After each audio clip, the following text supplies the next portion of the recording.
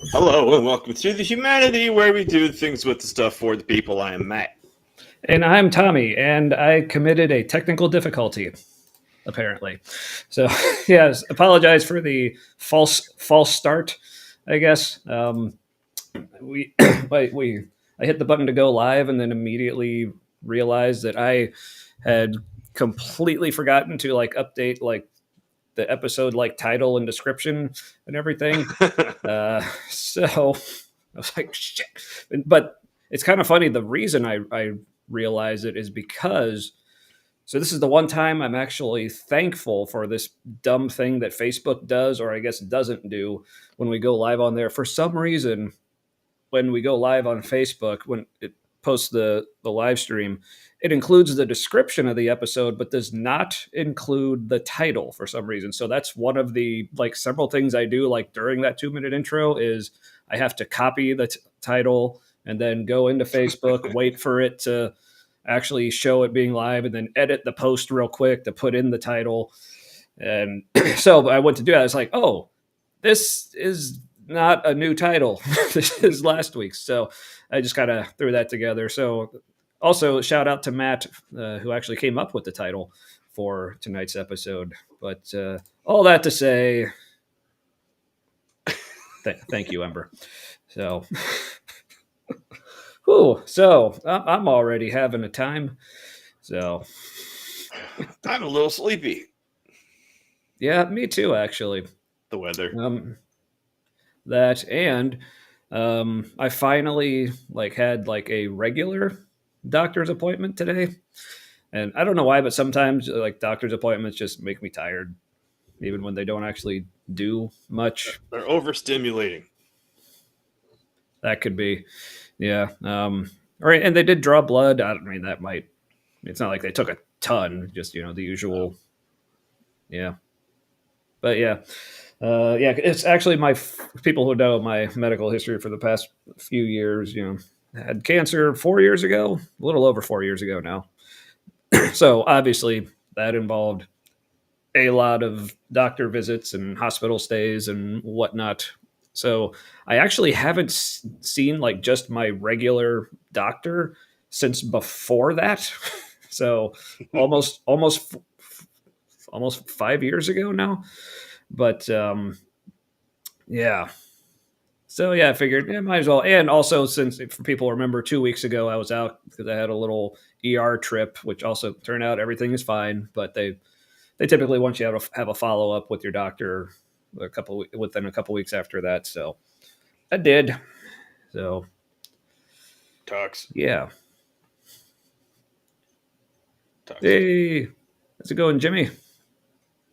Jimmy Tux. And let's go make 4 friends with adjective names.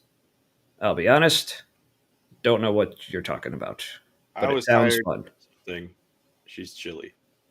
Oh, goodness. But yeah, and I think I was also tired. Oh, So yeah, boring. that'll get confusing. Yeah. So I got a coffee beer. ooh, oh yes. What are you drinking? Maple breakfast coffee, 10W40. Ooh, it's a thick one, huh? It's imperial stout brewed with coffee, vanilla, and lactose. It contains alcohol. Oh, I guess they had to put that on there because coffee's on there, and they didn't make it an obviously beer label. Yeah, yeah. People might think it's one of them fancy Starbucks Frappuccino, Espresso, whatever. But the words, like the white ink, is kind of raised. It's freaking me out. My can has texture. Well, mine does not.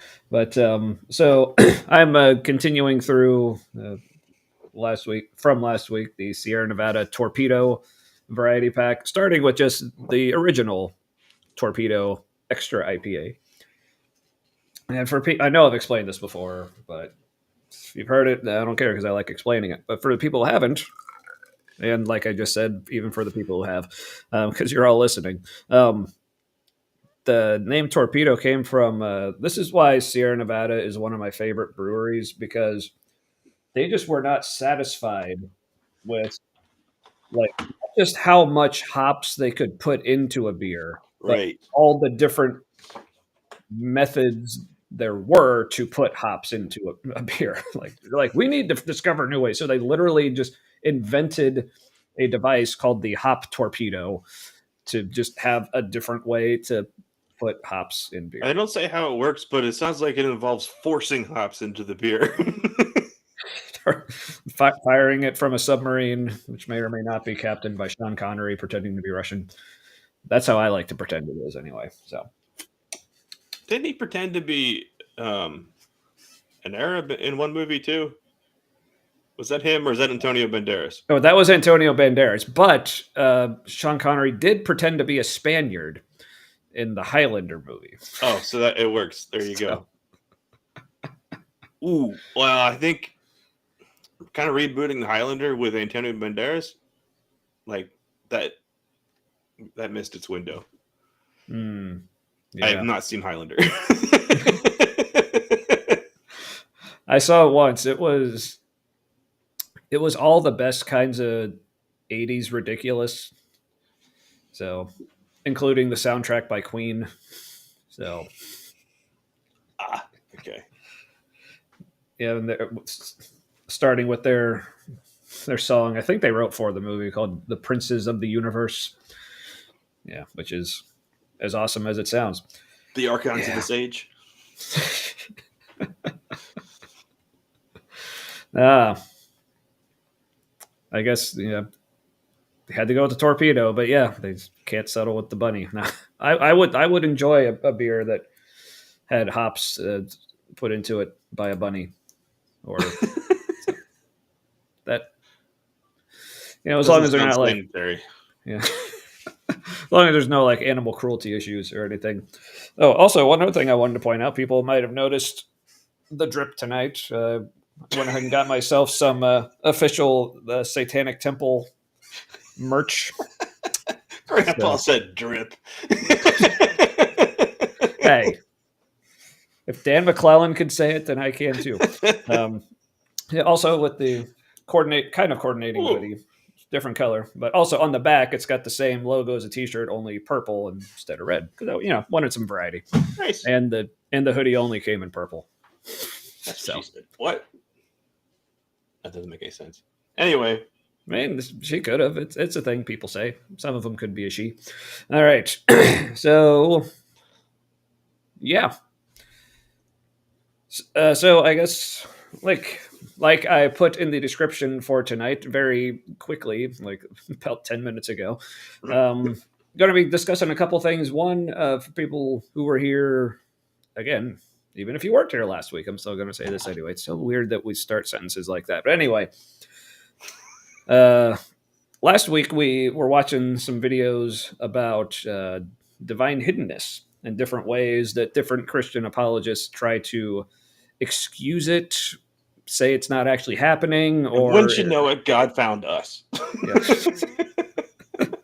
Or one of my favorite angles, like if it is happening, then it's your fault. I think that was kind of the I am beggar route.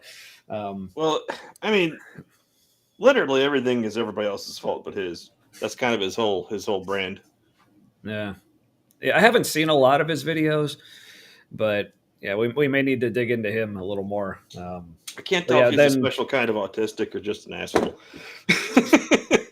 Yeah, sometimes it's hard to tell.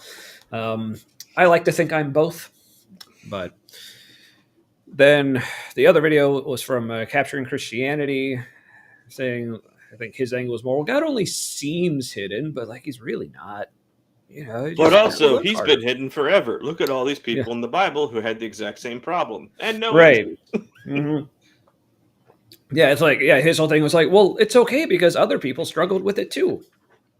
So Cameron takes empathy for a test drive. And immediately crashes. So But there was another video we had wanted to get to last week, but just didn't get didn't get to it. It was a response by apologist Gavin Ortlund. So if you remember, He's we did actually more him. of a proper apologist, as in he Yeah. knows things. hmm Yeah, and is not like a total dick about stuff. Like it seems like apart from the whole like Christian apologetics thing that he tries to, well, he does, but I mean ways that he tries to excuse everything about Christianity. It seems like apart from all that, he's probably actually a pretty decent guy. I mean, apart So from the gaslighting and the trauma induction. yeah. Oh, okay. I gotta watch the updated mix Oh, yeah, yeah. with spiritual. Oh, I remember that now. Oh, that was fun. We definitely had fun with that. Well, glad we could at least indirectly inspire that. So we'll be getting to Gavin later this evening, but first, Matt and I had a bit of an exciting weekend.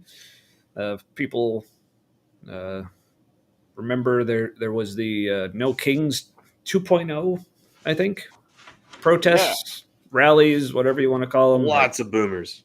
gathering of extremists. Yeah, that was that's like so funny. Like one of the things that Republicans are trying to like mock the protests for now is they're like, oh, it's just a bunch of old people. And like, wait, I thought you said we were all like a bunch of like young millennial, Yeah, crazy, blue and purple haired, young, angsty, immature.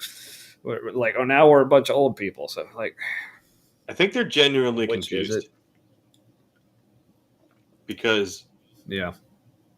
they thought for sure we would be violent. And we weren't. Like it was like I will say, if anything, I was actually getting kind of bored. Yeah, But see, most places had a march, from somewhere to somewhere, and they mhm, did last time, but it was like 4 blocks yeah. from like UC down to like this one park entrance. hmm They didn't do it this time, and I was kind of wondering, like, so if there's a march, there's a lot more opportunities for counter protesters to just show up and cause problems. It's just harder to Yeah. manage a perimeter, if you're trying Mm, to protect people and you're the right. cops. Um, so it was more Yeah. like a rally in this one park, where there Yeah. were probably a ton of cameras because they're like, I saw like one uniform officer on a bike the whole time we were there.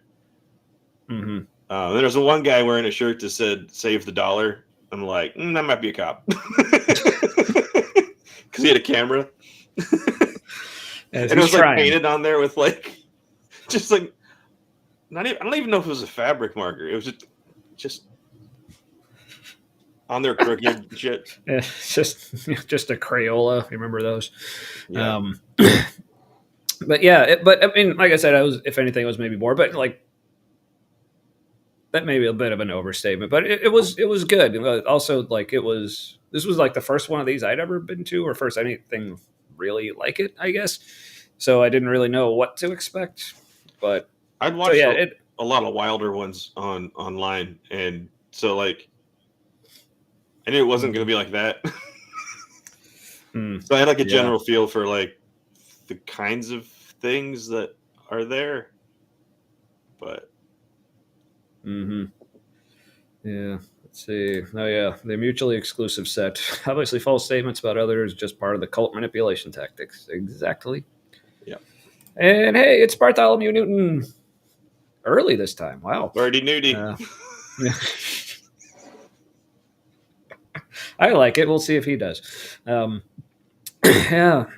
Well, how are you, wonderful humans, tonight? I'm assuming he's also including us. Pretty good. Like officially, because like I had a doctor's appointment today. Said things are looking good. Also had a eye appointment yesterday. Eyes Nice. also good.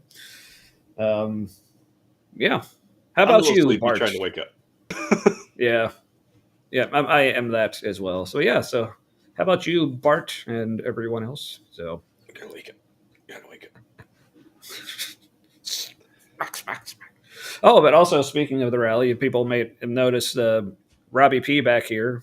If you knew that was Robbie P, we don't talk about him enough. But yeah, that's our kind of unofficial show mascot, Robbie P, short for Robert Plant, because we're creative. But yeah, the sporting some flags there, both that I got at the No Kings rally. So Robbie loves the trans folks and America, and he just wanted to let you know. So thanks, Robbie. All right.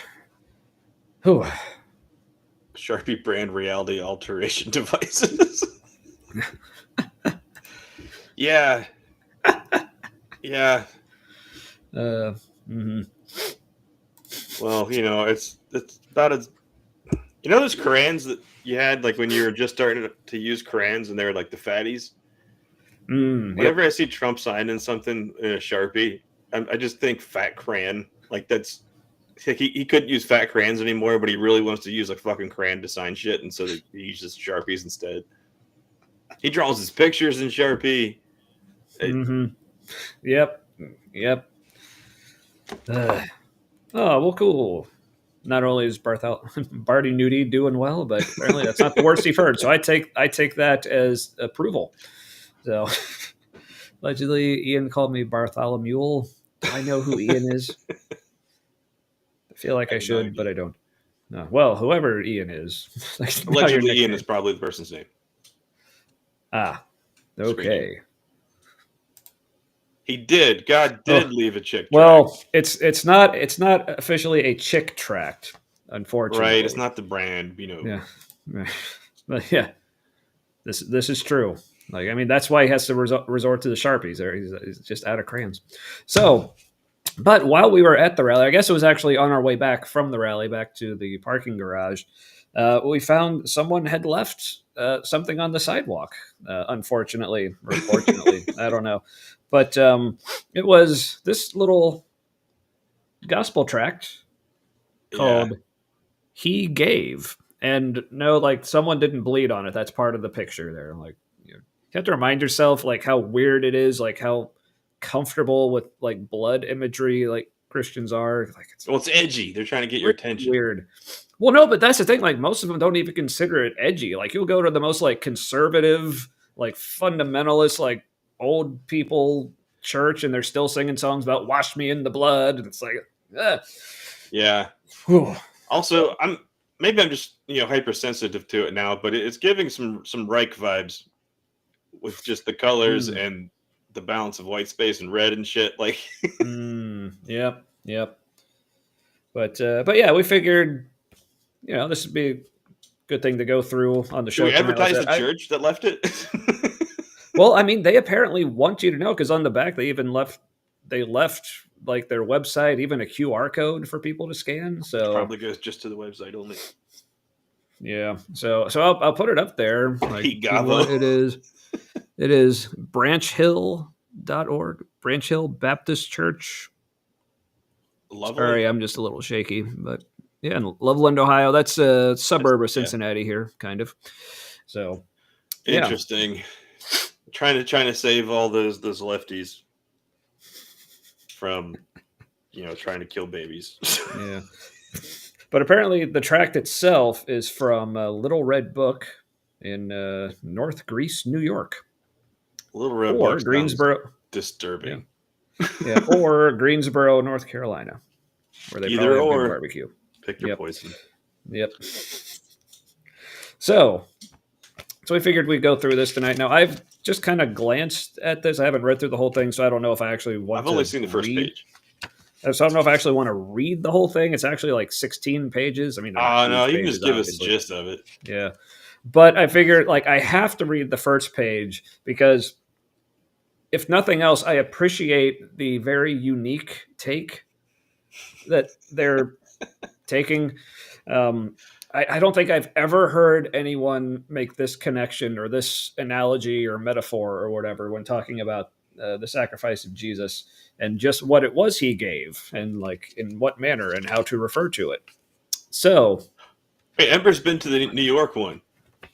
Ooh, you've been there to the Little Red Book. Like Miles' Communist Red Book? No, this is the Jesus one. This one is all anarcho-capitalism. Right. Yeah. Thought it says he Gavo. Yeah, it kind of does look. He Gavo. Yeah, freaking vampires. I vow to drink his blood. Blah, blah, blah, blah. It would be funny if the vampire stuttered when it went blah. It's like blah, blah, blah, blah, blah, blah. I want to relate a funny story. Like, when I was in high school, a friend of mine hung out with a lot. We just talked about like the most random shit. I remember one time we were talking about like how funny it would be like if like a ghost like popped out to scare you, because like, you know, the typical thing for them to say is like boo, but like what would be funny like instead like a ghost like jumped out and said something else like blee, and you'd be like So for some reason that just cracked us all the way the fuck up. But then we were driving like later that day, we were just driving somewhere and we passed a street that was called Blee Street. We're like, this was way before I knew anything about like synchronicities or whatever, but clearly that this is one of those things. Or God was trying to send us a message or something. But speaking of God trying to send us a message, let's get to what God was clearly wanting us to know by having someone litter on the sidewalk that we noticed. All right, so when it says he gave, and you see the blood here, like I'll give people in the chat just like a few seconds here just to see if anyone can guess where they're going with this. Like what like real life thing that people do involving blood do you think they're using as an analogy here?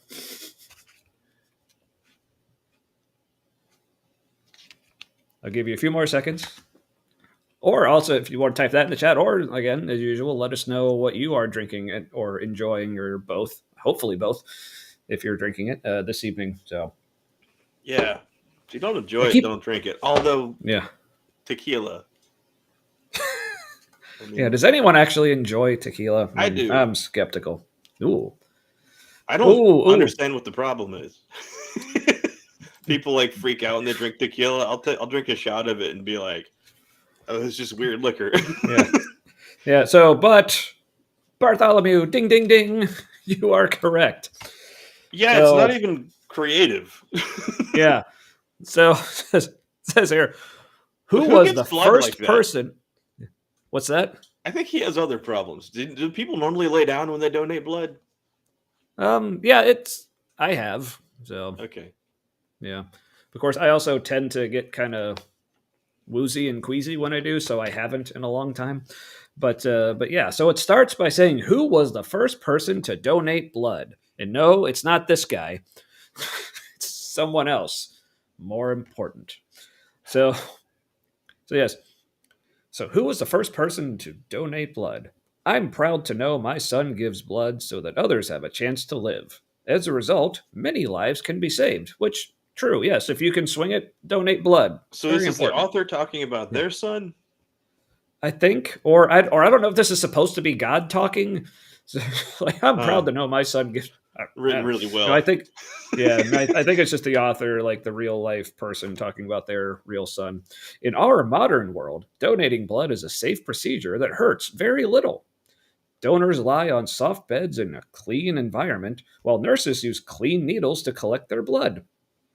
When Jesus Christ gave his blood over 2,000 years ago, it actually wasn't quite 2,000 years ago, right? Yeah. It wasn't supposed to be more like 33, something like that. Also, there's the assumption that people know part of the reason. There's an assumption people have background knowledge because they just go right into it. Yeah. When Jesus gave his blood, I can see people who have like my son. He'd be like, "What?" We took him to Sunday school when he was real little, but he doesn't remember any of it. So now I'll bring stuff up that I think he probably remembers, and he just goes, "Huh?" Yeah, that's a thing. So why does anybody believe that? Good question, young man. So, but I guess Bartholomew, I'm assuming this was before I read it, but yeah, 2 for 2. Very good. And no way, staying hydrated. That's good. That's good. That's something I need to be better at. That's probably why I'm tired. I don't think I had enough water yesterday or today. Yeah, I rarely do. So I wallpapered the shit out of the room yesterday. I didn't eat or drink enough while I was doing it. Bearing blood donation right next to human sacrifice is something else. It is. Yeah. Also, using this kind of language of like donating blood, this is like what it doesn't really fit into any one atonement theory. It's kind of a new one. Yeah. I have not heard of the like blood donation because blood donation is like you're like literally, obviously giving your blood, so someone else now just has your blood and it becomes part of you. But like with Jesus, like the blood was really supposed to like wash things off of us, like our sin or whatever. Like we weren't supposed to like. But now what do I do about all this blood? Yeah, I mean, like in Catholicism, they think they are literally like ingesting his actual blood, but it's like they're drinking it. They're not getting it as through like an infusion. But if they were drinking actual blood, like wasn't wine, flavored blood, like just like real blood, that's when you're a Satanist. Well, except we don't actually typically do that. No, you know what I mean. Like from the point of view of people who believe that. Oh, for sure. That'd be like messed up witchcraft, and I don't know. Or even like to most like Jewish people at the time when Jesus said that, apparently said that as well, which is because they drain blood out of animals as part of kosher. Yeah. Yeah, like you're not supposed to have any of that, but Jesus was like, but drink mine. It's like, oh, okay. So yeah, just this whole take of, so I just love the approach that they thought, I know what'll work. Let's compare it to blood donation, because come on, admit it, Matt. Like there's got to be tons of people out there who they're like, I've heard the gospel. It just doesn't click. I don't know. It just doesn't seem like there's anything in it for me. I don't get it. It just doesn't connect with me. But but you're saying it's like blood donation? I'm in. Like who? Like who does? Like, wait, you're saying it was as little a sacrifice as donating blood? Yeah, that's jeez, really playing this down.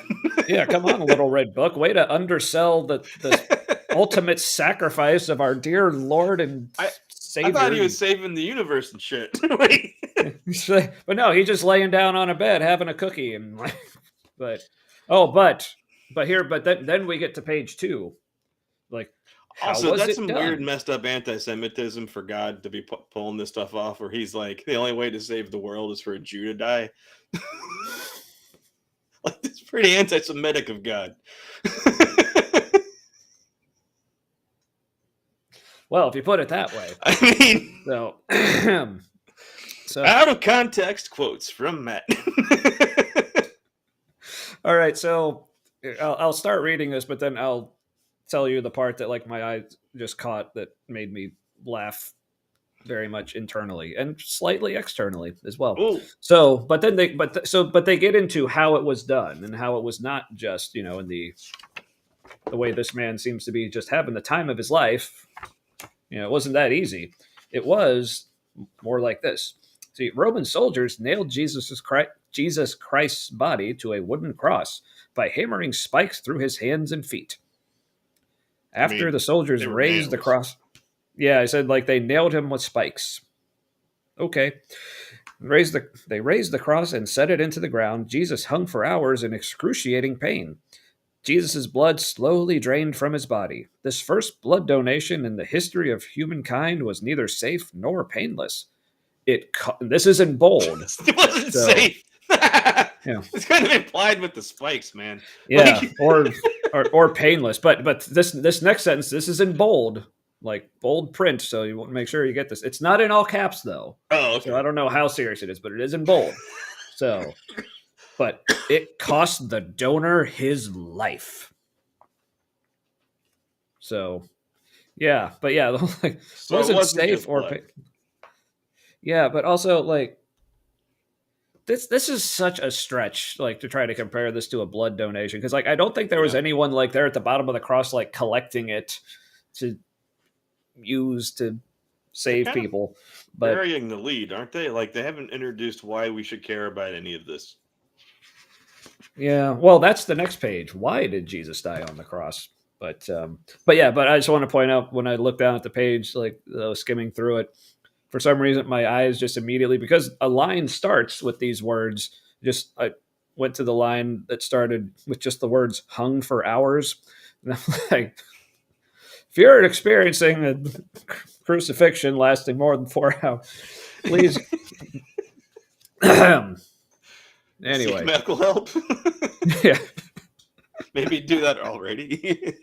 right. Yeah. Sorry, I haven't been keeping up with the chat, but I don't I'm want sure it it's all. anymore.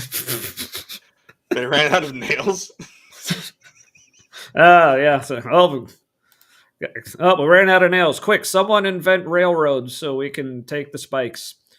from They were that. shaped kind of like that. They were like, Yeah. Roman nails were kind of shit because they were generally sort of tapered. Mm-hmm. Yeah. So you had to hammer them back in all the time. Yeah. Wonder if they had to do that with Jesus. Like every once in a while, someone goes up, he's about to fall off. Put him back. Yeah. All this blood is making these nail holes slippery. Stop bleeding so much, you Who's in jerks. charge here? All right, so yeah, so the next parts of this are just going through like a lot of the basic stuff. So like, so now that we're past the like shock value of the this is a brand new analogy that's totally gonna win over the young folk. By the way, straight away, Apologetics is here asking, Oh yeah, what the fuck? Yeah. It yes. Yeah, we talk both. Probably most of it ends up being about religion, Christianity in particular. But yeah, we'll also talk some politics. It bumps ugly politics now and then, but yeah. Anyway, so why did Jesus die on the cross? It's the usual. Yeah, the death of Christ provided a way for humans to have a relationship with their Creator, who is God. Which again, like I don't know if Christians appreciate how odd it is. Like God wants a relationship with you, but something's got to die first. Like that is. He really wishes it was you, but he can't. So.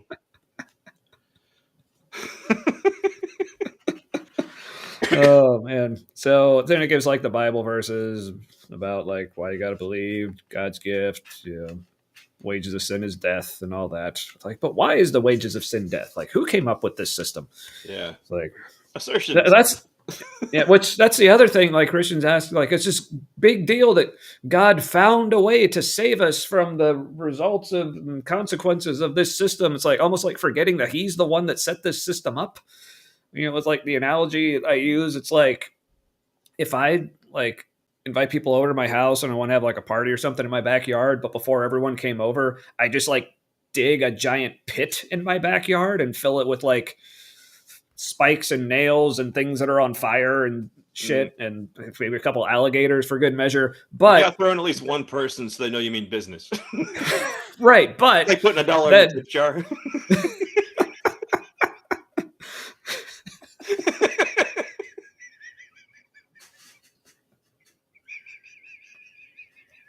That's in the way that, but I like how it kind of works. That's how I'm going to view all the the like old tribes like throwing the virgins into the volcano. It's like, just $1 in the tip jar. But it's the dealer. but it's like if I had this death pit in my backyard and invited people over for a party, but I also built a guardrail around it and then expected my guests to be so grateful that I put up a guardrail around this death pit that I put there. Like, this is what we're thanking God for in this situation. It's like, he gave us a way out of this situation that he but came you can up only with. See the guardrail if you believe a certain thing. Right. And if you don't believe, right, because if you don't believe the guardrail is there, you get thrown in. So it's all just so fucking ridiculous. So it's like, My brain but this broke for a says, second. I had something yeah, else. you'll get that. Oh, yeah, God passed the buck. That's what I was thinking. Mm-hmm. Yep. Yeah. Yeah. This guy's annoying. How hard did he have to think on that? Right. But Well, that's where apparently what not. open But it theism wasn't. comes from. Yeah. Where God knows all possible futures, but doesn't know which one will happen because of free will. Right. Yeah. Open theism. One of the more ad hoc, in my opinion. But I like its flexibility, though. Well, yeah. I mean, it's there one was of the the things problem like, with the Old Testament, and Greg Boyd did a number on that. Yeah. Christ-centered hermeneutic. Yeah, which again just seemed very like, well, isn't that convenient? But it's like, Yeah, Jewish people love it when you reflect on their scripture through a Jesus lens.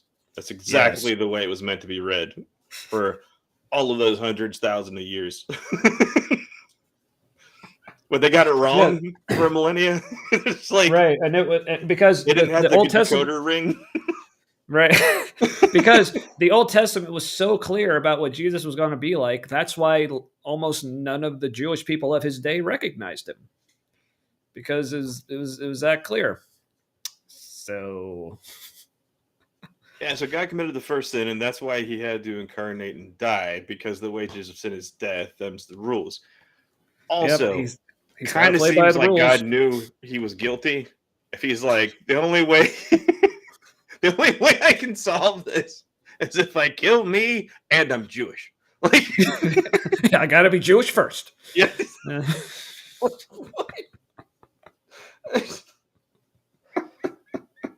Why Jewish? It's apparently super important. We never find out why, except like they're God's chosen people. Why are they God's chosen people? Nobody knows.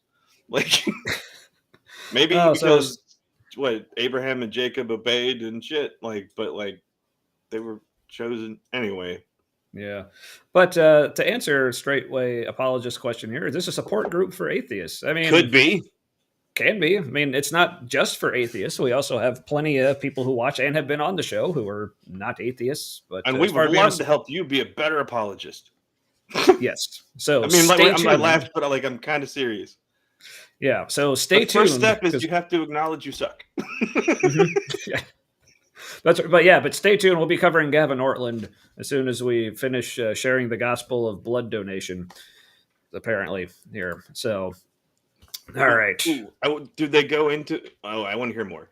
All right. So it goes into. Yet. Yeah. So it goes more into like what God is holy and he can't tolerate sin because of his holiness. It's like, I don't know. That sounds more just fragile, and like God sounds like a pretty sheltered person. Like he was never exposed to like rated R movies or rap music when he was growing up. So he's like, oh, I can't be around that sort of thing.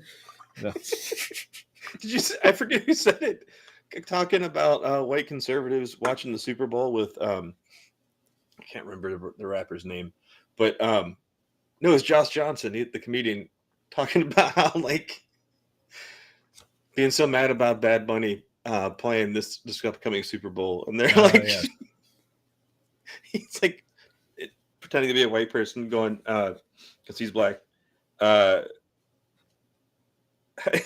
White people are like, we let you all have the blackest of black halftimes, and you're like, I let rap into my house because it's time for our shit now. Here's the Rolling Stones, and it sucked. So it's okay. Turning Point USA is doing their own halftime show. Yeah, the All-American halftime show because they can't have to combat Bad Bunny, who is an American, because people seem to forget that Puerto Rico is still part of America. Yeah. But he also wears dresses, Tommy. But apparently he's also Catholic, so he's a Christian American, Yeah. but the Christians want a more Christian, more American halftime show. But also, I don't remember these people being upset about a halftime show not being American enough when they had artists like the Rolling Stones, The Yeah. Who, Coldplay, U2. They I don't mean, know. Is there okay. something I don't. Maybe there was something different about them that they were okay with. I don't know.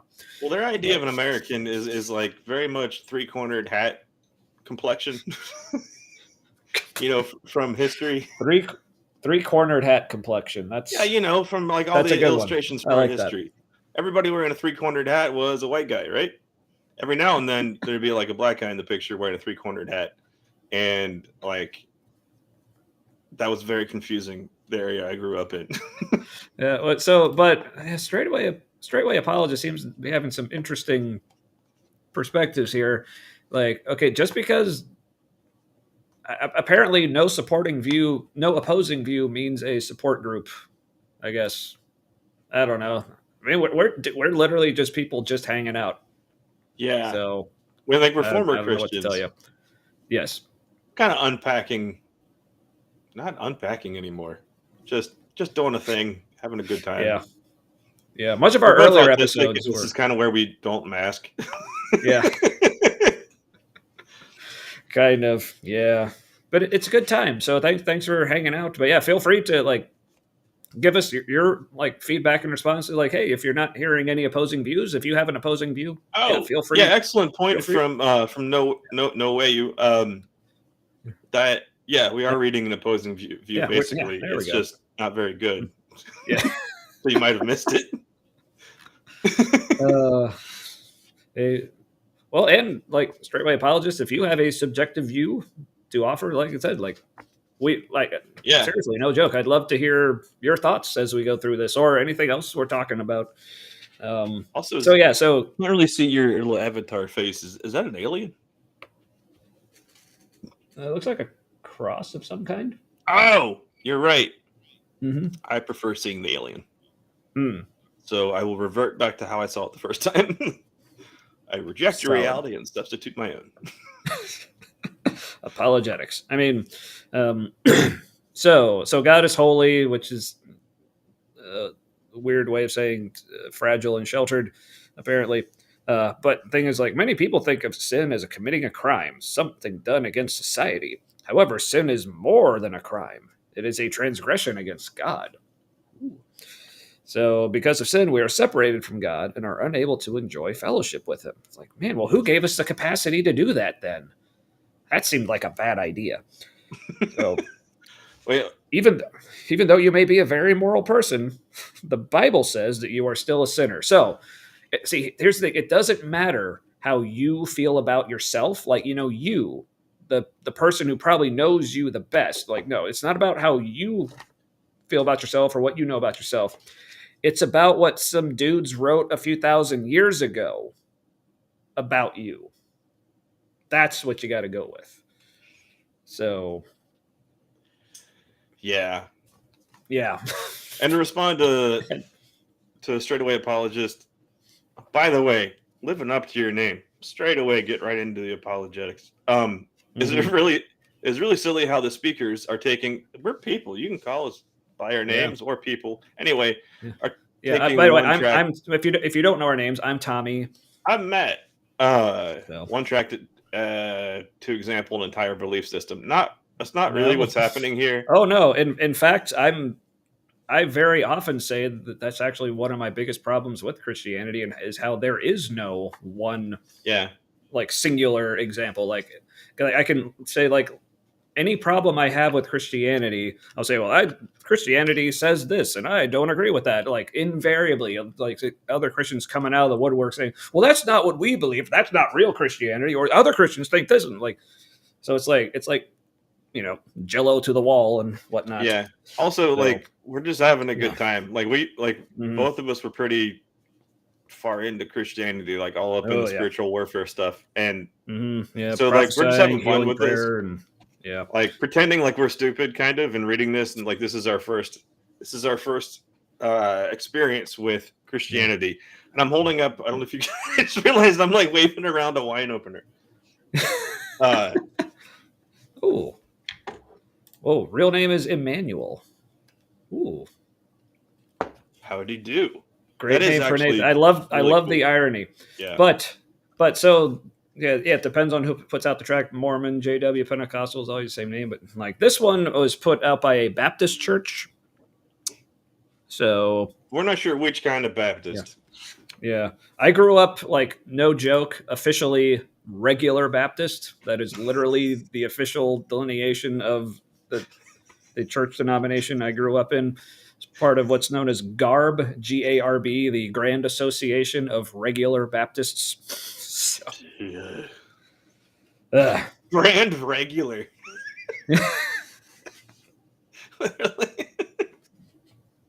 I never noticed that. Yeah, that's good. That's good. Yeah. Oh, they were and still are kind of. Anyway, all right. So God's holy, aka sheltered and fragile. So the result of sin is spiritual death. To be spiritually dead means that you do not know God and cannot communicate with Him or come into His presence. Well, then, what the fuck am I supposed to do then? But wait, Jesus donated blood.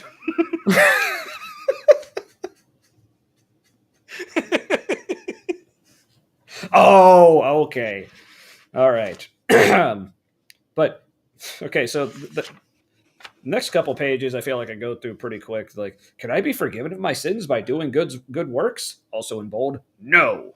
But no exclamation point. I'm disappointed. It's just a bold no. Period. Not even all caps. Or is it enough to try to keep the commandments? What do you think? What do you think, Matt? Is it enough to try to keep the commandments? Well, once again, depends as you ask. It's weird. Yeah. Also, like, real quick, like the commandments anymore, but they want to put them up in schools. yeah, That's interesting. And real quick, like I mean, I literally said like, yes, please give us your opinions. I mean, they don't have to be arguments. I mean, we're not necessarily looking Yeah. to argue with people, but we Also, love keep in talking. mind, Like, we're mostly just smart Alex. yeah. Well, so we're not like trying to debate, but if you want to put something out there, we'll respond to it. It may not be completely serious. Yeah, in fact, there's a good it chance it depends. won't be. Yeah. I mean, I try to respond in kind. Like, if you're giving like Yeah. good faith points, even like even if you disagree, like I said, we don't care if people agree, disagree, as long as it's having conversation. But yeah, we'll respond in kind. If you're giving good faith, like honest questions, we'll give good faith, honest responses. If you're being a sarcastic asshole, we'll be a sarcastic asshole right back at you. So Yeah. we all things for all people, as Paul would Do say. unto others So, as an asshole would do unto you. I like that version better, kind of. Maybe. Yeah. Oh, well, we seem like comedians. Cool. Thank you. Well, that's quite a compliment. See, Wait, now, hold on. here's the thing. You were getting on, because you were getting on me and well, I guess both of us about using one tract as an example of an entire religion, and you're using just a few minutes of this show that you've clearly never seen before. It's like, oh, you guys don't have genuine discord. Like, also, I'll say comedians. Watch a group of like, we're not comedians, but like watch a group of comedians talk like on a podcast or something or an interview show, and then they start talking about like real world like life events and stuff. It's some of the realest conversations you'll see people have. oh yeah, And it's mostly because a lot of them are autistic and they can't they can't like be non-genuine. Can't. So yeah. I don't think no, you'll see us get pretty real. Sometimes we deflect, and it's partly because there's some religious trauma that we're dealing with. So welcome. Yeah. Well, speaking of welcome, Spooky's here. Welcome in. So, but yes, Ember put it well here. Yeah. Nobody on screen or in the community are looking to convince or be convinced. That's not the point of this place. Well, first of all, I'm just glad that comes across so well that one of our viewers can express that. Thank you, Ember. Yeah, I appreciate that. It's good to be known. Which one of us is Daniel? The one named Daniel. That's my guess. Again, All right. I'm this is Tommy. Yeah. I had to do a slow move with the hands. Well, So I here, know it's hold on on. the right Let's. side. Spooky's here.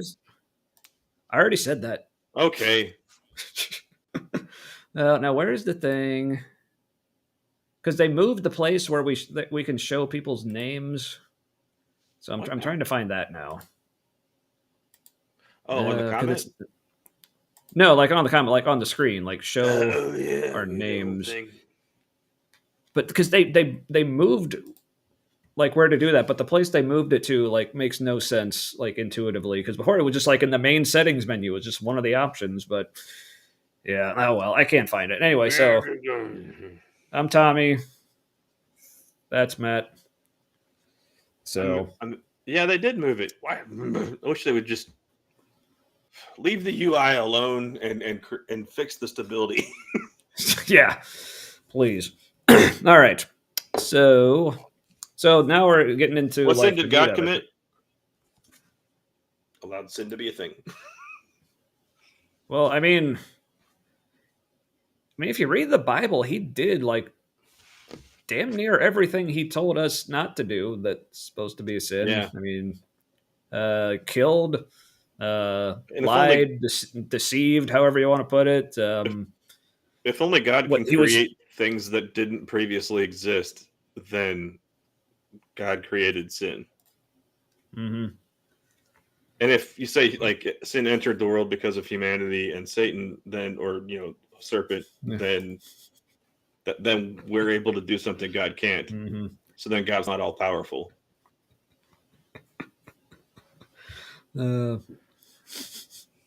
See, I'm also reading this, Ember, as of like you're not just his name, but like it's almost like a slur against like straight people. You're just going like all of them, you dumb straight.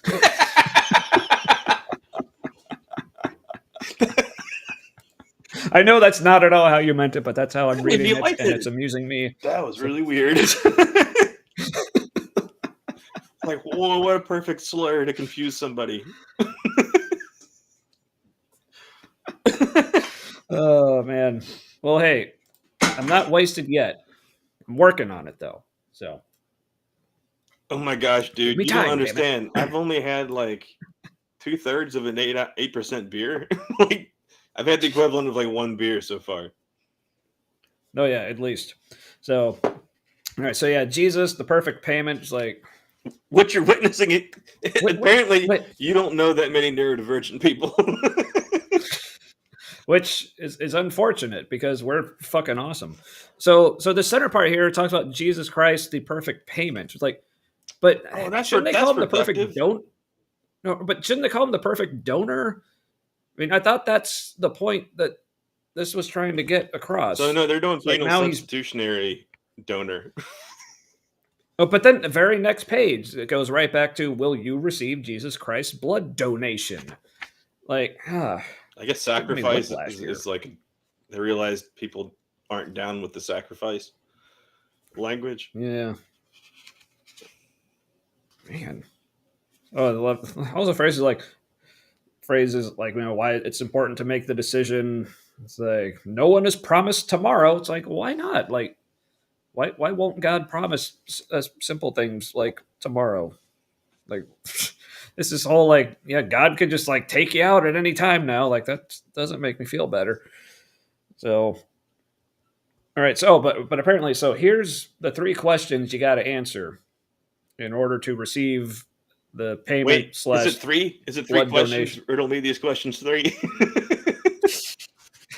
What? It's your no. Answer me these questions 3. Should I try to read these questions in that voice? What?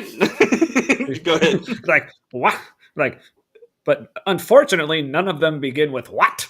Oh. It's all different. So it's, do you believe that you are a sinner?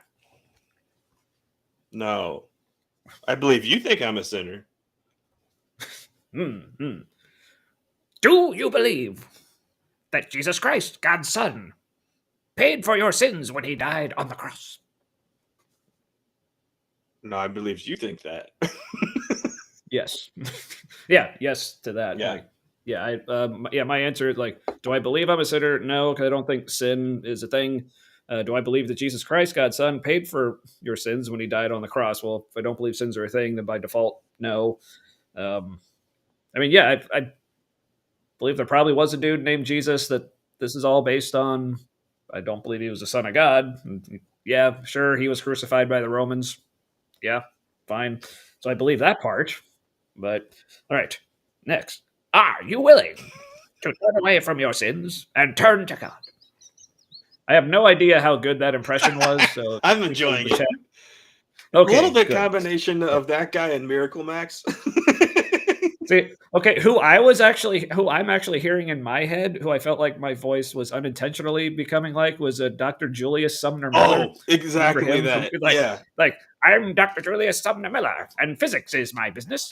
Watch, Like, watch. It's wonderful. It's wonderful. Like it's very dramatic. Also, and like if the lapel mic the size of a cigar on his shirt. I hope somebody in the chat remembers Dr. Julius Sumner Miller, like watching that guy in elementary school.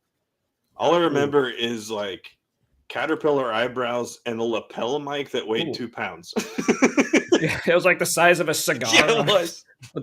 Well, do you want me to try to find him on YouTube? Oh man, yeah, and we should probably find a little bit to play, like in the future. Yeah, so certain things. Oh yeah, yeah. Okay, we won't watch it now. I'm just looking for him. Oh yeah, there he is. So yeah, we'll watch some Julius Sumner Miller after the tract here. Yeah, right. I mean, he looks like a guy that probably kills people and makes flutes with their bones, but he seems. I'm sure he was a nice guy.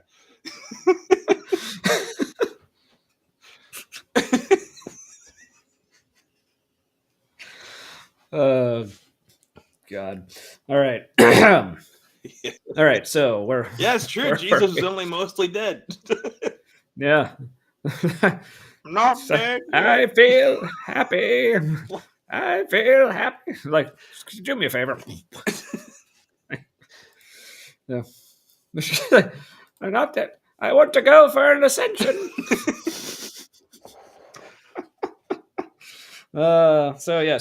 So let us know, like, not only your answer to those questions, but also, again, how good was my impression of the dude from Monty Python? So, yeah. Or was it more? We'll watch some Julius Sumner Miller here in a minute, and we'll see if I was maybe more like that. So God's path is simple. It's just a very convoluted blood donation metaphor. That's all. So first you must repent.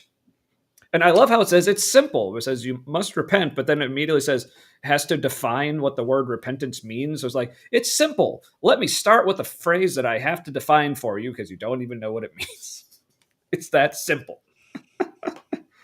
And you must believe. But like, okay, but believing isn't simple. I mean, it's kind of simple, but it's like you can't really make yourself believe something. Certainly not in any kind of simple way. No, it's like it's not just I'm gonna believe this. You just kind of realize, like, yeah, it's like you either are convinced or you're not. Like when I got like rebaptized, because I grew up Catholic, and then I got like saved in the quotes. I was dating a girl. She went to church. It was the whole thing, but like I was baptized then, right? And I just lost my train of thought. Oh, no, I woke up one day and I was like, I'm going to get baptized. And like, I hadn't really thought about it. It just occurred to me one day. Oh, that's the thing that's happening now. And then the same thing when I realized that I was an atheist. It was just kind of like, I think I'm an atheist now. That's surprising.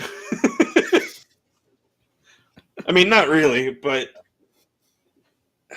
last I had heard from me was that I was a progressive Christian. Yeah, I think, as I like to refer to, my final form of Christianity, I was a universalist panentheist, which is that was a thing. I'm still, I was gonna say I'm not there, but like whatever happens after we die, probably happens to all of us. I don't think there's a distinction. We either all die or we all there's something. And if there is a God, it's probably everything, and which then means that all of our theologies don't work, and science probably works better. So it's kind of like I'm an atheistic panentheist. Yeah, why not? So, all right. So the next steps. These are steps 3 and 4. Again, for those following along at home. So the next step 3 is you must ask. But then step 4 is you also must receive. But if you're asking, doesn't that already imply that you'll receive it? Well, before it disappears in the chat, progressive Christian, the fuck, dude, it's a whole category. Ooh. Yep. Yeah, I mean, in some ways, it's definitely like one of the better ones because like progressive Christians like typically are accepting of like LGBTQIA plus people. They aren't, even if they might believe in hell, they aren't all about. Actually, in my experience with progressive Christians, like they're more tends to be like a larger amount of universalists, so like they don't even believe in hell anyway, or definitely against things like Christian nationalism and like which everything like the Republican Party's doing. Much more focused on like Sermon on the Mount.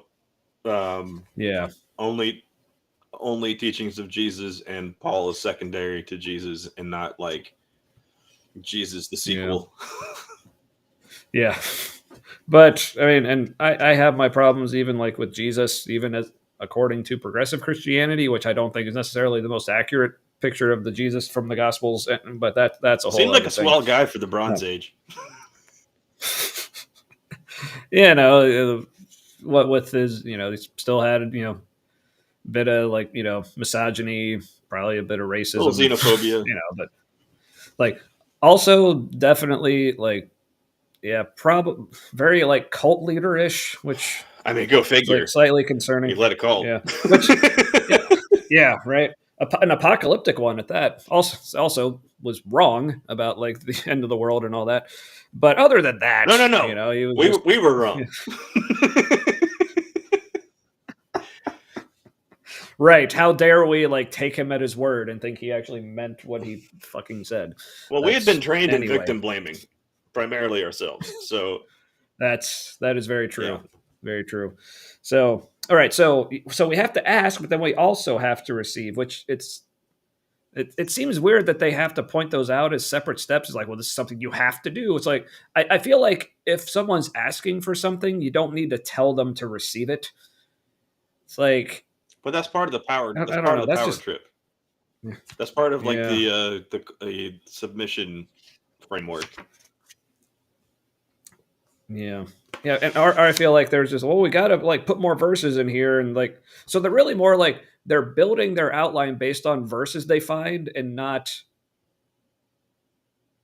like the other way around, where it's like I don't know how to explain that properly.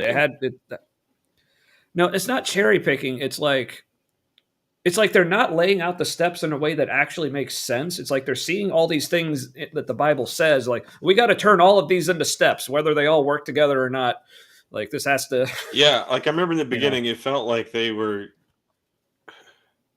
Like, their peer group, their subculture is removed from regular people to the point that, like, they assume people have a shared understanding already that they have. Ooh, see, now here's an angle the Tract didn't take, but I think more Tracts should like go. That's the truth. Yep. That's the misogyny and the rape culture of the Bible. Mm-hmm. Yep. You got to let Jesus come inside you. Faith and furious. Fill you up. Yeah. Faith and furious. I don't know why. I just feel like I have to read that as furious. Like you gotta like shake. You got to do this with your head, where it's like furious. That reminds me. Yeah, you said Giving I don't know if myself I can do it. giving myself a head. It's like I didn't know my head could jiggle, but it's doing. Oh yeah, It and you was. get older, you get like that. Your extra Yeah. head skin in the back. Yeah, it's like It's like, oh, my neck has chins. all right. So there's that. So now you may be wondering. Oh, but like, Dang, kicking it up 3 notches. well, I mean, he's just being more Oh, explicit. yeah, He's enter me, just- Lord Jesus, all that shit. Fill me Yeah.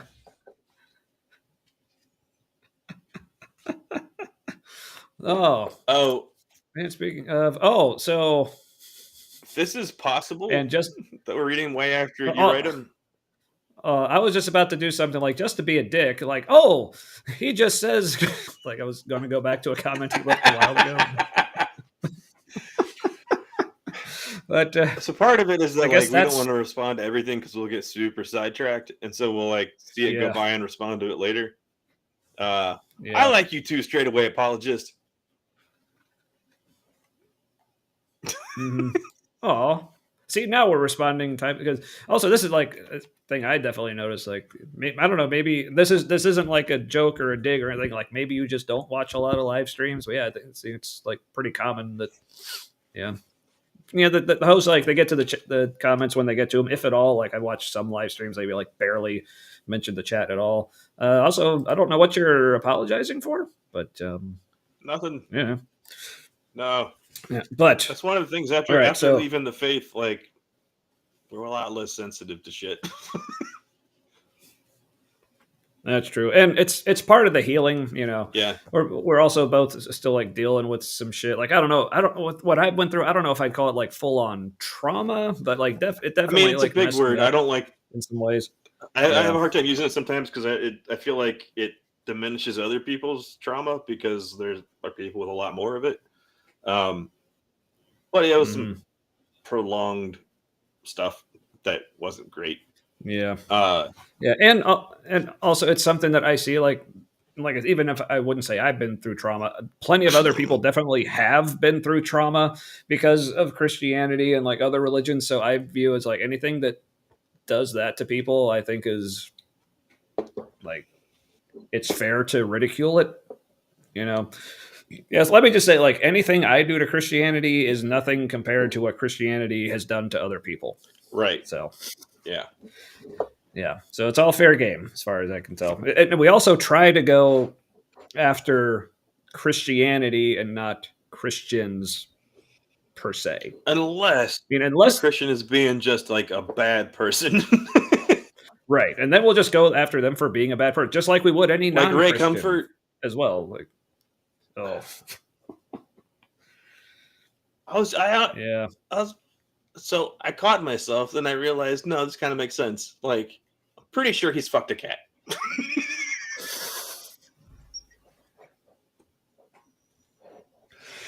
With a banana. Why? I mean, they've got claws, right? If you've watched Ray Comfort talk to people, he's into causing pain in people. So I figure he likes it too. All right, so we're on the final page. Apologist, not a Canadian. What the fuck? Yeah. Yeah, speaking of which, like, where's Kim? Shows your lack of understanding, Amber. Hold up, straightaway apologist. I hope you're not being a dick.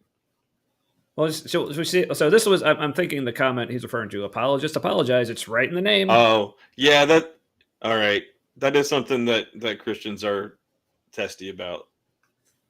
Like, yeah, we know that's not what it means. That's, but we say it because y'all get irritated and it's easy. And we don't, it's kind of like, what's the big deal? It's a dumb joke. Yeah. Well, and that's what a lot of apologetics really boils down to is. Let me tell you why this difficult thing is actually okay. Yeah. Or in a way, it's in some ways, I think Christian apologetics is actually maybe the opposite. It's like they're trying to do their best to not have to apologize for all like this horrible shit, and like they're like, oh, it's really fine. So yeah, apologizing shows weakness. Yeah. All right, so So final page. So this answers this doesn't ask you a question, but it answers a very important question. So when is the right time to accept Jesus's blood transfusion or donation? Like what type of blood is Jesus? I don't know if I can accept his. I'm O positive. Is that the universal donor or recipient? I think it's a universal donor. That's why people keep asking me to give blood. So I don't know if I can even accept Jesus's blood. I don't even know what type he is. Can a universal donor? Are you like Jesus? Maybe I am. Man. I was about to say that would explain so much, but it actually wouldn't. Also, like at all. DP says I once saw Matt jump a priest in a parking lot and steal his wallet. I did. It was a Franciscan, and all that was in it were those little funeral cards. That's not what? Catholics have little funeral cards. Okay. When somebody dies, you get their collector card with their Bible verse on it and shit. Oh, it's O negative is a universal donor. So maybe I am the universal recipient. So maybe I can take Jesus's blood. I don't know about the rest of y'all. Maybe y'all are just SOL. That would suck if that transfusion didn't take.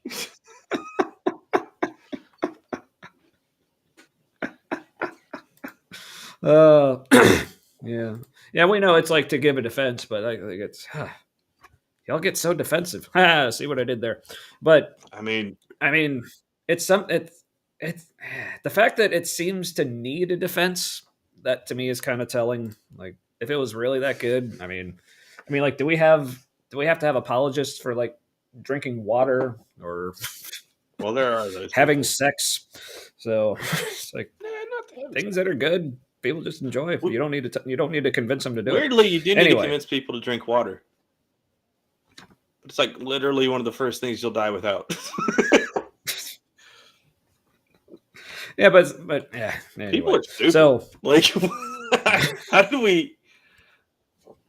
Yeah, way to undercut my point. But sure. I just survived this long forgetting to drink water. This doesn't make any sense. Well, because they have to sneak water in other things like Coke and root beer and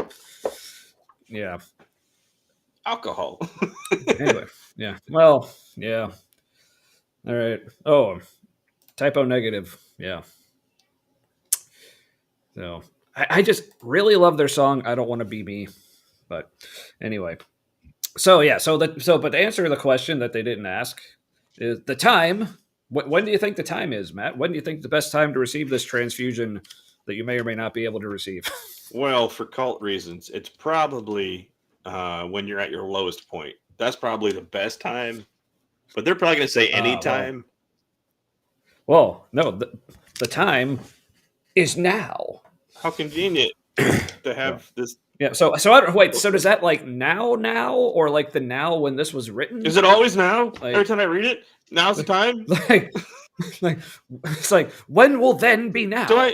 Soon, very soon.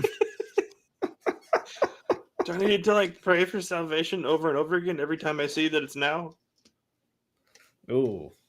There are a lot of nows. That's there true. Are those kind of Baptists, aren't there? Where like you can lose your salvation, or no? Is that not Baptist at all? No, Baptists tend to not be that way. That's I think that's like the Arminian branch. Methodists maybe they might be in that category, but yeah, this all like that refutes this page where it says God's plan is simple. It's like I got to keep track of like how many nows there are. A lot of fucking words for it being simple. and again, I don't know Jesus's blood type. That's the other thing, but then on the inside of the back cover, it's like the chance for us to respond, and they have a nice little form you can fill out here with like. Fill in your information, some boxes to check. So dude, we had those little things we were supposed to fill out. Remember that with people after that prayer thing we did? Mm-hmm. Let's get you plugged into the machine. Give me your contact info. Mm-hmm. Yep. Did I? You caught it. Thank you. Did I? Thank you, Ember. What? So, how did that back? Yeah. Well, I did with the whole like, when will then be now? Oh, soon. Yeah, people get us confused. We look so similar. Yeah. Well, I think you were saying things that reminded me of it. So I actually thought you were quoting. Oh no. So okay.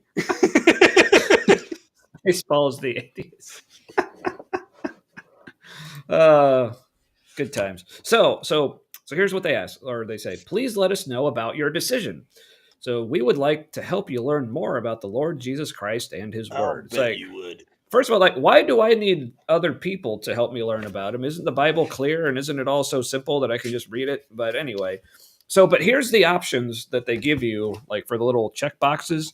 So I don't know, people in the chat, like, should we actually like fill this out and send it back to them? Or like, I'm tempted. So let us know like how you would respond to this. So the first option, I am already a Christian, saved by the grace of God. Or number two, I read this booklet and by faith received Jesus Christ as my Lord and Savior. Now, it seems like we have a progression. So we're starting with already Christian, and then we're like, this convinced me to be a Christian, so now I am. So then next, I have not yet trusted Jesus as Savior, but would like to learn more about him and the gospel message. Okay, so that's like, I don't know. So part of me was wondering, like, so like, how far are they going to go down on this list? Like, or it's like to the point where it's like, no, I reject it, and then all the way to like, I'm actually like having an orgy where we're using crucifixes as sex toys. Is that going to be like all the way? Dude, there's a messed up horror movie where there's like a statue of the Virgin Mary that's used for that purpose. It's called Doom Generation. Rose McGowan, when she was like going through some shit, did that movie. Scarred me, man. Because I was like, this movie's fucked. And then it just keeps escalating. And I was like, I should have stopped watching. This isn't. Yeah. So, any year now. For the 170. Hey, well, we were up to 75, but then we went down to 72. But then I think we're back up to 74 now. Man. Tell your friends, and hey, like straightway apologists, if you haven't subscribed yet, also, please do. I am really curious, like, what happened that caused somebody to subscribe, and then they saw something that we said after that, and they unsubscribed. Like, did they not see that coming? Yeah, that's what she said. So, all right, so we do not get the list as far as like where someone's at reading this. They do not go all the way to crucifix orgies. Sorry to that's a shame. Disappoint, but so let's see how far they do go. All right, so wait, do you think do you think there's a 4-ended cross dildo out there? Oh, I'd be disappointed if there wasn't. Invent it. It seems like the world right. Needs it. Yeah, I mean there's an untapped market. so which I wonder, like, if there was a product like that, like, I wonder what the ratio is to people who would be using that ironically or genuinely. Dude, should Jesus be on that cross? Optional. Tagline, fill me up, Lord Jesus. I mean, there's that gospel song, like, can't nobody do me like Jesus. I mean, that's literally a song. Jesus is ribbed for your pleasure.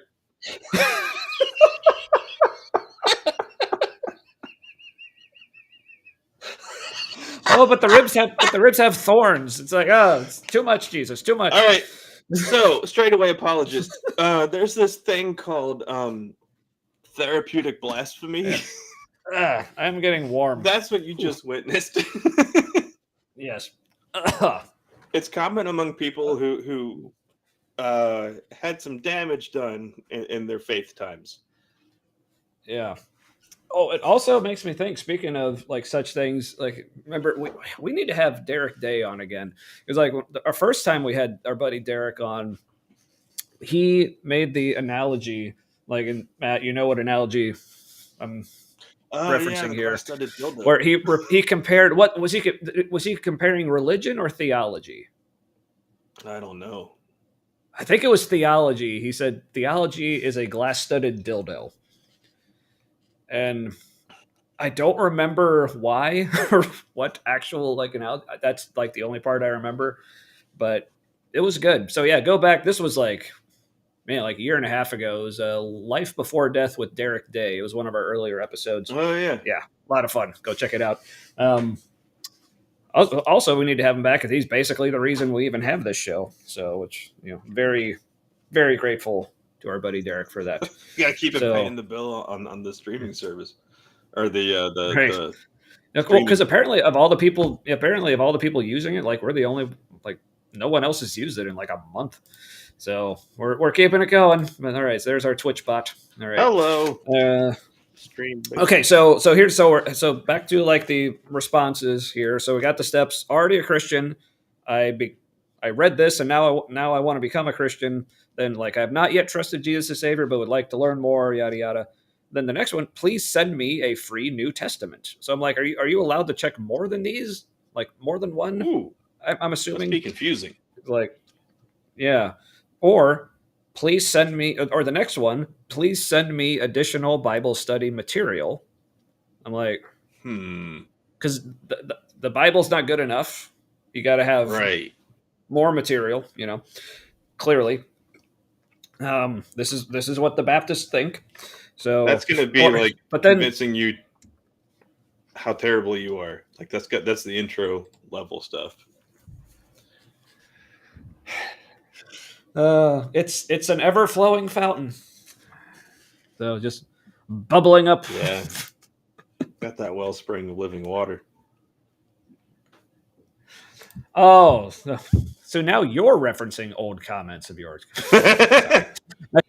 So you said we have names. I called you guys. I don't mind being called guys. Oh, we were kidding. So, if we feigned defense, that's what it was. We were just pretending. well, no, it was because he said which one is Daniel. Oh, okay. So and we're like, yeah, that's what that was. Yeah, we don't mind being called guys. So yeah, no need for the apology. It's all good. Yeah.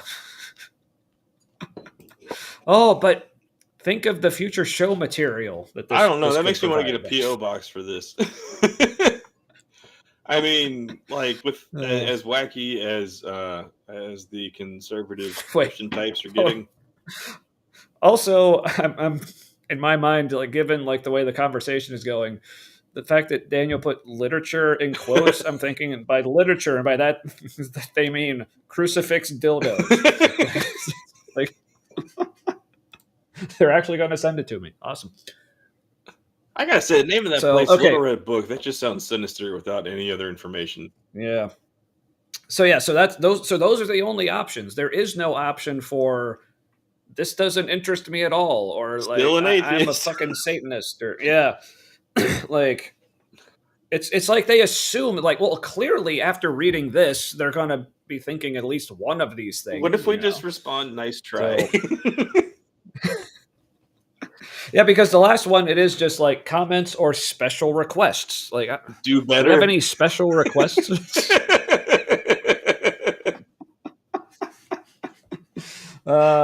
Like, hey, this is what it's like to be friends with Matt. We put ideas in his head, and it doesn't end well, but it's funny.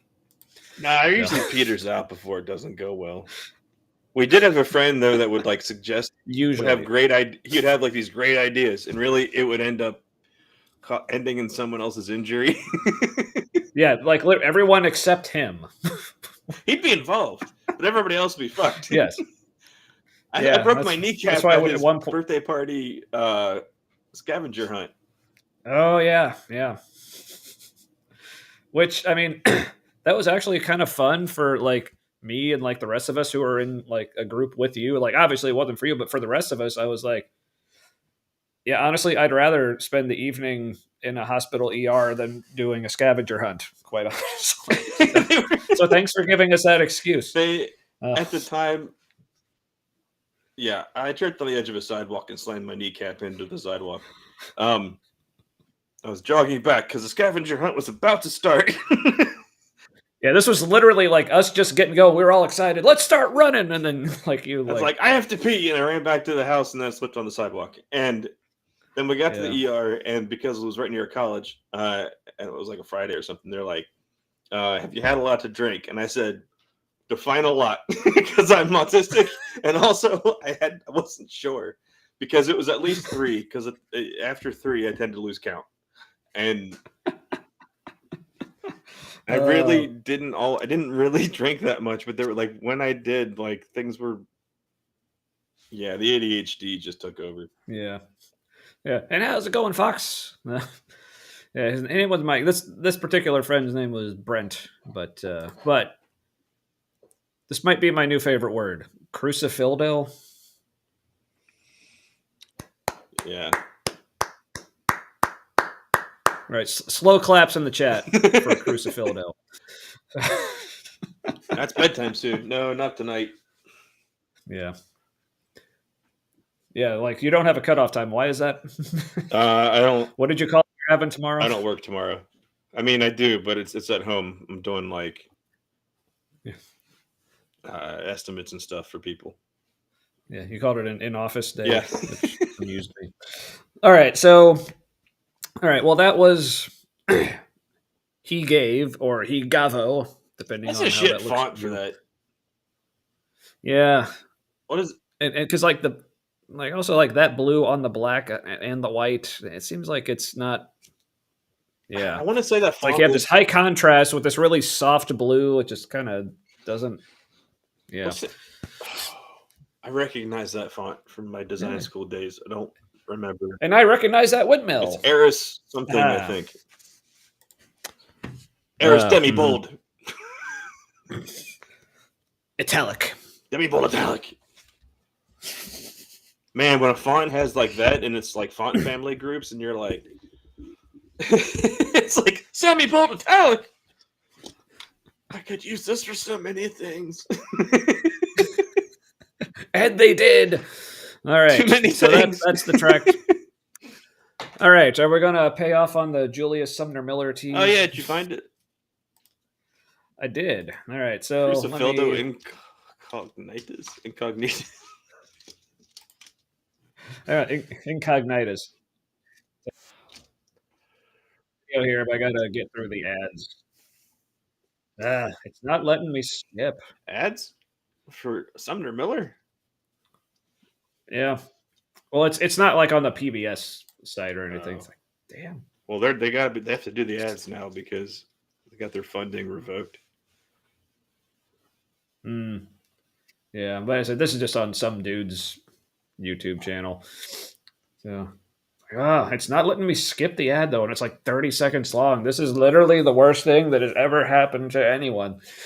So, but for anyone like who's joining us late here, like if you're wondering why we're about to watch a clip from the one and only Dr. Julius Sumner Miller, it's because earlier I was trying to do an impression. Was it Tim the Enchanter who was asking the questions? Or was that a different dude? Yeah. From Monty Python and the Holy Grail, because the Tract had 3 questions to ask. So clearly we made the connection with, in Monty Python and the Holy Grail, where they had to answer the 3 questions, like, what is your name? So I was trying to read those questions in that voice, but to me, in my head, it was sounding more like this guy, Dr. Julius Sumner Miller, who used to do dramatic physics demonstrations on the PBS. So, all right. Only so just the most aggressive bad handwriting. Right. All right. So we'll just play a little bit. So I want people to listen to him and try to remember the voice I was doing and see, was it more this or was it more actually like Tim the Enchanter? So let's... not that. That's... I just meant to... There we go. All right. Take that away. All right. Back in the chat. Full screen. All right. So here he is in all of his early 80s. This might have been 70s. I don't remember when this was, but days of your public television glory. All right. Make sure volume's up. All right. Here we go.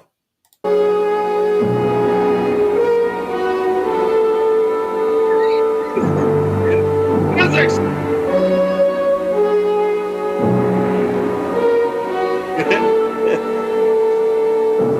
How do you do, ladies and gentlemen? I am Julius Sumner Miller, and physics is my business. And I should say, how do you do, ladies and gentlemen, and boys and girls? I am Julius Sumner Miller, and physics is my business. And our special business today is the subject of inertia. And I must make the matter, the idea clear, as follows. Here we have a block of wood at rest on the tabletop. And I ask, what does that block want to do? Answer. The block wishes to remain at rest. Supposing now I have double... I was like the thing he was doing with his eyes are remain at rest. But yes, Fox. His eyebrows like flap. He's like a Muppet, you know, where they have their eyebrows are like on little sticks, you know, just. But yeah, even before, yeah, the tablecloth, yeah, that was. Oh yeah, he's gonna do the trick later. Oh yeah, but I like the ancient Roman garbage cans that like the table is on. I believe those are Corinthian garbage cans. But yeah, so that's that is like legit just a 4x8 piece of plywood on top of there. But hey, it's not a shitty version of Mr. Wizard. No, I would argue better, but but I could see how someone would say only 95% sure. Yeah, that's why I'm like, he's my people, but he's scary. I'm as sure that he has autism as that one South African pastor was sure that the rapture was happening last month. So, what? Oh yeah, he was pretty sure. Yeah, he said 1,000,000,000% sure. Like he's like 100% doesn't even cover it. I am 1,000,000,000. So yes, but yeah, so that's Dr. Julius Sumner Miller. So who thinks? So let me know. Was my voice more like him or more like Tim the Enchanter? I think it's more like Tim. Okay. But I think you did have some of the vowel inflection of Sumner Miller. Ah. Mm-hmm. All right. System of a Down. I don't know what song you're talking about, but it really feels like they found him in a park one day, and he was just like doing this in a park by himself. With a picnic table. Oh, he does seem like the kind of person who, like, just on like a Saturday morning would go out to, like, you know, the children need to hear more about physics. So he would just go to a park and just on his own, like, do stuff like this. Like, I want to believe that is the lore and backstory. Yeah, all right. So I remember like the more I got to know your brother Ed, the more I was like, I am pretty sure him and Dr. Julius really get each other. Oh yeah, yeah. This is a good point.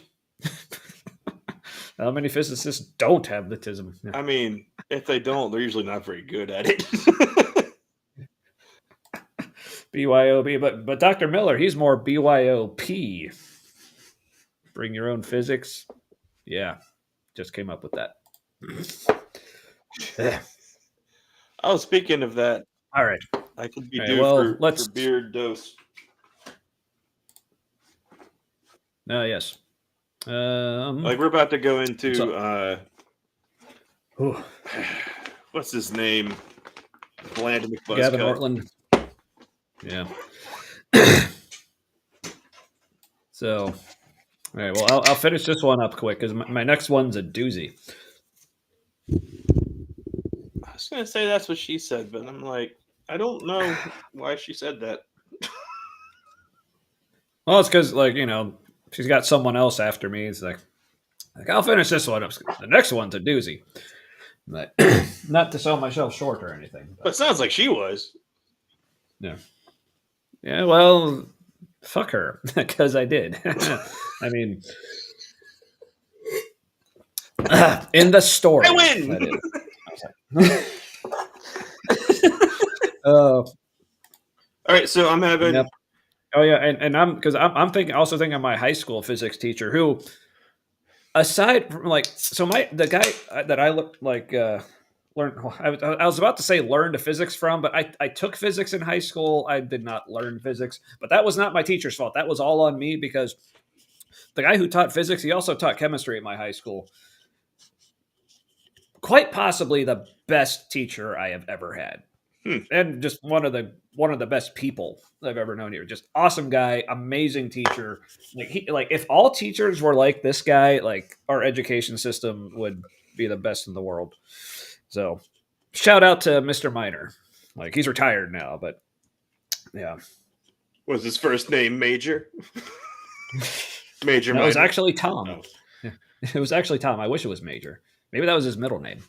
But yeah, one of my favorite things about him when he was showing us a demonstration, he was using some kind of acid. I don't know if it was like hydrochloric acid, something like that. But he accidentally got some on his hand. And, like we're always told, if first of all, you should be wearing gloves. He wasn't, but late 90s. But also told, like, if you get any of this on you anywhere, like immediately wash it off. We have this chemical wash, get you all clean. But what I love is, like, so he got a little on his hand, but instead of washing it off immediately, he started walking around the room to like show us what it was doing to his hand. But he was like getting like giddy about it. It's like, look at this. This is so cool. You see how it's like changing color? And we're like, it hurts so much. Like, Mr. Miner, wash your hands. It's like we were all freaking out. He's like, no, this is awesome. He's like, it's gonna be a minute before it bleeds. I had a chemistry teacher who loved chemistry but couldn't teach it to anyone who didn't get it easily. He was kind of that's how my the band They Might Be Giants. Yeah, he was like the human version of like the vibe of that band.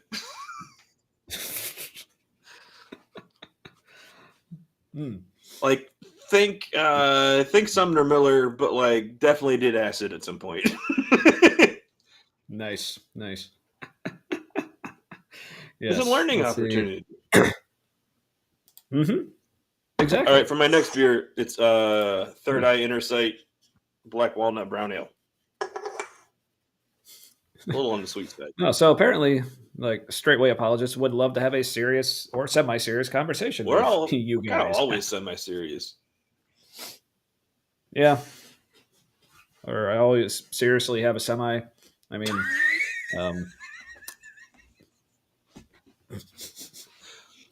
anyway, so I'm moving on to the final installment in the Sierra Nevada Torpedo Mix Pack, the Atomic Imperial. Why IPA. is it atomic? Because it's an Imperial. So yeah.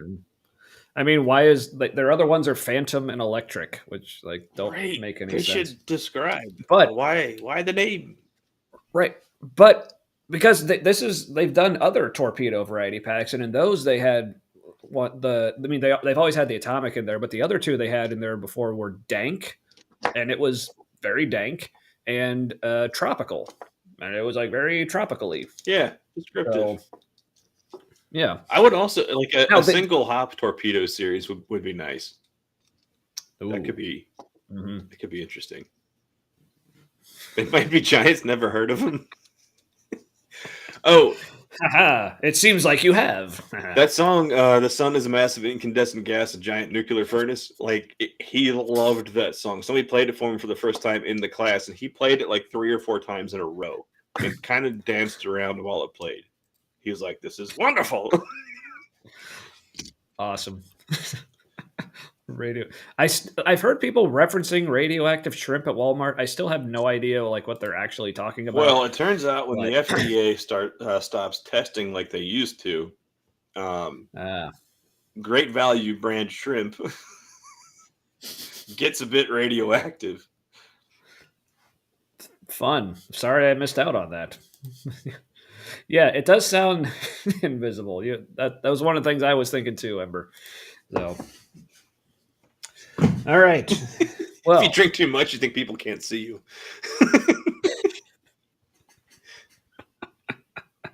Oh, or if I drink enough, people wish they couldn't see me. So, at least back in my more political days, or more, I guess, more politically conservative days. But I guess I'll also just take this opportunity, just because I like to say, I just want to apologize for anything I may have said while drunk and or conservative. So I just feel like I need to keep putting that out there. So, all right. But speaking of putting things out there, let's put this out there. And hey, it actually put it in the right spot too. First try. But that's what I wish she said. I mean, anyway. Man, why am I like dogging on myself so much? Man. All right. So, So Matt, I think you've actually watched this. You were the one who actually watched this video. Yeah, so I did watch it once. Give by way of anything you want to give by way of introduction or whatever? Just some good production value. It's a little like weird overlap between 4 grown-ups and youth group.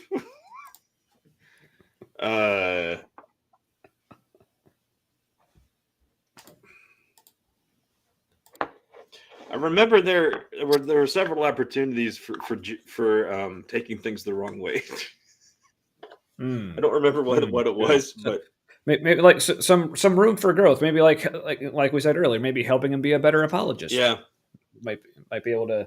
Or another approach that we've talked about, maybe trying to take with more of these videos, is also figuring out because who was it? The cervical scoop guy. I don't remember his name. I just remember. We need to watch this stuff. The hand motion. Find some more. Yeah, but because one of the inspirations we got from watching his stuff was more. It's like it almost seems like there's a part of him that actually is an atheist or wants to be an atheist, but he's just not quite there. So I was like, how can we help him get there?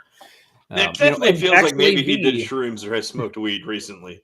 Right. Just right. But kind of basically, how can we actually be how can we actually be the atheist apologists that we're often accused of being? It's like, let's just run with that, So man, imagine if we really tried. Yeah. I'm actually kind of hungry too. Like I've been doing this weird thing about like not having all meals lately. You've been having a weird thing with eating period. Yeah, like either like it seems like every day I'll just like not on purpose. I'll just straight up forget to eat at least like one meal, but it rotates. Like some days I forget breakfast, some days I forget dinner. Today was a dinner day. It seems like on any given day I can adult well, or I can drink enough water, or I can eat enough food. Yep, it's like you got to pick one. So, like I did some wallpaper yesterday, and the lady was like, "This looks so good," and I was like, "You're making me uncomfortable." Did you say that? That would have been awesome. But I like not being able to read people real well sometimes. I was like, "Does wallpaper turn you on?" Like, what just happened? Yeah. I mean, that's basically, I mean, welcome to pathological debate. Yeah. Part of it is like, we'll kind of accidentally do what we would set out to do if we tried. Might take longer. Like I hate doing the things you have to do to like get a YouTube channel like popular. Yeah. Because I get to kiss the man's ass, basically. Yeah. Jump through the algorithm. So instead we somehow got B.S. Lewis to share our channel, and so that just kind of did it for us. So build it and they will come.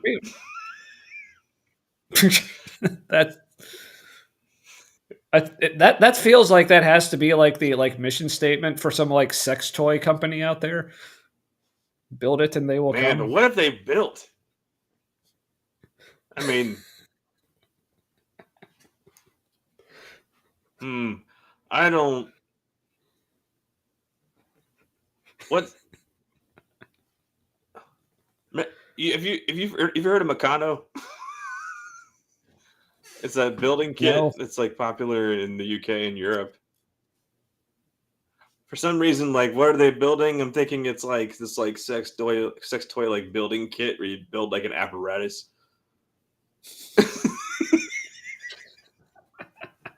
An apparatus. Yeah. Apparently, DP agrees with you there. Yeah. Sleazy and shady. Dude. Yeah, that's why. I've had jobs before where like part of my job was basically like sales. Yep. Like, me too. But like I always hated that because it was doing like I was a director, whatever, for like audiovisual services for hotel events. So I'd be like stationed at a hotel. So anytime there was an event there at the hotel that needed AV stuff, we did the thing. So of course we're supposed to be like constantly trying to like upsell them on stuff. Like, hey, do you need like an extra wireless microphone? Or hey, do you want to like add a second screen? Or, like all this stuff. But my thing was like, I would just talk with the people, listen to like, I mean, a lot of times the people like they did this enough, like they knew exactly what they needed because Yeah. they've done this a billion times before. So I'm like, all right, we got that. Just let us know what you need. We'll get it set up. You're good. Or, but if I was suggesting, it was basically like me just listening to them like describe their event, and I'd be like, okay, this is what you need to make that happen, and I would just, all right, which is what there the you client go. wants, No. but not what your bosses want. When Yeah. I was, Which what clients loved me. yeah, I used to, when I was, I mean, for what it's worth, my bosses loved me too. But that I was a leasing yeah. agent Anyway. for an apartment community. It was 172 units, and like my boss left, and then we couldn't find anybody else, and so I was like the apartment community property manager for like a month, and like things are going really smoothly. Like people come in and like yell at me because like the roof is leaking on their apartment and shit, and I'm like, look, I get it, but if you come in here and start yelling at me, I'm gonna like yell at you until you get out the door. If we're gonna have a conversation, you can stay. It's like, yeah, it sucks. Your apartment's full of water, but we can't do anything about it until like we can get it fixed. And like, yeah, it sucks, but this is how it is. I didn't get that job. I applied. I was told I didn't have the feminine energy required. It was like reverse sexism. And I was like, so because I'm some straight dude, this is that's interesting. like I don't know how to act. Huh. Yeah, like, you're not a woman or gay. Like we can't give you the position. It's like they all like me here. It's going well. Okay. Yep. Yeah. But like I said, fortunately, like when I had that job, like none of the hotels I worked at were like considered like big enough where it was like super important. I felt like some of the hotels they placed me at were more just for market saturation than they were for actually sheer profit, if that makes sense. So yeah, they got Meccano in Canada. What was it? James May's Toy Stories, where they built a bridge out of Meccano. Had to hold up a certain number of people. It's basically like painted sheet metal that you put together with like real screws and stuff. It's a very British toy. Yeah, I wanted to pull this up too. So yeah, DP says, so dude, I had a telemarketer job once for all of about 2 days. When I pulled up my grandma's number out of a pile one day, I quit. Already felt bad enough, but that sealed it. Wow. Yeah, that. Yeah. Wow. And there's research that shows that like that kind of sales that sales departments think works, it literally doesn't. Research shows that. And it's basically like what Tommy and I did when we had sales stuff. Was I lost my train of thought. Oh, so snap selling or spin selling, situation, problem, implication, and neat payoff. So you find out what their situation is. You find out the problem that's causing, and the implication meaning like how is it affecting them as a person, and then you offer something that you have available to sell to them or rent or whatever that like could address those things, and it works so much better. It's been proven, but sales departments still think you got to be a sleazy dickhead and like force things on people. I blame the patriarchy. Yep.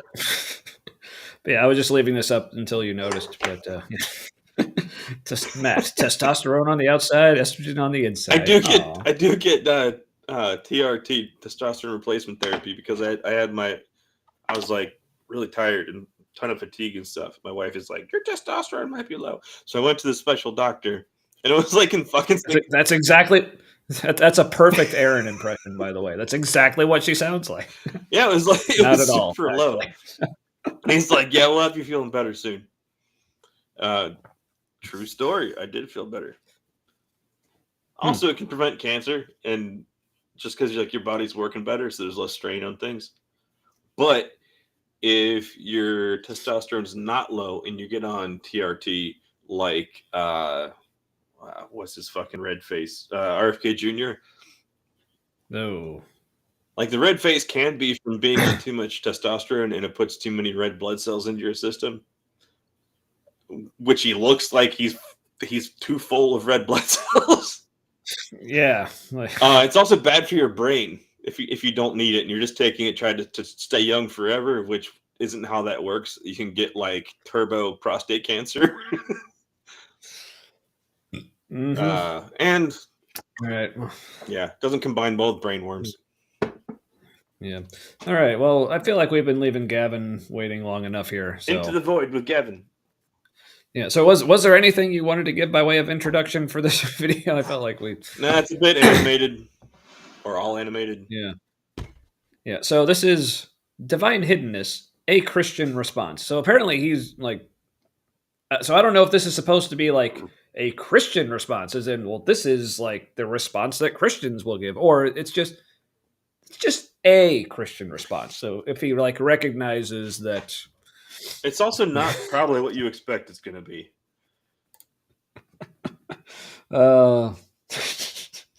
RFK. Oh, you mean gavel throat sandpaper?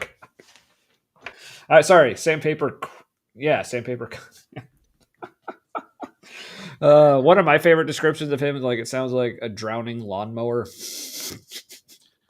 I'm not saying his wife is on cocaine. I'm saying she looks like no stranger to cocaine. Oops, all worms. Yeah. Yeah. And I will say, like with RFK, like with the appearance and the voice, like normally here, like we aren't about the whole like, body shaming or making fun of people's voice or things they can't help. But we feel like sometimes if you're a eugenicist, a person will make an exception. Yeah, just as a person, they cross that threshold to where like just anything is fair game. Now, even still, like then I still want to be careful because making fun of like someone's appearance, like I can think of like a certain politician on the right that a lot of people on the left like to make fun of her for her appearance, where I'm like, okay, yes, she actually is, and I won't say who just because. But you're like, yes, she actually is like. Ryan. Never mind. I can't remember the last name now. No, does her last name rhyme with Huckabee? No, that's actually not who I'm thinking of. But because she is someone who most of the time is just an objectively terrible person. But I'm just like, but I still don't want to make fun of her appearance because. MTG? I'm not saying it's not. But come on, compare that to my previous answer. Compare that to my answer to your previous guest, and draw your own conclusions. But my thing is, like, people like the way she looks. Let me finish. Okay. I've been trying to get through this sentence for 5 minutes. That's true. So, but I'm sorry. But it's okay. So, like, when people make fun of her appearance, my thing is like, okay, but for other people who also maybe look like her or have a similar type of appearance, it's also going to feel to them like you're telling them that they're ugly or whatever. Right. So it's like people are be like catching strays or whatever. So like, so even if you do make fun of someone's appearance or whatever, it's like you're making fun of anyone who has that trait. So also keep that in mind. In the committee hearing when MTG and Crockett had that back and forth, and do you remember that? Yeah, for real, man. He did the heroin real hard for a minute.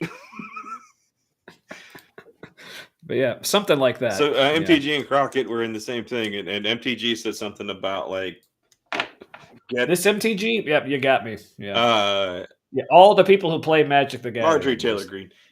She made some comment about like Crockett being ghetto or something. And Crockett was just like, she's like, you with your bleach blonde, bad built, butch body. I was like, damn, I don't know if she hadn't had that on hand beforehand or if that just came out now. But either way, that's awesome. Yes. Alarms.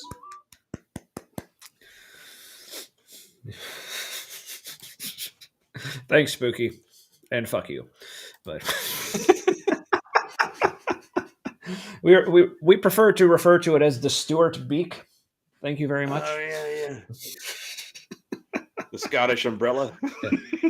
Yeah. Well, the umbrella for anyone who's actually shorter than me, which isn't very many people. Yeah, that's true. So, yeah. All right. So yeah, here the funny story. This is actually true. So my nose is basically it's my dad's nose, Give it but it back. didn't start look. Nah, he doesn't need it. But yeah, so my nose looks just like my dad's, but it didn't start looking this way until I broke it in 4th grade. So fun story. So all right. Oh, but So, like we get the goat and dog killer lady. Yeah. Gnome. She oh yeah, no. no, she looks. Yeah, like her appearance, like She did that. she to did that herself. to herself. Yeah. Yeah. That's not how those were not the factory presets. Well, there was a workout picture of her where it looks like she may actually have a problem. Her body fat level percentage is very low. So yeah, someone give her a Twinkie. So. It's sad because she actually like used to look like normal good, and then had curves, looked healthy, and all that. Her face looked like it was hers. Mm-hmm. Yeah. It's sad, really. What a cult leader misogynist will make people do. Yeah, fuck that. All right, but speaking, Gavin. I was going to say, it's like, how do we transition to that? It's like, why? We never worry about that in any other case, so why start now? All right, so Gavin Ortlund, Divine Hiddenness, a Christian response. Let's go. If God exists, why isn't it more obvious? Wouldn't a perfectly loving God reveal himself more clearly to us? Some philosophers argue that this very ambiguity is a reason to think God doesn't exist. I mean, you can just stop the video right there. Like, yes, all solid points. I mean, points to him for phrasing the question correctly. Yes, absolutely. But yeah. So. And since the early 1990s, the problem of divine hiddenness has become a formal philosophical argument against theism. Also at the popular level, this is a huge source of anxiety in the modern world, even among believers. Even for anyone wrestling with this. Yeah. This was like, for people who know my story, like about like my testimony, as it were, of my deconversion. Like, I mean, I had lots of issues. There were lots of reasons I stopped believing, but I think if you could all boil it down to one thing, it would probably be divine hiddenness. Was basically it, because that was something like even as a Christian, like I don't know if you'd say I was struggling with it, but it was definitely a question I had where I was like, why isn't God more obvious to everyone? Because I was like, because God is awesome. Like, I wish he would be more obvious and like just show up for people because I want everyone to know him, kind of thing. But yeah, it just confused me why so much of this like just had to be taken on faith, and you just kind of have to believe he's there, but you can't actually see him or interact with him. Also, little did I know at the time, like I didn't know I was autistic, so the whole like, man, why is trying to connect with someone you can't see or hear from so difficult? Like, so yeah. So Fox's comment restraining order reminded me that like it's weird that it is strange that Christians don't use the thing. Because what I remember, like God couldn't show himself directly to Moses because Moses would die, right? And so, which is weird on its own. Why not? When people are like, to answer the question, why is God hidden and not more obvious? It's well, okay, because if God was more obvious, it would kill us. Like that's actually like a biblical response, but nobody uses that because it sounds dumb. Yeah, because again, going back to the whole like, remember who set this whole thing up? Like, that's one of my questions. Is like, no, we did because people who were not us ate a fruit they weren't supposed to eat. Yeah, because that whole like, well, just that whole, because even like the point of view that doesn't take it to the extreme of, oh, well, we actually saw a God, it would kill us or we couldn't survive or whatever. I guess those are the same thing, but the ones who just play up more the angle of, well, God is spiritual, he's not a physical being, so like with our like physical senses we can't perceive him. I'm like, well, first of all, prove to me that that's the case, but second, like, if that is the case, why would a God who loves us and wants a relationship with us, and not just any relationship, but like the deepest, most supposed to be most satisfying, intimate relationship possible, create us in such a way that we can't even actually perceive him. That's like the dumbest thing ever. Because then we need to have faith, which seems more important than anything else. Yeah, as if it all falls apart without faith. Right, and that's why because faith isn't. My argument is faith isn't actually important, like as far as like big picture, like, but it's only important to Christianity because that's the only way you can get people to actually believe any of this crap. So, yeah. Anyway, topic of divine hiddenness. Here are 3 questions that might be helpful to ask. Number 1, how are we expecting a loving God to reveal himself?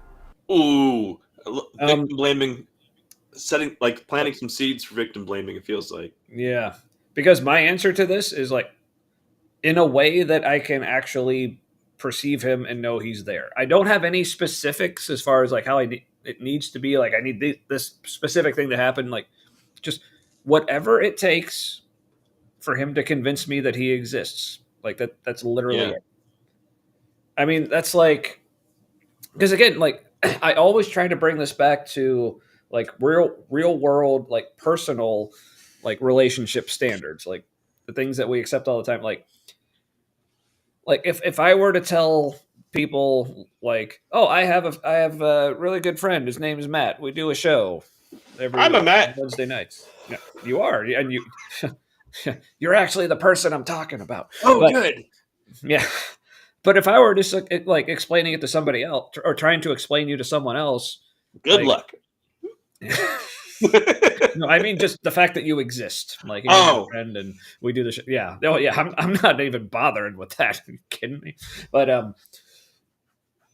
like, but that's like asking someone like. But if I were to just like tell someone that you exist, but then like just provide no proof, no evidence, and they're like, okay.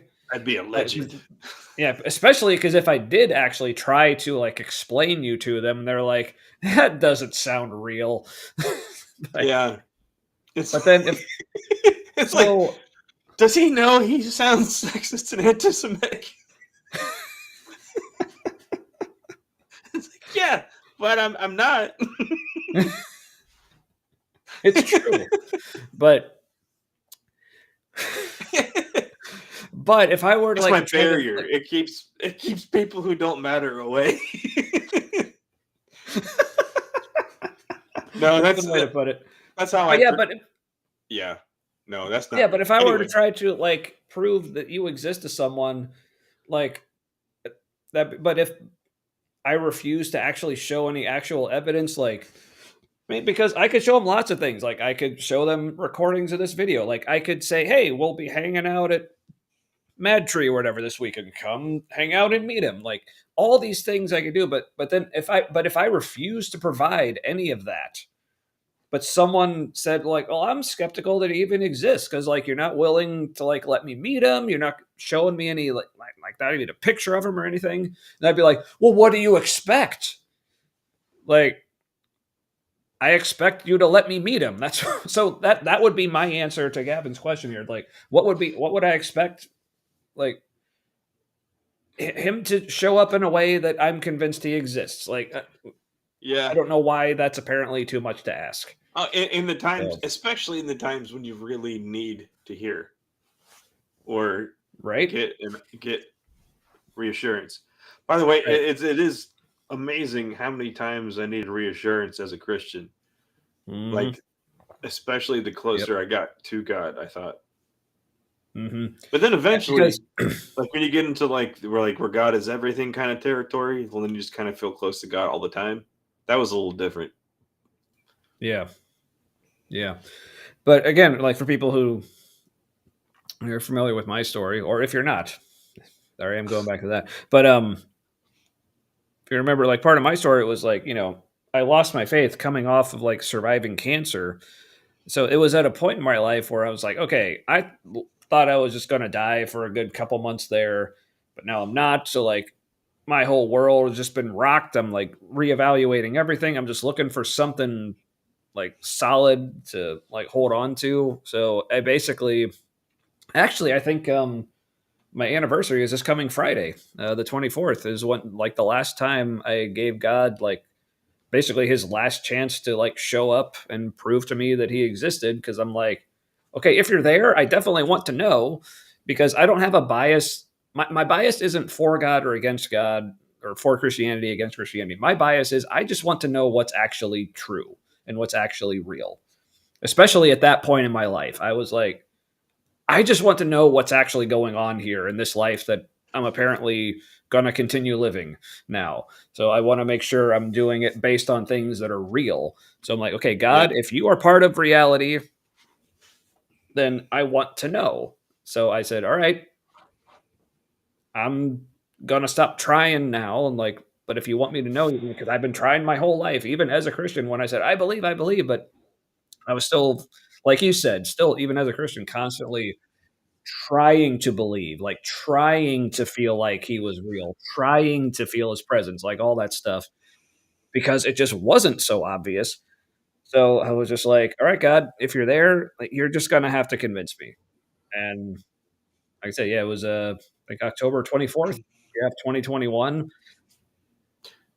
And I just haven't heard anything since. So yeah, so if even if in that moment I was like, okay, if God wasn't going to show up then like when was he gonna? Because that Yeah. Christians like to say, well, you got to be patient, like God has his timing or whatever. It's like, all right, but if he actually loves me, like again, like thinking, like, because I have kids, and I'm like, if one of them, like in their most dire moment of need, I'm like, I'm gonna be like, okay, my timing and like how I want to like interact and relate with them, like that's out the window. This is their most like biggest, most critical moment of need where they need me to show up. It's like, fuck what I had planned or what I wanted to do. They need me. I'm going to fucking show up. But what about your plan, Tommy? Okay. My plan is to just be there when my kids need me. That's my plan. That's an inferior plan, God says. So, God says, hold my anyway, beer. man. Allow me to neglect the shit out of this place. Man, I feel like you can tell like this is a big like hot topic, hot button issue for me, because I'm like feel like I'm going off and we're like less than a minute into the video here. So all right, gotta. So how are we expecting a loving God to reveal himself?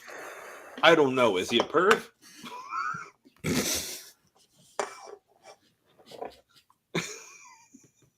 Like, is he on some kind of list? Like, does he have to like let all his neighbors know when he moves in? Well, I mean, kind of. I mean, how many times do you send the Hebrew people out, like marching in front, like telling people, like, God's coming, your whole city's fucked? Like, heard Tommy's voicemail just being a dick and not his call. Now, if this is the case, and okay, maybe God is just like me and he's like autistic. And because I have this problem a lot where it's not even like calls or voicemails, but even just like text messages from friends, like just because I know, like especially if they know that I've read it, like whether it's like through text message or Facebook Messenger, like I'm always hesitant because like I don't feel like I can respond to this now, so I don't even want them to see that I read it, even though like pretty much everyone that messages me knows this about me, so I know they're not going to be upset, but still, demand avoidance, that's just the way of life. But God shouldn't have those problems, right? But I want to go back to this one. I'm not saying I need an answer, right? But like, at least a delivery receipt, right? Yeah, delivery confirmation. Yeah, at least tell me your call is important to us. You know, at least give me that. That's true. Man, the late '90s like shitty like messages on phones, which you still get if you call like Hamilton County Job and Family Services here in the great new Republic of Ohio. Yes. God. So yeah, but but speaking of like faith and being important, because calling it gullibility did not play well at the marketing meetings and what that stuff, right? Yeah. So Yeah. oh, and also got a PDA, got a problem. Yes. Yeah.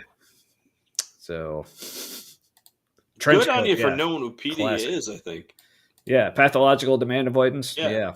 There you go. Oh, but now, like speaking of like the tism, and it's like I had a joke that I'd pre-planned like all day for this. All right, so everyone like rewind like a good half hour or whenever the fuck it was that we first pulled up Gavin's video here. The transition I was going to make was the whole like trying to convince us that God exists and that he's not hidden. So like that's essentially like, the point of this tract we were looking at. But I'd made the point like, yeah, we just picked this up off the sidewalk. So it's basically just like a piece of litter. So the transition that I had planned into Gavin's video is like, well, this track couldn't convince us. Let's see if Gavin does better than a piece of litter. So it was going to be fucking hilarious. No, so that's good. Feel free to laugh. That's good. You played too.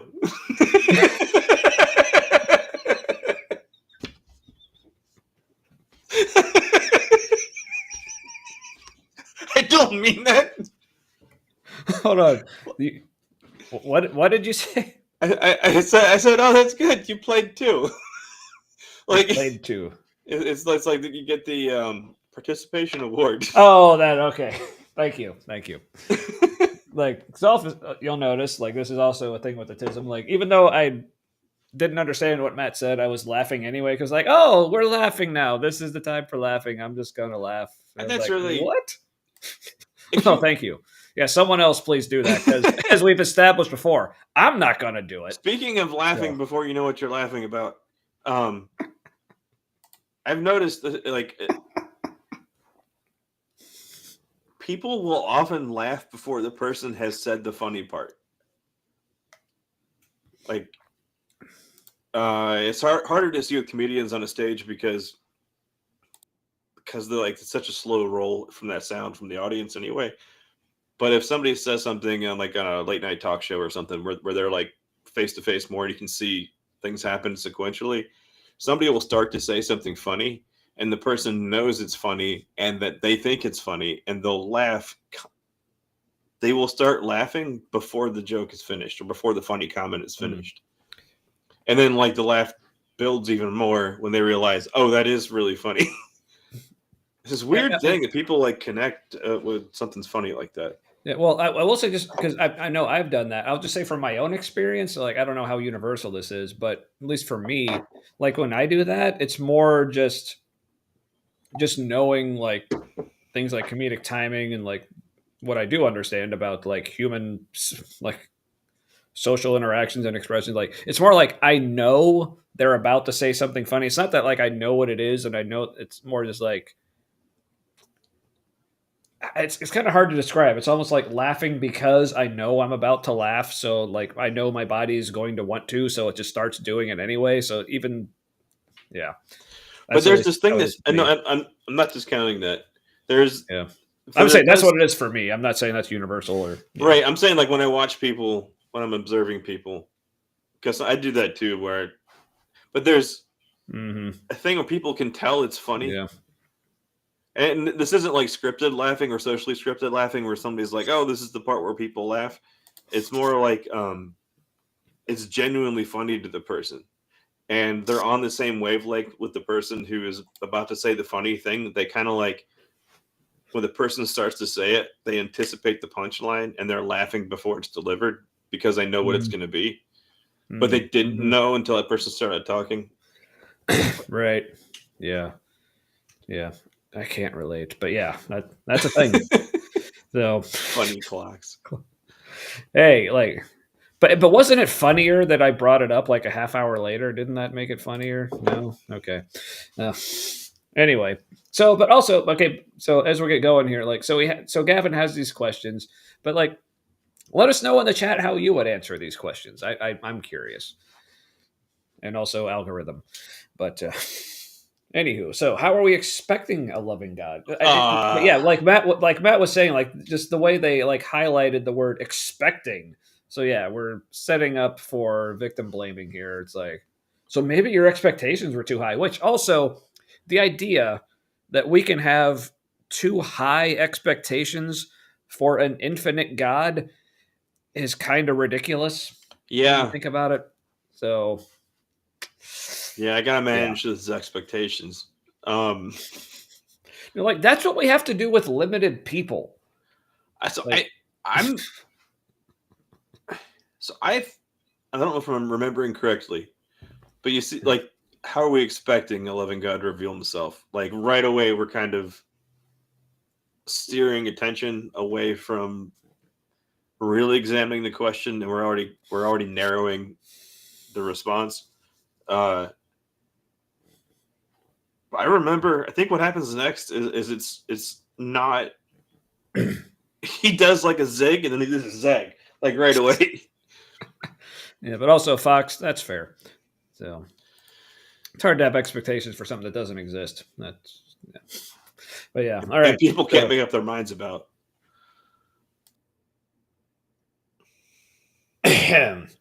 Yep. Anyway, How does Gavin think we should be expecting? Well, I guess we'll find out here in a couple minutes or something. But let's get through his questions. As Michael Ray observes, stronger forms of the argument from divine hiddenness get their power from a certain set of expectations about how divine love should act. But on examination, those expectations seem to be fairly modern and Western. In non-Western and pre-modern contexts, divine hiddenness is often interpreted differently. For example, the Bible often asks why God seems distant or asleep. All right, so I feel like this is kind of where he's going with this, because this is an argument I've heard from like so many Christians, like even the nicer. I got to mute for a second. Yeah, because when I would bring up some of my issues with like why God doesn't seem more like obvious and provable, and like having like actual evidence and like something I can actually know, and not just leave it up to faith, like because I feel like I want to know. A common response I got would be, "Oh, your thinking is too Western. So you got to think more like Eastern." Which, first of all, that's a hell of a generalization to make. And then also, it turns out my thinking, as far as like having like more like empirical proof and knowing for sure, was like, yeah, maybe that's Western, but it turns out that was probably actually more autistic, because that's a thing. So, but let's just say it is this dumb like Eastern. It's not completely dumb because there are differences between Eastern and Western thinking, whatever. But in this context, to me, it seems kind of dumb, because it's like you're basically telling me, okay, well, God can only cater to one kind of mindset, and unfortunately for you, because of either when and where you were born, or because of the brain that's autistic that you were born with, it just doesn't make sense to you. So I'm like, well, also well, how convenient that God seems to work best for the type of mindset of the people who wrote all this stuff about him. It's almost like they just made him up, and he fits their particular worldview. But yeah, this goes back to the whole like, they didn't make him up on purpose. Yeah. But this whole like it's essentially, yeah, like Gavin was saying, this, what do you expect like from this, like how can you have such high expectations of this infinite God? It's like, oh, I don't know, I expect this God to be able to communicate with me in a way that makes sense to me. Like I feel like I shouldn't have to completely change the way my brain works in order to just know that he exists. That seems really fucking stupid. So yeah, for this whole thing, like, oh, well, it's only a problem to us modern people. Okay, well, even if that is like just a problem for modern people, God should still be able to solve it for us modern Western people, right? Like, is that really asking too much? So, yeah, the fall and God knit me together in my mother's womb, but also I'm forever broken. Well, then God needs to take some more knitting lessons. Apparently, that's what I'm gathering from that. Yeah. But DNA looks like knitting. Crocheting to be exact, I guess. But yeah, and it's a code. No. And there's a long tradition of reflection among Christian philosophers like Blaise Pascal and Soren Kierkegaard about why a partially hidden God might be a good thing. And you can find reflection about divine hiddenness Really? in other Kierkegaard said religions that? as well. Yeah, well, I could see Pascal saying that. I don't know very much about Kierkegaard, but Kierkegaard didn't he get into some of the, like, some mystic things? As in, like, an I don't know. experience of God?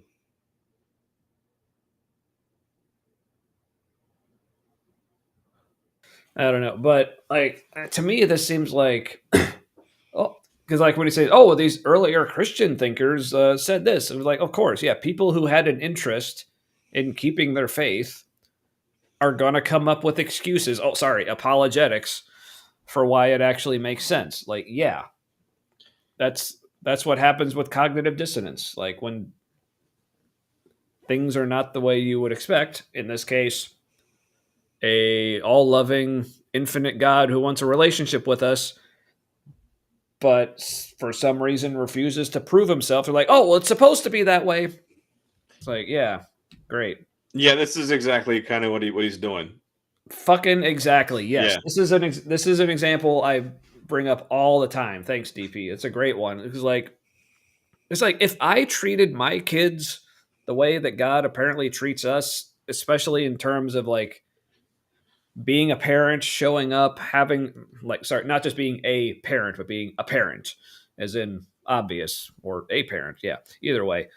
Or like showing up, doing things for them. Like if I treated my kids the way God apparently treats us, they would be taken away from me. And for good reason. Well, but see, you're not as perfect as God. And it's not bad if God does it or tells you to do it. Even if we would say it's bad, and even if it is usually bad for us to do it. Yeah. Yeah. Oh, yeah. The free will. I fucking hate the free will defense for all this. First, not only because free will itself doesn't really apparently exist, and it's hardly biblical in the first place. Yeah. Right.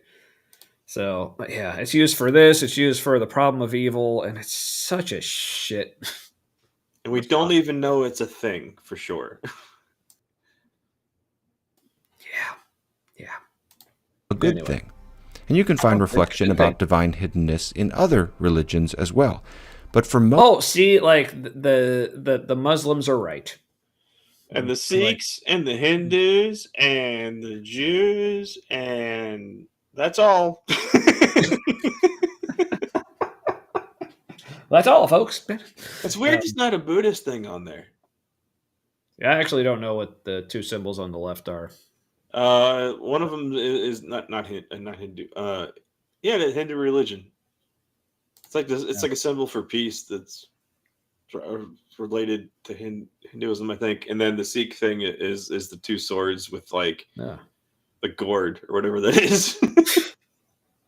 But yeah. Yeah, the Garden of Eden alone negates the concept of God giving free will. It was a goddamn escape room. Yeah. Yeah. God's basically Jigsaw in a lot of... Yeah. So is Laura Loomer. Anyways.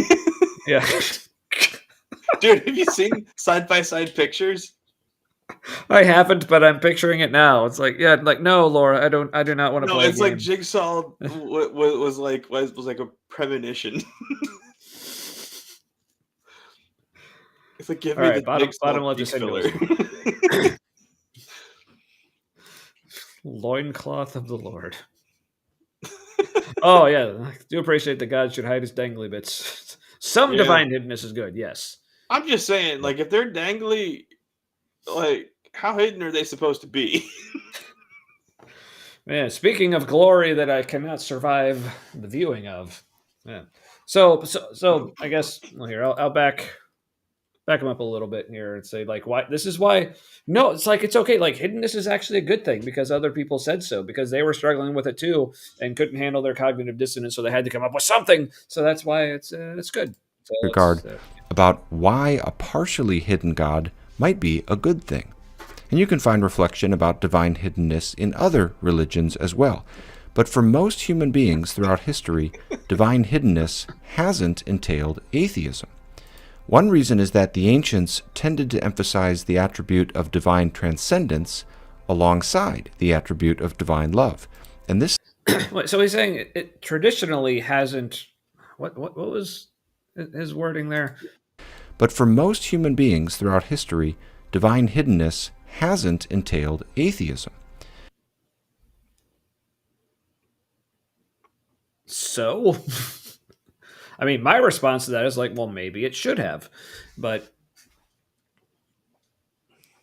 speaking of like, people talk about things being like too Eastern and Western. That's like kind of like a modern criticism of atheism. That people say, oh, this like atheism itself seems to be like a pretty like Western, like specifically like white male kind of thing. Like, well, first of all, it's like because especially in a lot of like Western cultures, like being a white male is like one of the safest like categories you can fit in. So therefore, it feels it depends where you safer. are, Right? But therefore, in most cases, it feels safer to say things like, "Oh, I don't believe in God," because that is still a very stigmatized point of view in most of the world, including here in America. It's still pretty stigmatized. But as a straight white cis male, I don't really feel very threatened by having like controversial points of views on things. So yeah, it's so much easier for me in a lot of contexts to say that than a lot of other people who look and identify differently than me in a lot of other parts of the world. So it's like, yeah, but here's the thing I like to bring up and sort of as a retort, if you will, to that is I found out recently about this ancient branch of Indian Hinduism called I think it's pronounced Charvaka, where this is like centuries BC. I want to say like 7th century BC, something like that. It's a branch of Hinduism that was atheist or a naturalist because they were like, yeah, doesn't seem to be a god or anything supernatural. So maybe don't live your life as if there was, kind of thing. So I'm like, also the rituals are pretty sweet. yeah. Yeah, so I mean, we're gonna keep doing those.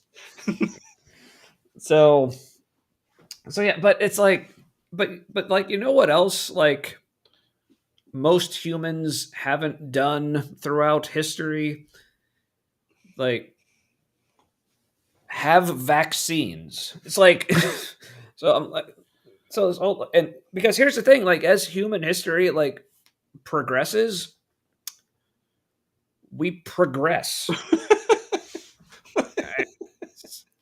Yeah. I don't know. Have you though, Matt? I feel like if you had, you would still have that job. So yeah. But all right, when I was, my mom, my mom did get me. Hold on. So yeah, people look up Charvaka. I think it's Charvaka. Yeah, look at it. I found it like fascinating. One, just to find out that it even exists. So it's something I like to pull out when people try to make the argument like, oh, atheism, that's just like pure like modern Western invention. It's like, nope, it goes back to like the ancient Eastern traditions as well. So suck it. I don't know. I almost said something really funny before, but it would have sounded really racist, so I stopped myself. Oh, cool. It was after you said you feel pretty secure as a white person, and I was gonna. God, I really want to say it. I'm not gonna say it. Okay, then I won't make you. Let's get back to Gavin and why he's like, well, since people throughout most of human history didn't think this, therefore it's probably wrong. I think the reason why they put up the Sikh emblem because it looks like alien Satanism or something. They're not like they're not like a majority, even in the part of the world where they come from, as far as I understand. I could be wrong, but yeah, they're a major world religion, but don't think anybody knows what it means in his audience. I haven't looked at Matt and said that yet, but almost really just because I felt like I haven't had to say it. I felt like it was just understood. Oh, One reason is that the ancients I tended. did have it was a knitting thing when I was little. It was a special kind of like crocheting thing, and it was called Knitting Nancy. I was using it in front of my grandpa one time. He's like, "What's that?" And I'm really autistic, so I like show him the box. I'm like knitting Nancy, and he goes, "Ay."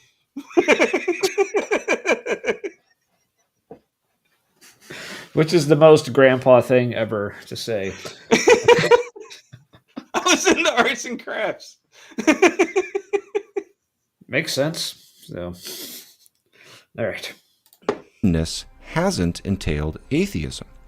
One reason is that the ancients tended to emphasize the attribute of divine transcendence alongside the attribute of divine love, and this leaves more room for God to reveal himself to us in surprising or oblique ways. Oblique. Yeah, see, when you make up your own stories, then that leaves room for all kinds of stuff. Yeah, yeah, no shit, man. An analogy I like to make is because like people like to compare and contrast like religion and science. So I'm like, but to use like the language of like the scientific method, it's almost like most like religion, spirituality, whatever. It's like they're fine keeping things at the hypothesis level,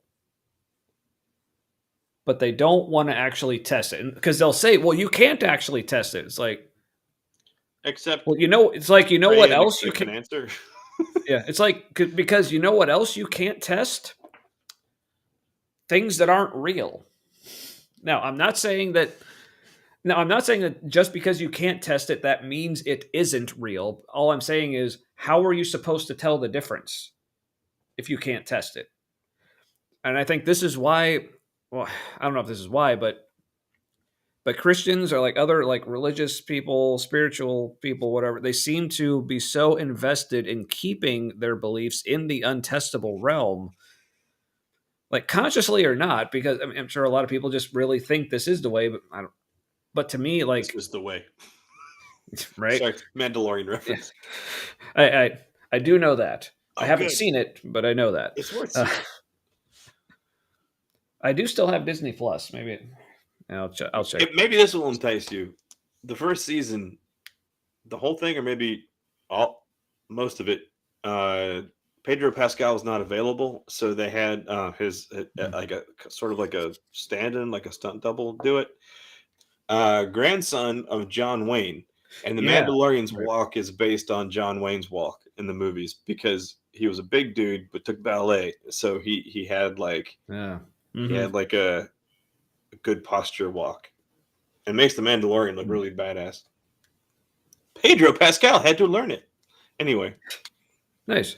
Yeah, so anyway, so this whole like they say, well, ancient people like had this understanding about like divine transcendence and of course we weren't going to actually understand it. But to me, that sounds like having an investment in believing in a certain thing, recognizing it's not obvious. So consciously or not, you come up with reasons or excuses why it's not obvious. It's like, oh, this must be the way it is because this thing is definitely real. But in order for us to keep believing that it's real, it has to be this way. Therefore, it is this way. It's helping you survive in some way, and so your brain protects it. Yep. That's why I said, like, consciously or not. Like, I'm certainly not trying to say everyone's doing this on purpose to, like, try to be deceptive. No, I think our brains do it automatically. Yeah. So, but that's the problem. I guess the problem with a lot of people have a more autistic brain. It's like, that shit ain't good enough. No, once you see the holes in it, you can't stop. Yeah. And it's amazing how people stop at some point. Like when progressive Christians, they get to a certain point and they're like, and they get fundamentalist about being progressive Christians. Yeah. That's like, this is maybe something else. Like maybe maybe we can like go back to just doing like the episodes where it's like not necessarily like reacting to videos, but more just like talking about a topic. Because like something I don't think we've really talked about much is like just the whole idea of like progressive Christianity and why in some ways I actually find it like more annoying than like the super fundamentalist types. Now, still like as far as like real world, like practical like impacts and effects and stuff, like, yeah, I'll take a progressive Christian over a super fundamentalist any day because usually the super progressive ones aren't all about the like the Christian nationalism and racism and trying to like, oppress women and minorities and gay people and all that. But I wish people would just acknowledge like they were deconstructing, they got uncomfortable and stopped. And that's fine. Like if you can acknowledge that. Yeah, maybe this is what we need to. But I don't think it's. I don't know it's completely true. Right. Yeah. Maybe this is what we need to bring Derek back for, because I think this would be a good conversation to have with him. Because that's kind of. Yeah. Yeah. I'm not sure exactly where he is. Right, but he is famous for saying like, if you haven't at least considered atheism, you have not fully deconstructed. And like considered, I think it has to mean like there was a stretch of time where you didn't think God existed, or you were so unsure that it was like God didn't exist. Mm-hmm. Yeah, and or at least, like I said, if you like, I think kind of the way he out of the soul, like I've never been sad bullshit. I saw somebody describe, and I was like, "You poor little man. Your life is so boring. That's the worst that's happened to you." Yeah, but I, like the way Derek talks about it a lot. I think it's kind of like from the angle of like, and I think he would say it this way, like, because I'm also of the opinion like I'm not trying to like put like rules or parameters on how someone like deconstructs, because I'm like there's only one right way to deconstruct, and that's your way. Like that's just how it happens. But I'm saying like I would say it's beneficial to at least put the question of whether or not God even exists on the table. Because you might put it on the table and question it and still come out the other side thinking he does exist. So it's not saying that you need to actually end up in atheism, but more just like, but if you're not willing to even put that on the table, like, what does that say? Well, one, it says your faith is very fragile. Yeah. So yeah. Well, I need to reach out to Derek. We need to bring him back and like talk about that. Derek, come back. Yeah. But in the meantime, check him out. Like he's on like the Facebook and YouTube. Derek Day. It's DERRICK Day, DAY. Or he's also on Facebook as Derek Day Multimedia. He's not. He hasn't been his opinions. Right, and he hasn't been as active lately, just because he's had some like personal life like things going on recently. But that I'm only vaguely familiar with. But yeah, awesome dude. Yeah, check him out. If nothing else, go back in the back catalog of this show. We have a playlist for like special guest episodes. He's one of the first ones. Yeah, it was Life Before Death with Derek Day, I think is what is. Did we scare Derek away? Yeah, maybe.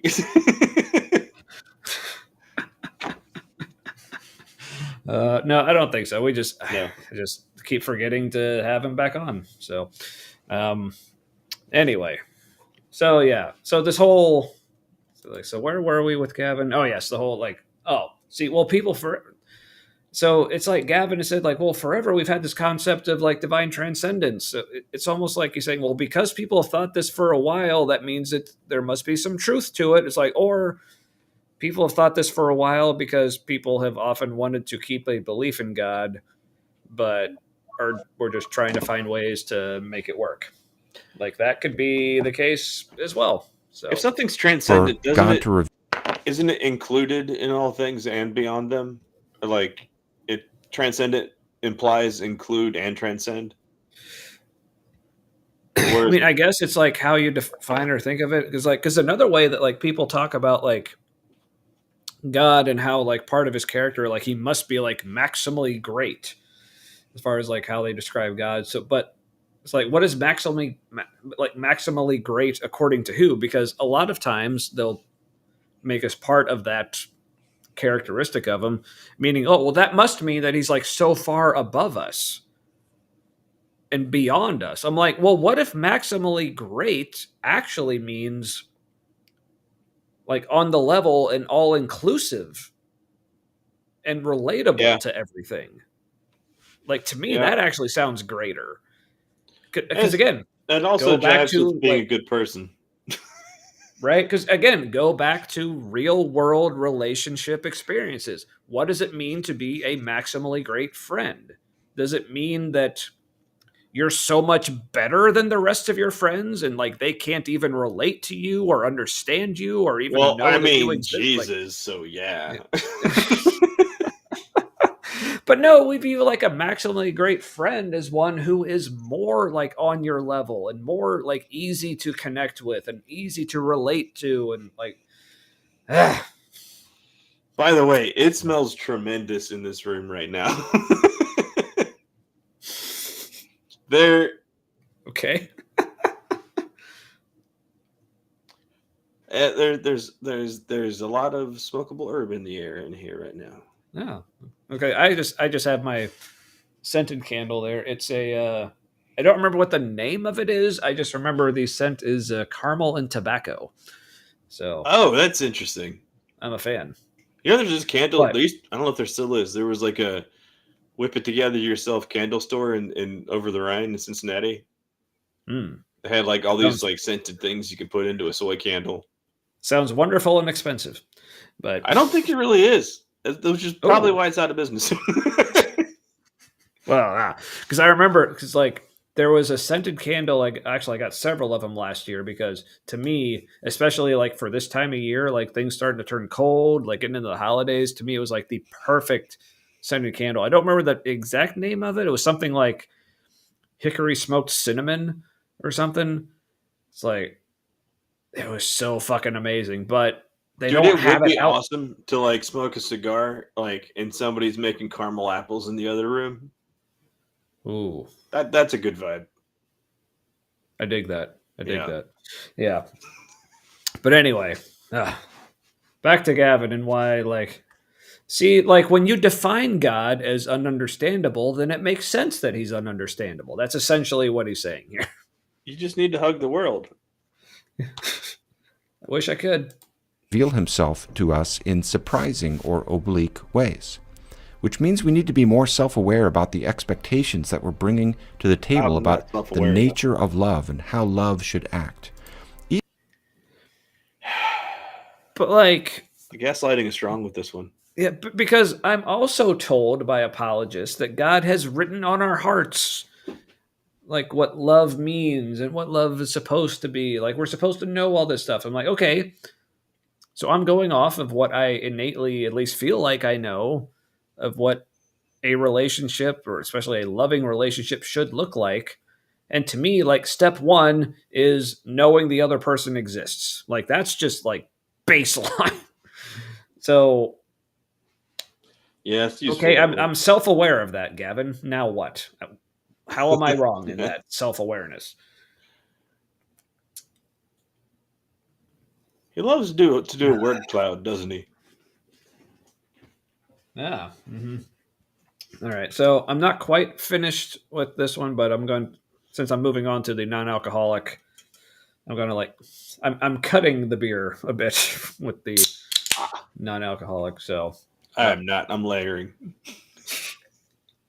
Yeah, because I just know, especially since this one's an imperial, like if I have any more like actual beer, I'm gonna feel like absolute shit tomorrow. So yeah, I almost got a 12%er. I'm probably gonna go back and get it for next week. It was the Seventh Son Dublius or something. It's an imperial stout. Ooh, nice. So that's why. So my brain said, like, I'll get it for next week. And I was like, why? What are we talking about next week? I was getting a little concerned. Like, I'm going to need a stronger beer for next week. It's like, wait, we never planned that far out and ahead. And usually, when we do plan that far out ahead, what did I say? Usually, when we do plan that far out and ahead, I said it again. As far out in ahead. Yeah, no, far out in advance. I think I was mixing in advance and ahead. Sorry. I would like an advance on ahead. Wait. They don't like you to say that. I don't know what that means, but I'm at least interested. So usually when we plan this far in advance, some kind of medical emergency happens the next week. So we learned our lesson eventually after like the 5th time. So how does Gavin say love should act? Well, the way God acts, that's how love should act. Oh. So sometimes love is genocide. I understand. Right. See, now you get it. Get it. See, because they were killing their children, so God had to order his people to kill their children and the rest of them. So it's just how it works. Even in human relationships, our expectations can be misplaced. Since we already mentioned the 1990s, here's an illustration from the movie Home Alone. So expectations that we're bringing to the table about the nature of love and how love should act. Even in human relationships, our expectations can be misplaced. It's like he's about to give a really bad example. I remember. Yeah, but again, so it's like saying, okay, because our expectations in human relationships can sometimes be misplaced. Therefore, they are misplaced with our expectations for God. But again, it's like going back, like his initial question, like literally my only expectation of God is that he lets me know that he exists. So if you want to tell me how that's misplaced,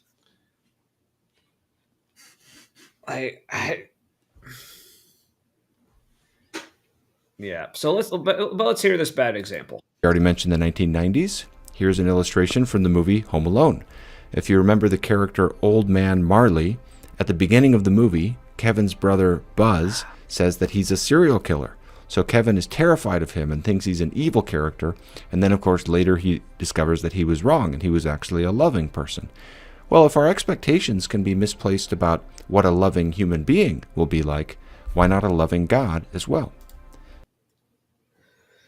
Okay, so here's the thing about like Old Man Marley. Not God. And therefore, very limited in his capacity to influence how other people thought of him. This is a sly way to introduce doubt, because like maybe you're wrong about how God had all those people killed in the Old Testament. Maybe that's not what happened. Yeah, but yeah, just as Fox says here. Yeah, so expecting a reciprocal relationship from God is misplaced. That's what I'm hearing. So it's like weird flex, but okay. No. I kind of bristle when I sense especially laying the groundwork for gaslighting. Right? Oh. Yeah. Yeah, because you're right now, like people are supposed to be questioning whether or not they have a correct picture of God, of how God is.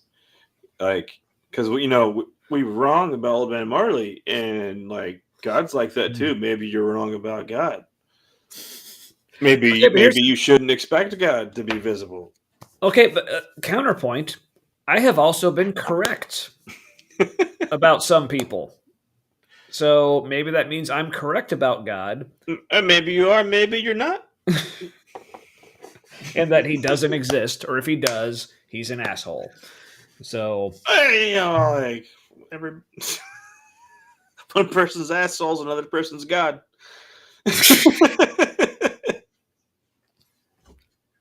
I mean, I guess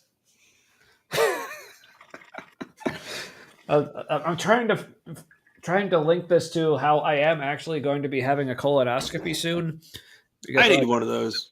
so I guess I'll find out if my asshole is someone's god or not. So Interesting. Not sure how that would work. well, hey, my asshole works in mysterious ways. So Hey,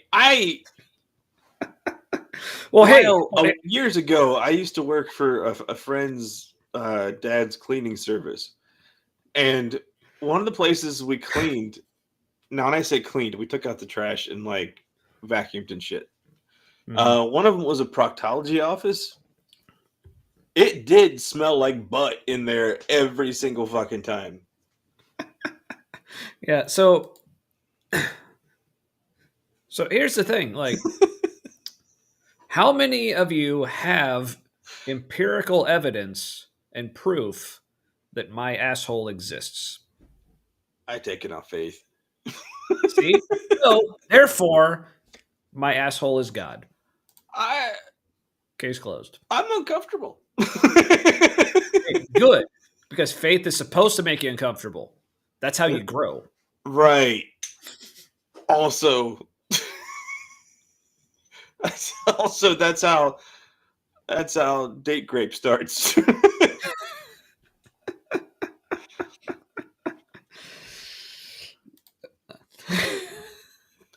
Okay, that's awesome. He tipped your proctologist.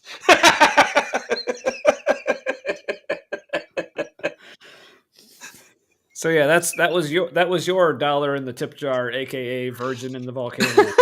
So. It's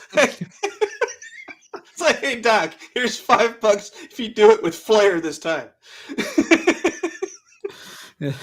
Flair. And speaking of my asshole, I don't know if it was audible, but I did fart right when I did the flare hand motion. So let me know in the chat if you heard that. I hope somebody did. But I wonder how comfortable it would make the doctor if you shake his hand first and say, good luck.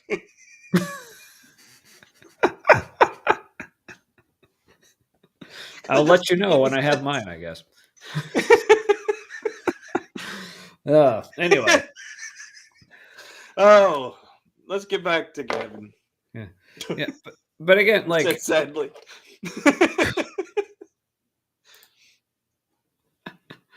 Didn't do jazz hands. So it wasn't audible. Damn it. Oh, it's all right. I'll try harder next time. So until then, you're just going to have to take it on faith that my farts exist. So they work in mysterious ways. All right. So again, Gavin explaining our expectations are wrong. But here's the thing. Like, I still feel like God should be able to work around those expectations and still let us know that he exists. But I mean, second question: how might God be revealing himself to us? He's like, now that I didn't answer that question adequately, let's move on to the second one. Than God as well. Second question: how might God be revealing himself to us through our conscience? Christians. That's not a great point, man. Because you're like, Yeah, like, how might God be revealing himself to us through our conscience? You're assuming that he does, first of all. Yeah, also, does he really want to go this route? Because in that case, God sounds a lot like me.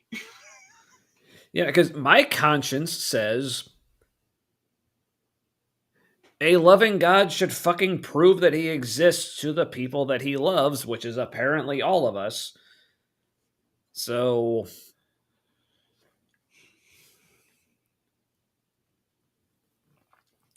Also, a conscience. Yeah, and also my conscience says, like, a book that says genocide and slavery and grape are okay.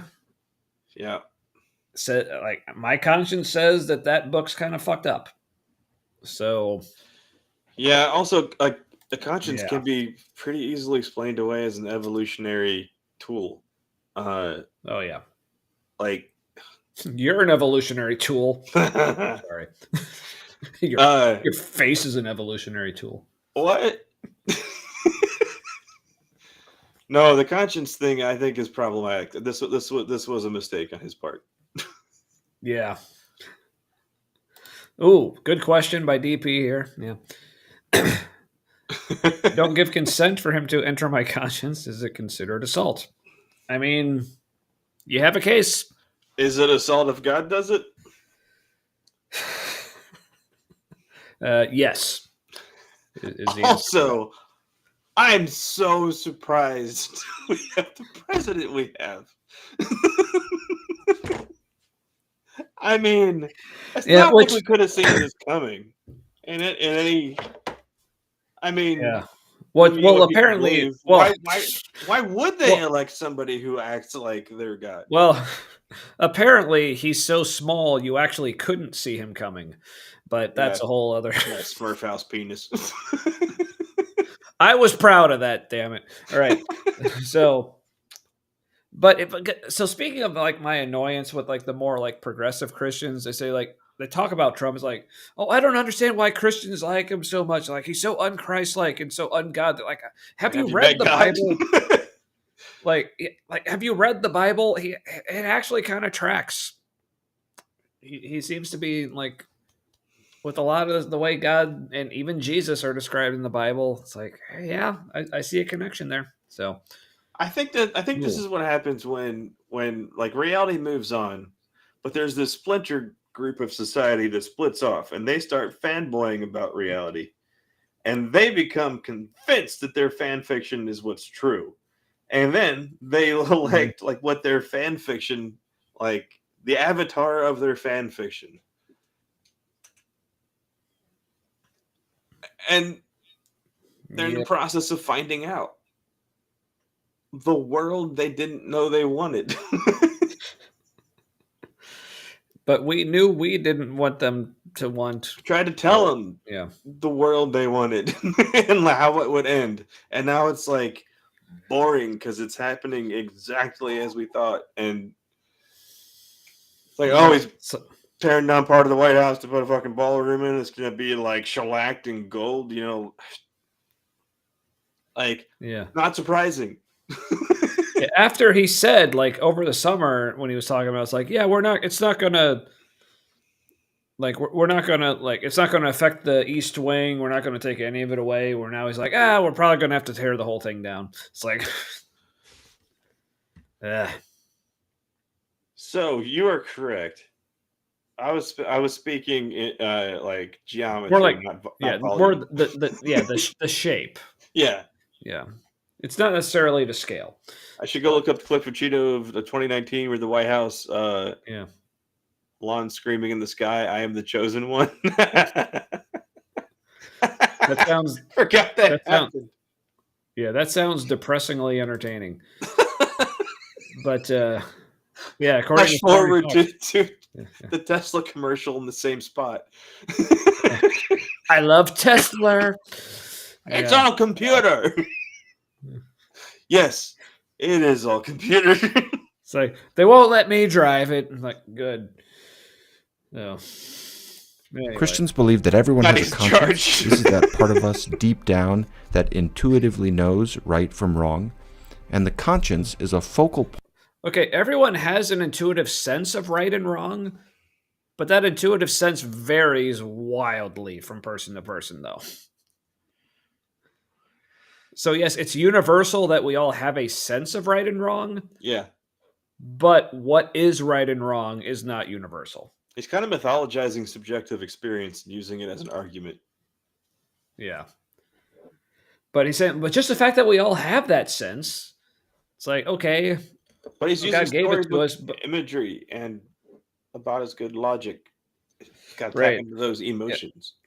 Right, so he's basically saying that God gave us all this sense of right and wrong, but he didn't give us all the same sense of right and wrong, or he gave some of us an extremely flawed sense of right and wrong. It's like, why is this person's conscience an inverted crucifix? Ooh, I mean, my conscience is probably an inverted crucifix, so But it glows, teal, so it's fine. Yeah. Point in our relationship with God. Kierkegaard even said it is our relationship with God. Okay, why do you keep having to quote like Kierkegaard and Pascal? Well, Kierkegaard, from my understanding, is he's an atheist who convinced himself he's still Christian. Hence, my conscience is God. Right. Yeah. And there's this aspect too, Fox. Yeah, we're socialized into it. Yeah. Because we got to protect each other. So we're gonna, it's just all part of how we are as animals. Ooh. So, as DP says, again, Garden of Eden, they didn't fucking know the apple would get them exiled. God just told them not to touch it and left them to their own devices. Well, he did say that they would die in that day. But didn't explain what death was. And also they didn't, but there's that. So all right, God another lied. YouTube streamer. Okay, so it is allegedly Ian. Okay. Highly recommend him if you like theological debates. We had a caller today who claimed the Bible prophesies Trump's bombing Iran. Yeah, of course the fuck he did. God, that stuff it's really interesting to watch people Sounds like it. Pull that stuff out of their ass. Okay, I love this comment only because like the comment part of it is the same exact length as the name part of it. So I find that extremely satisfying. Oh, it is. Look at that. So if we could have more comments of that exact length, then that would please me. So yeah, I think it's easier to say the serpent is the hero in the Genesis story than it is to say God is. Yeah. And I'll say, everyone, please me with your appropriate length. Take that as you will. So, all right. Possible to be resisting God at the level of our conscience without necessarily having a full or perfect understanding of God in our conscious thoughts. Hold on. Why is the bladder in his head? So I want to go back. So apparently our conscience is faulty, but let's hear him explain what the conscience actually is, because revealing himself to us through our conscience. Christians believe that everyone has a conscience. This is that part of us deep down that intuitively knows right from wrong. And the conscience is a focal point in our relationship with God. Kierkegaard even said it is our relationship with God. It's possible to be resisting God at the level of our conscience without necessarily having a full or perfect understanding of God in our conscious thoughts. This means that the amount of non-resistant non-belief in the world is difficult to gauge and might even be less than we suppose. For more about what non-resistant non-belief is, you can see my longer video on this topic. Okay, so the whole non-resistant non-belief, for people who aren't familiar with the official, logical, philosophical version of the divine hiddenness argument, is basically saying that basically if a loving God exists who wants people to know him, then there should be no such thing as a non-resistant non-believer. And they add the non-resistant part because they're like, okay, well, if people just are resistant to the idea of there being a God, then of course they're not going to believe it. But if there are people who aren't resistant to it, or even completely open or seeking it but aren't finding it, then that presents a problem. But I mean, we can get to that, but first, to me, I understand why people put that in there, because it kind of strengthens the argument, because yes, there really should not be people who aren't actively resisting God, but they still don't believe in him. That shouldn't happen. But to me, the whole non-resistant part really isn't necessary if God is the way that Christianity explains him to be. Because I'm so if you're saying that people can be resistant non-believers, it's basically what you're telling me is that God is, he wants to know them, but he's just incapable of overcoming their resistance. Never mind. I mean, again, Christians, read your fucking Bible. If you can resist belief in God and that's like good enough and he'll just let you not believe, then fucking explain Paul. Because can you think of a more resistant non-believer Yeah, he than forced himself on Paul. than Saul of Tarsus, who was actively persecuting the church, actively persecuting and killing followers of Jesus? But Jesus still showed up to him and convinced him. But So Paul this was whole, special. He's the church father. right? But I'm like, Tommy, are you a church father?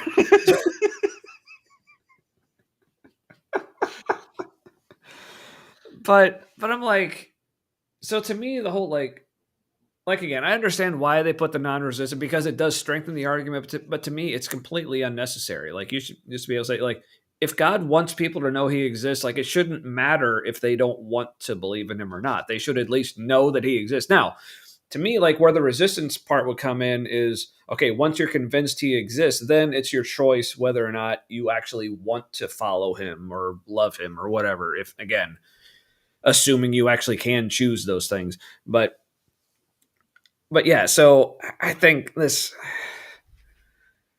but yeah, it's gaslighting because again, that's another problem that this whole like non-resistant non-believer like thing introduces into it is like, because yeah, like you said, like you can't really, like I can't really prove to someone else if I'm resisting belief in something or not. So because of that, because Which at makes least it easy just to assume it about you and explain you. yeah, because at least for other people, it's a completely unfalsifiable claim. Like I can say I'm not resisting belief in God, but I can't prove that to anyone. So that means that they have license to say that like literally anyone who doesn't believe, they can say, well, they're probably resistant. And like you can't prove them wrong, can't prove them right. So I think it just that aspect of it completely muddies the conversation. To me, it like really boils down to like, okay, but you're gonna have to explain to me that why God can't overcome my resistance. Like, let's just say, okay, you're right, I am resisting. What you're telling me God can't do anything about that? Ooh. As one father, church, and avoid splinters. Well, it's that mind sperm. That's what does it. You gotta philosophize that into existence. Yeah. So that's my whole take on this whole like resistant non-believers thing. I think it's just such bullshit. And yeah, unfortunately, it has given license to so many Christians to just start gaslighting people. Like, well, you're really resisting. It's like, okay. Also, by the way, this picture of Gavin with I forget his name. Alex O'Connor. Yeah. He looks like he's really skeptical of British people. It's like, I don't even know. He's correct. That accent and well, someone might say, well, I would like for God. Americans think they own English when it's like literally named after another country. Which is so fucking hilarious. Like, apologies to our British friends. But yeah. Is you can see my longer video on this topic. Now, someone might say, well, I would like for God to show up to me more clearly than just through conscience. Did you hear that? Maybe a miracle or a booming voice. Or what? Wait, what's that fucker's name? Cosmological argument guy. Oh, William Lane Craig. That was a William Lane Craig inflection when he said clearly. He was channeling. Let's hear that again. On this topic. Now, someone might say, well, I would like for God to show up to me more clearly than just through conscience. Well, I lower the bar.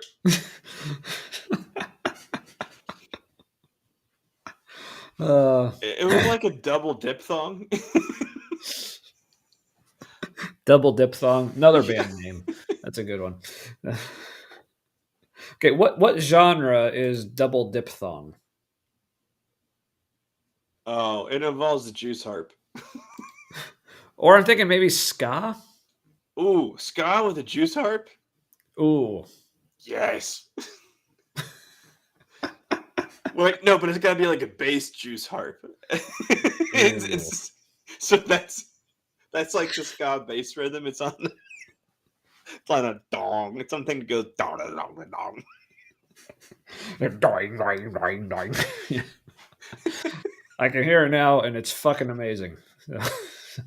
Say, well, I would like for God to show up to me more clearly than just through conscience, maybe a miracle or a booming voice or something like that.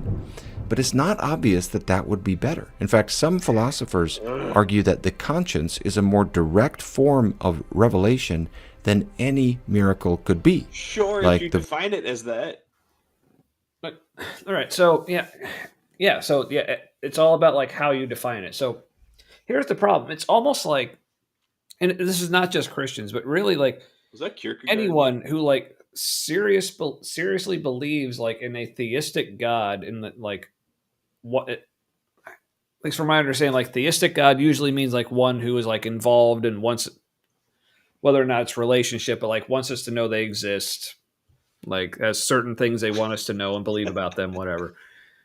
But the problem is the way they've defined God and how that makes that so difficult. But it's like, okay, but that's not really like my problem. It's really more a problem with how you've defined him. Because like normally, like again, and it's your story. yeah, again, like in everyday life, when it again thinking like relationally, like or just like whether it's a relationship or just any kind of idea that I'm going to like build my life upon, it's like it's something that I'm gonna want to actually know is real. So like things like, you know, whether we think about it or not, but like we build our life on the fact that like gravity exists. But we can like show and demonstrate like what it is and how it works. Yeah. Safe sex. Yes, please. Yeah, if we didn't put that up there before, that's a good pun. Yes. But speaking of which, the thug is my porn name. Yep. So that was you. What would that character be? Like a nerdy hillbilly? Yep. LSD. Lots of LSD. But yeah, so but it's like coming back. Yeah, but basically it all boils down to they've defined God as this entity that can't be proven, but then like blame us for saying I don't know what would prove it. You know? Because again, like the people say who would say well, what would convince you that God exists? Like some sort of like booming voice or like miracle, but we'd say, well, okay, but these things could be explained as like hallucinations or just some kind of trick or just something about nature that we just don't understand that we just think is supernatural. And so like, oh, you're just coming up with all these excuses. And like, no, it's like you've defined your God in such a way that I can't tell if it's real or just a trick or a hallucination or just something that we're not aware of that we just assume is God. Like, which is exactly the kind of thing that like a collective of human minds would come up with to protect something that they think they need. Right. Yeah. So like you would find a happy medium that explains why you can't tell if it is or isn't. You know what I mean? Like to make you comfortable with not being able to find proof. Right. But it helps you with your fifis, so like you have to protect it with theology. Yeah. To stand in for personal growth. It's crutch. Don't call it that. That makes him upset. Even though that's exactly what it is. But there was something about the way some people need crutches, though. I mean, like reality's hard. I can understand like needing something if you're not equipped to deal, but poor ninja. we do have a very. Made me think of Chota Boy from. We do have a very talented audience. Yeah, Orgasmo or something. Yeah. Anyway, but there was something about the way he worded this that made me maybe want to go off on another tangent. So let's We see. should see if YouTube will let us Yeah. live stream an Orgasmo watch along.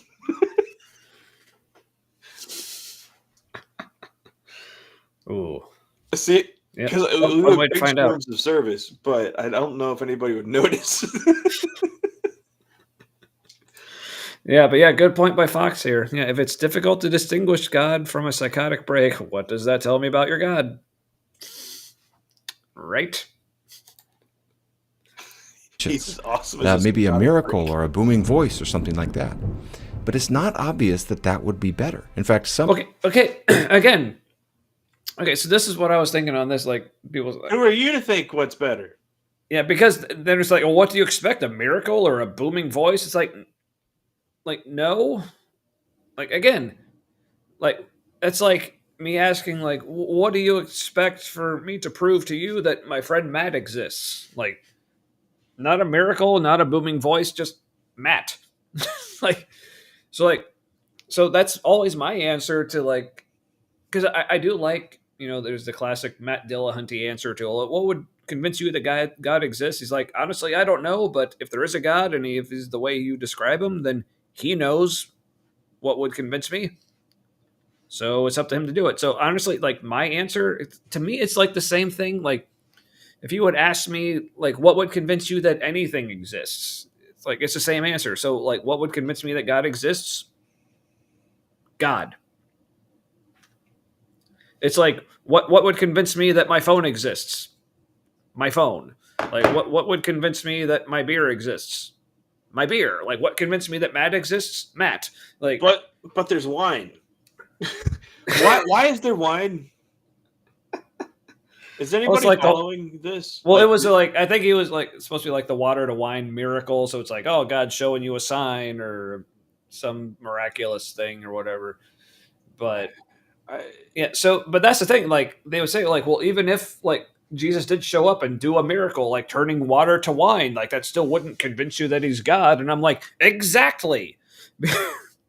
Because the whole concept of a God is such a, like, bizarre notion that, like, yeah, I don't know if there is something that could prove to me that it exists. So therefore, that really makes me think that if there is a God, he is not the way you describe him, as someone who wants me to know he exists, because the whole concept as we know it is not a thing that can be easily proven to exist. Like, is this making sense? Yeah. Yeah. If wind was a Chardonnay.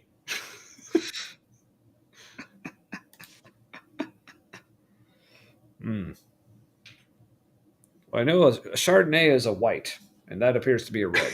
So. Alcoholism. Pittsburgh Steelers logo where your heart should be. I mean, we're in Cincinnati, so fuck the Steelers. So, by the way, like at the protest thing, people were encouraged to wear yellow symbol thing, team building exercise. The No Kings thing. Yeah, but like almost no one came with yellow, and we figured it had to be because the Pittsburgh Steelers and like Michigan and like all the rivals around here have yellow in their uniforms, it seems. Yeah, basically asking people in Ohio, unless they're in Columbus, in which case if they're like big like Columbus Crew fans, then like they have yellow. But like other than that, it's like, I mean, you got the Pittsburgh Steelers, Pittsburgh Penguins, Pittsburgh Pirates. Yeah. Also in Ohio, people are just generally not happy enough to wear yellow. We like pride ourselves on not being happy enough to wear yellow. If you wear yellow, people are like, what is their problem? Yeah, that's why, like, we're very much like University of Cincinnati, black and red. Those are our colors. Yeah. So, all right. But yeah, the whole like, why wouldn't a sign or miracle work? Like, well, first of all, because like we know like magicians are a thing, so we know people can make things look so. Yeah, there is a trick where you can pour water into a wine glass and you can't see like the really condensed food coloring in that little like dimple in the bottom of a wine glass. It looks like you're turning into wine. Mm-hmm. Yeah. See. So yes. And so in this case, like they'd say, yeah, a miracle wouldn't convince you. I'm like, yeah, I know. That's the problem. Is the way you've defined God is there's almost nothing he could do to convince me that he exists. So that's a more of a problem with how you've defined him and how you've explained to me how he works. And even if there is a miracle, that's not my problem. Yeah, even if there is a miracle, all you know is that an unexplainable thing happened.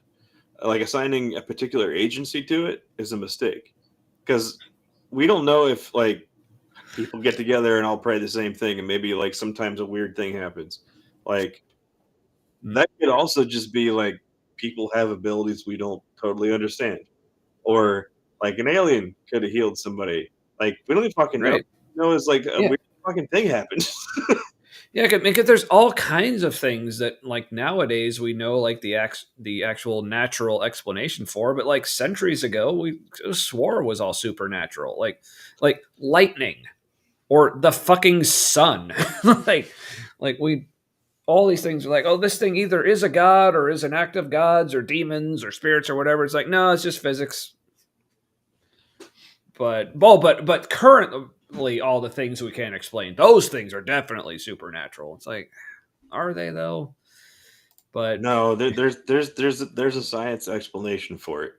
Like even if the Mothman is real, like there's, it's not a specter, it's not a hologram. Like it's a real thing that has a reason behind it.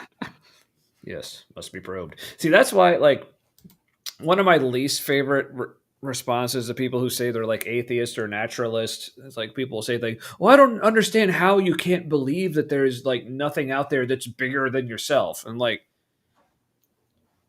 that's not at all what I'm saying. Like, of course there are things out there that are bigger than me, like both like literally, figuratively, and what it's like all I'm saying is I don't think you any don't believe of them this. are. You must believe the most wacky extreme opposite of that.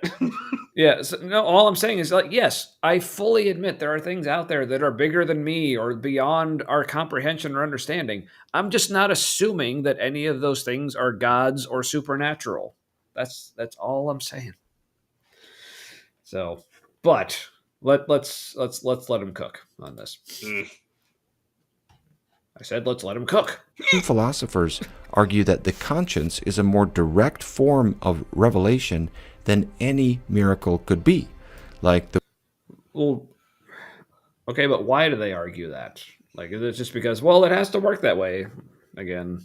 But voice from a burning bush that Moses saw, for example, because the transition from direct awareness of eternal righteous laws to an awareness of an eternal righteous lawgiver is potentially quick and easy. But the transition from direct awareness of a burning bush and a voice issuing from it to an awareness of an eternal and righteous lawgiver behind the voice would require more steps. Okay, but you know what would require fewer steps to get me to believe that there is an eternal righteous lawgiver? Showing me a fucking eternal righteous lawgiver. Like, it needs to be one fucking step. Like,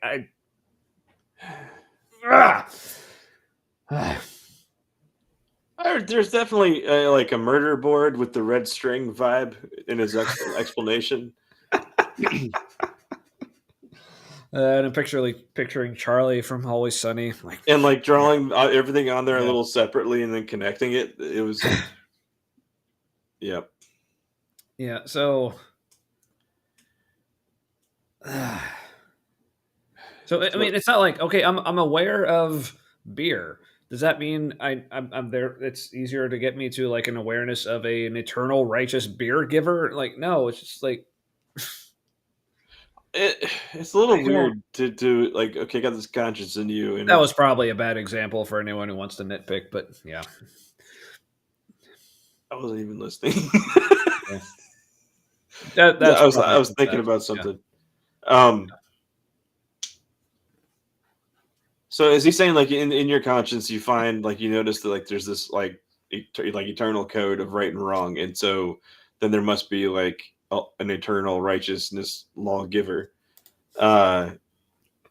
That's like saying because I noticed I have a sense of right or wrong, it must be from an eternal being like me. Ooh. I must be made in their image. It's a really self-centered assumption. Yeah. Oh, yeah. Which makes sense as like an evolving ape people. Oh, yeah, for sure. But yeah, it's just like the lack of imagination for like all the different ways that God could possibly reveal himself to us. He's basically just boiled it down to these two options. Like, well, and then so he basically making a false dichotomy and saying that we're wanting the worst. So he came up with these two options, decided one was worse, and then decided that's the one you're asking for, therefore you're ridiculous. Like, no, I don't care about some kind of like burning bush or miraculous sign. Like I said, like if God exists, I want to see God. Like I don't need to see a sign or a wonder. Like I just need to see God. I gotta hit some comments real fast. Alien healing, a matter that must be probed. I think from like alien involvement in human buttholes, like it can be. I think it's a safe assumption to like human buttholes are very valuable to aliens. Apparently, they're just very. Or at least within there, yeah. At least they don't like core out a rectal sample like they do with the cattle sometimes. Assuming that's them. They're like it's like some like galactic apple corer. They'll like just completely remove like 2 feet of anus of a cow. Like it's their hobby. Anyway, I didn't mean to show that one. But yeah, I need to watch that. Sight of God destroys you. Hearing from God through a bush on fire, perfectly fine. We need that appropriate filter. Safety first. And a faith board with red yarn. That sounds interesting. Making connections as we learn things. Yeah. I did actually show those earlier. I just didn't mention them, but oh, my bad. That's okay. But you actually mentioned them, so that's good. You brought more attention. So, thanks again for, yeah. God's like, man, we're in trouble, but at least we'll all be stoned when we're smited. Hey, always a bright side, right? Yep. I was actually having this conversation with my therapist last week. We were talking about like neurodivergence, like autism, and the whole like how like the way our brains work, like they don't necessarily fit with like the expectation of like people's categories for how people should act, but it's like nature really doesn't care about people's categories. It just kind of is what it is. And people try to make sense of it, but kind of suck at it most of the time. And we both were like, how is the platypus not the official mascot for neurodivergence? Like, it's platypus God. Fuck yeah. That's how that was in my head. All right. Fuck yeah. So let's listen to Gavin explain to why the crappy, expectation that he has put on us doesn't work, even if it's whether or not it's one we actually have or not. He's telling us it's inadequate, and therefore we're wrong. Now, that might be counterintuitive, but it's hard to deny if you think about it. The voice from a burning bush could be an angel, could be an alien, could be a hallucination, and so forth. But for Christians, conscience is the very whisper of God himself. Okay, wait. Conscience could be so many other things besides God, too. It's like, right. But the Christians believe that the voice of the angel or the voice of the alien or the voice of the hallucination is the whisper of God himself. He didn't explain it wasn't those things. Yep. He's like, yeah, regardless. Christians think it's God. Yeah, it's like this. Again, he introduces something that's problematic. Like introducing conscience as like a reason was problematic in the beginning, and now he introduces like aliens or hallucination, and Like, are you trying to help people, Gavin? Like,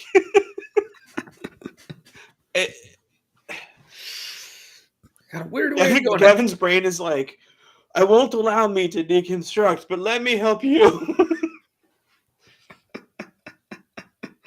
But yes, I am also so happy you could make a fucked up beaver duck such an existential topic. Fucked up beaver duck. That's another band name. No. But their bill is different than any duck. Also, do we need to? I almost feel like we need to rename the show "Fucked Up Beaver Duck." That feels like it fits. Maybe that's like an every so often repeating thing. Maybe it's a theme episode. That could be. Well, thank you, DP. So, yeah. So another good point by Fox here. Yeah. So if God is the conscience, and if God was consistent and actually in, like by spirit, like in every believer, and they all had his spirit, then you would think their consciences would be consistent, right? You would think. I need to go pee in a sink. I'll be right back.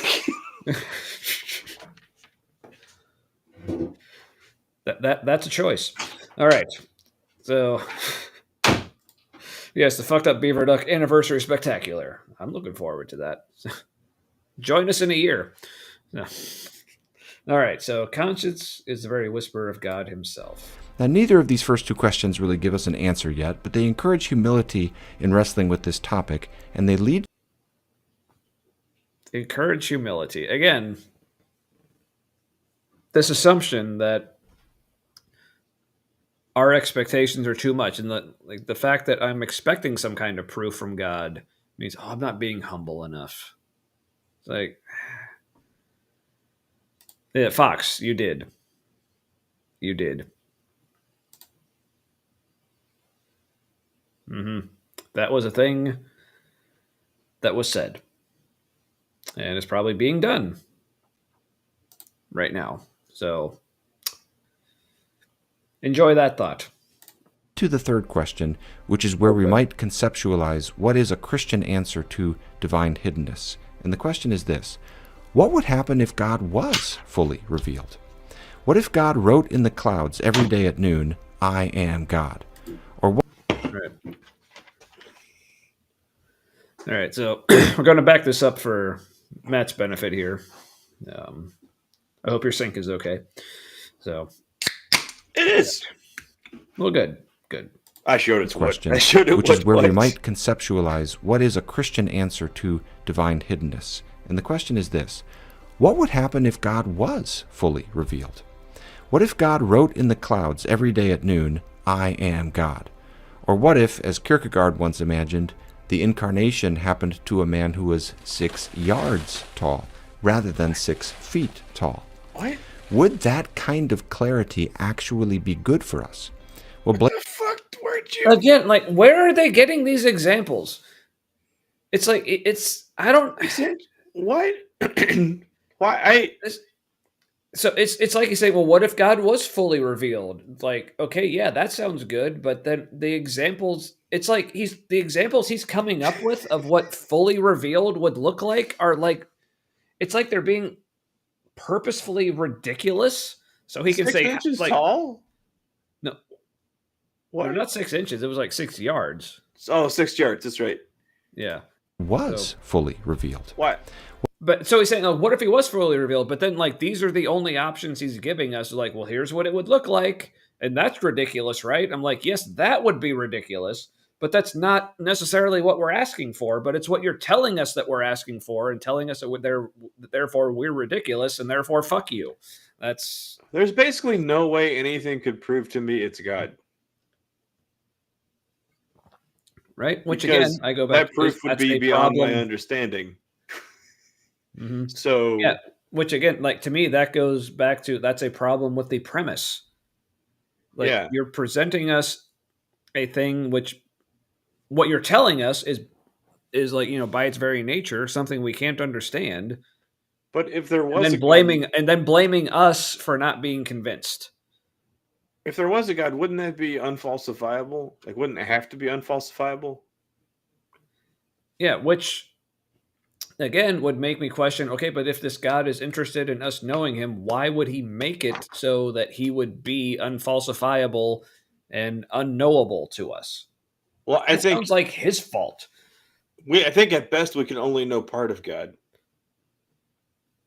Because to really know God, you'd have to be like pure, like a peer, you know? I actually want that mug. Wait.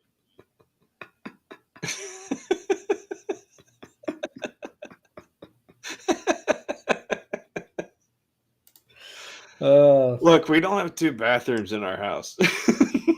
Yeah, but I was about to say, oh, that'd be a great conversation starter, but then I remembered I don't want to talk to people. So never mind. We've got this old concrete utility sink. It's, kind of old-timey urinal shaped. And what am I going to walk upstairs? I get to pretend I have 2 bathrooms if I pee in a sink. Yep. There you go. But yeah, it's just this whole, like, the problem is the way they've defined God, and then they're blaming us for finding it unbelievable. It's like, not my problem. This is your construct. Religion is such a funny thing. Yeah. Like, you made it That's up, understandable. and then you also have reasons why we don't believe you're made up shit. Also, we know you didn't make it up on purpose. I mean, maybe some of you did, but like, it's some human brains became aware of more than we were able to handle. Yeah. And we developed an institutionalized coping mechanism. Basically. All right. What if God wrote in the clouds every day at noon, I am God? Ta-da! I mean, that'd be weird, but I mean, how do we know you're not that's not lying? Yeah. We don't talk about the poop bucket. No, there is not a poop bucket. There is a pee bucket, though. God appeared and laid an egg, produced milk without nipples, had a bill and spikes of a beaver tail. See? The platypus is God. Confirmed. Yeah. All right. Oh, that's right. They have like those like spurs. Or what if, as Kierkegaard once imagined, they have what? Don't they have like spur spikes? Or like yeah. Mm-hmm. Weird ass shit. The incarnation happened to a man who was 6 yards tall rather than 6 feet tall. Would that kind of clarity actually be good for us? Well, Blaise Pascal says no, like it might help. because our Yeah, like how would a man 6 yards tall? Well, because or it would be so unusual. Maybe it would have to be an incarnation of God.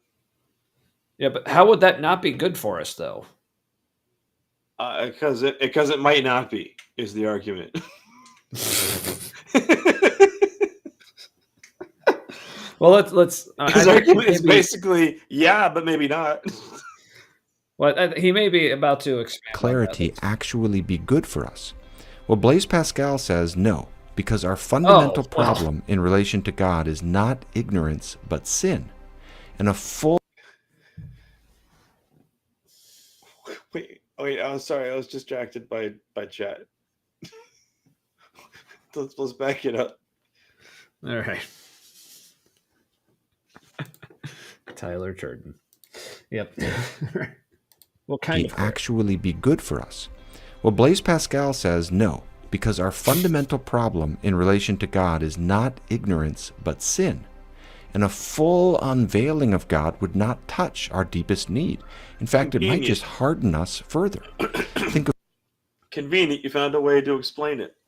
Yeah. So basically, again, this answer is basically, well, the way we've invented God, this is how it works. It's like, okay, yes, if all these things were true, then these things would be true. Sure. Demonstrate that these things are true. The poop fairy, hopes and dreams. That's where all my hopes and dreams come from. Thank you. Right, there's no poop bucket because we don't talk about the poop bucket. Yeah, because according to Tyler Turden, first rule about poop bucket.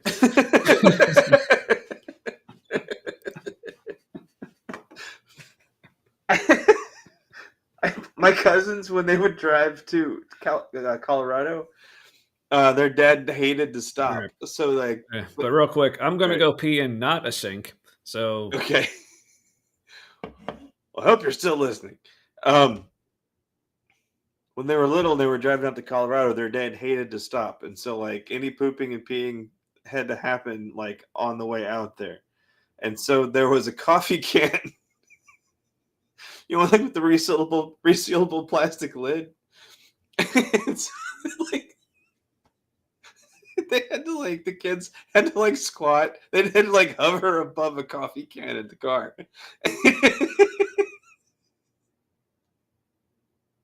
And they were talking to like other people when they were growing up, or like like after they had grown up a little bit, and they would just talk about the coffee can like it's something that like every family had. And they're like, no, that's really fucked up. No one else did that.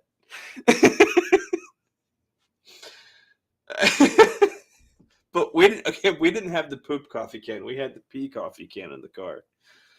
But oh man, poor white people.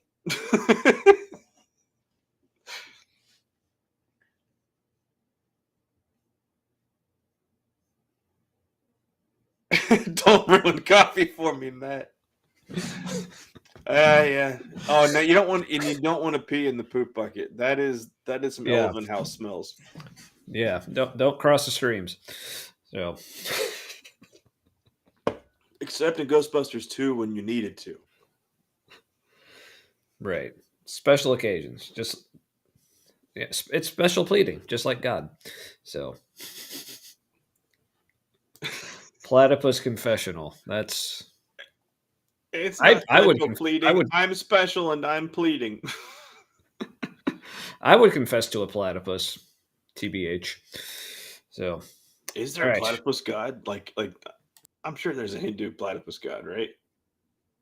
Do they make room for one? Can we make one? Is there like a duck god?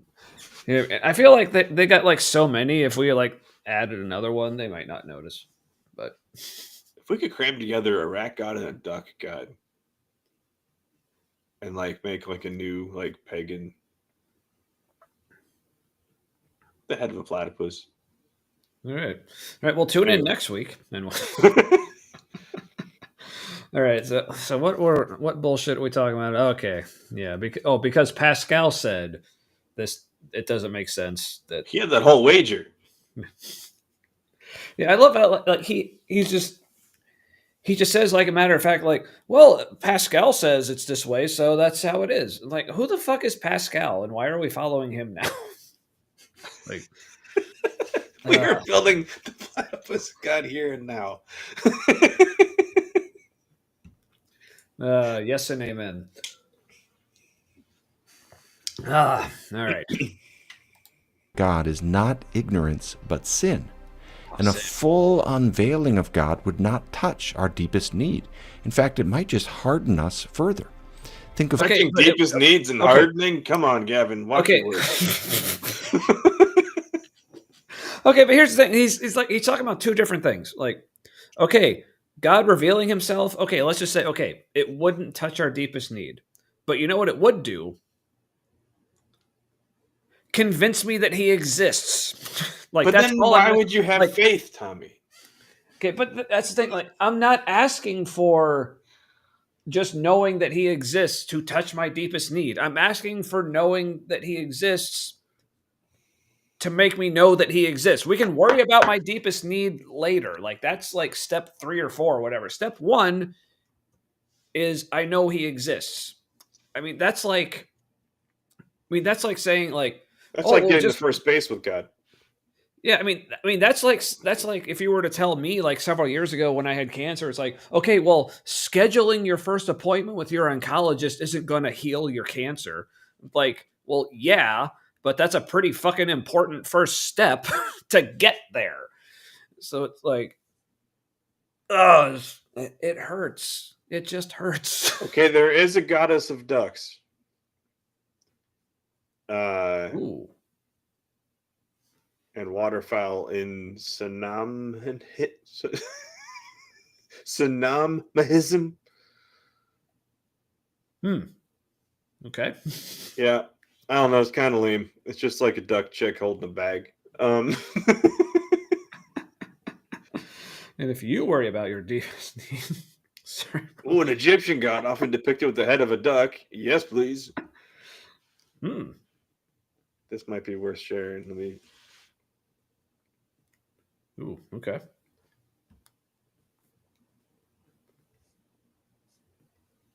You want to share something now? None of these pictures have a head of a duck. They all got people heads. It's fucking lame. I'll have to find something later. Okay. Well, let's. I keep forgetting how bullshit this is, and I feel like it keeps needing to remind me. Would not touch our deepest need. In fact, it might just harden us further. Think of Pharaoh hardening his heart. Okay, but again, whose problem is that? If God fully revealing himself to us would cause problems, whose fucking fault is that? Like Pharaoh. Oh yeah, but yeah, Pharaoh hardening his heart. Let's Harden his own heart. In fact, it might just harden us further. Think of Pharaoh hardening his heart during the plagues in the book of Exodus, for example. Wait, I and thought it's not God hard today to Pharaoh's find heart. atheists. Didn't he just say Pharaoh hardening yeah, his own heart? let's listen to that again. The plagues in the book of Exodus for further. Think of Pharaoh hardening his heart during the plagues in the book of Exodus, for example. And it's That's an Gavin, that's explanation not of the like fucking God story, only did man. it because Pharaoh already did. It's like, Yeah. And if you keep getting hardened further, I'd say thank you, Ember. But I mean, please, Pharaoh, it does look like it. Every pharaoh has two pillars next to his throne. Like, yep, and those pillars aren't holding anything up. why is he in the middle of Ireland?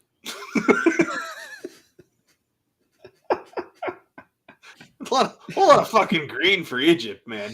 Because it was Pharaoh O'Donnell. That's what Pharaoh is short for. Yeah. But he said the Pharaoh hardened his heart, but that is not what Exodus says. No, that's some of the would not Apologetics touch our deepest need. In fact, it might just harden us further. Think of Pharaoh hardening his heart during the plagues in the book of Exodus, for example.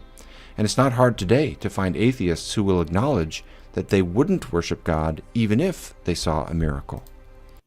Also, attacking someone's people is a great way to build resentment in their heart. Like that's why like sieging a population never works. It always backfires because it galvanizes the people against you. So go figure, God. Pharaoh galvanized against you. Yeah, but also like this example that he's brought up here was, first of all, like, okay, you're bringing up an example of one atheist saying something. It's like that proves nothing other than this is what that particular person thinks. That's literally it. So, but even the example that he has here with like what Dawkins is saying, like this isn't like an example of him hardening his heart and like saying like fuck you, God, I'm not going to believe in you. Like this is just him just realizing, yeah, I don't think that would convince me. Like, that's not him hardening his heart. That's just him being honest. Yeah. Like, this is such bullshit. And why would you want to surrender to a threat like that? I don't understand. Like, what's his motivation? Yeah. Yeah. But yeah, the whole, like, saying that Pharaoh hardened his own heart. Yeah, revising the Bible. Yeah. Yeah, apparently that's a no-no. But Gavin's a sneaky fucker. I think he knows more about philosophy than he. I'm not saying he knows a lot about philosophy, but it seems like he knows more about philosophy than apologetics. Because his apologetics is more like sleight of hand. It's. His team seem to pretend to have an answer. It's more get you back to comfort town. Right. Yeah, and it seems like a lot of it boils down to it's like, oh, But our book has an explanation for this. But my book, though. Yeah, but we're like, yeah, we know it has an explanation. We're saying it's a bad explanation. So I think if you're honest with yourself, you will realize you think that too, and that's why you struggle to believe. yeah, and you know what? Like Islam, like in their teaching, like they have an explanation for why Jesus actually wasn't crucified. It was actually just another guy who looked like him. So yeah, they have an explanation for it, Gavin. Does that mean you're just going to accept it? Probably not, and for good reason. So same for us with your All right, explanations. real quick. I don't know why this is related to my head. If there's aliens, a reason why our government would want to hide it from us. A great reason for that would be if sometimes they pretended to be our deities and like just messed with us for either for fun or because it benefited them somehow to pretend to be something. Hmm. I don't know. Yeah. Things I think about. Yeah. Amber with a good point. Ember. Sorry. I keep saying Amber. At least in my head. Anyway, yeah, if you pretend to have the answers, you stop looking for the real answers. Yep. Turns out that it's a feature, not a bug to some folks. Yeah. That's faith. Don't go looking for the real answers. You'll get shunned. Yes, I believe that is the official spelling My book. as well. My book. Kierkegaard claimed that the way God has revealed himself to us is best designed to meet our real need. And to illustrate this, he told the parable of Wait, what's our real need? Yeah. So the way that Christians say that God revealed himself is just so happens to be the best way to meet the real need that they also say we have. Yeah. So basically all you're saying is their story has a sense of continuity to it. It's like, okay. I'm loving Sure. Liberace Jesus, by the way. Is that what this is? Yeah, sparkle. All right. Let's I want to get more of a setup for that. Best designed to meet our real need. And to illustrate this, he told the parable of a king who fell in love with a poor maiden. And the king realized a problem. Oh my God, this How is a will I fucked up story. I reveal remember my that. love to her? Mm-hmm. He could command her to be the queen, but that's not the ideal way to earn love. Then he thought, well, I could shower her with royal gifts. But how would I ever know whether she loved me for myself or just for the gifts? Finally, he realizes there's only one way forward. He took off his crown, relinquished his scepter, laid aside his royal robes, and he took upon himself the life of a peasant. He became as ragged as the one he loved, so that she could be his forever. It was the only way. His raggedness became the very signature of his presence. Well, this is what Christians believe that God has done in the person of Jesus There's Christ. a lot of layers there. An incarnate God. Yeah. Like, Fabulous. one, the maiden doesn't seem to have much free will. It seems to be like assumed that she will fall in love with him. Mm-hmm. Yeah, it's like, and again, it's trying to set up the dynamic between like God's relationship to us, which is something that he's supposed to have control over, with this other relationship where it's like someone who's a king, like they don't have any control over how like a peasant would feel around them. Like that whole dynamic, like that's just kind of how it is, and like we just kind of can't help it a lot of times. So yeah, the fact that they keep trying to compare God to all these people who do not have anywhere near the level of control over the situation that he has, and try to convince us that it is in any way analogous, it just doesn't fucking work. Also, in his analogy, there isn't like there's not a focus on what's good for her. slash us in this analogy. Mm-hmm. God slash the king gives up all of the benefits of his station. But how does that benefit her? Like it would probably mean more if you find. This is what I was thinking about when I was watching this. If you find out like who's important in her life, right? And then you use your money, your resources to help them. And like, sure, she would never know for sure that this king loves her, but he's valuing like what she values and putting like his wealth and resources behind what she values. Like that is, but no, he's just gonna like, get rid of his wealth and be poor, and like that convinces her. Like, Yeah. did she know you did that? Like, what the hell? Like, Yeah, I- like, yeah, it's not as magnanimous as he thinks it is.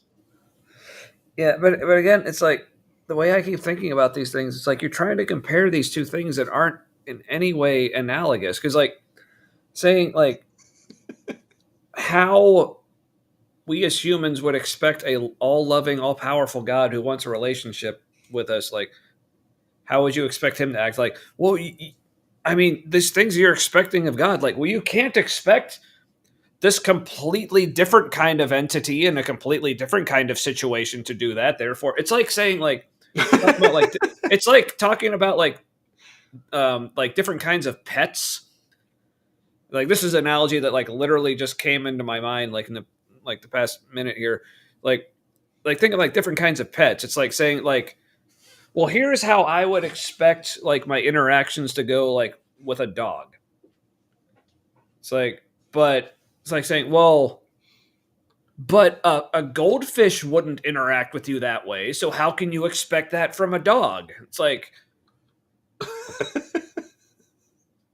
or it's almost even worse in that. It's almost like saying, well, you wouldn't expect a goldfish to interact like that with a cow. So how can you expect to interact like that with a dog? It's like you're trying to compare things that are so completely different.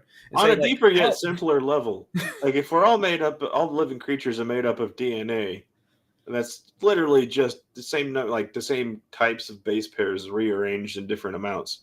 Like, it is kind of weird we don't all act the same. A little bit in some way, but yeah. Also, I just also want to point out I love how the whole like platypus deity lore is deepening in the chat here. It's just very fun to watch. Yeah, I'm gonna have to find some stuff. So, the thing about platypus is like platypi are that you can't. It's hard to tell in an image that it's a platypus. It just looks like a fucked up duck. Because they've got the head that's not as tall as a duck, so it just like a birth defect duck. That's a bad drawing of a duck. Yeah, that's like if my toddler tried to draw a duck. That's what that is. Yeah. I think Australia and New Zealand, that's like what God was working on when he had been drinking.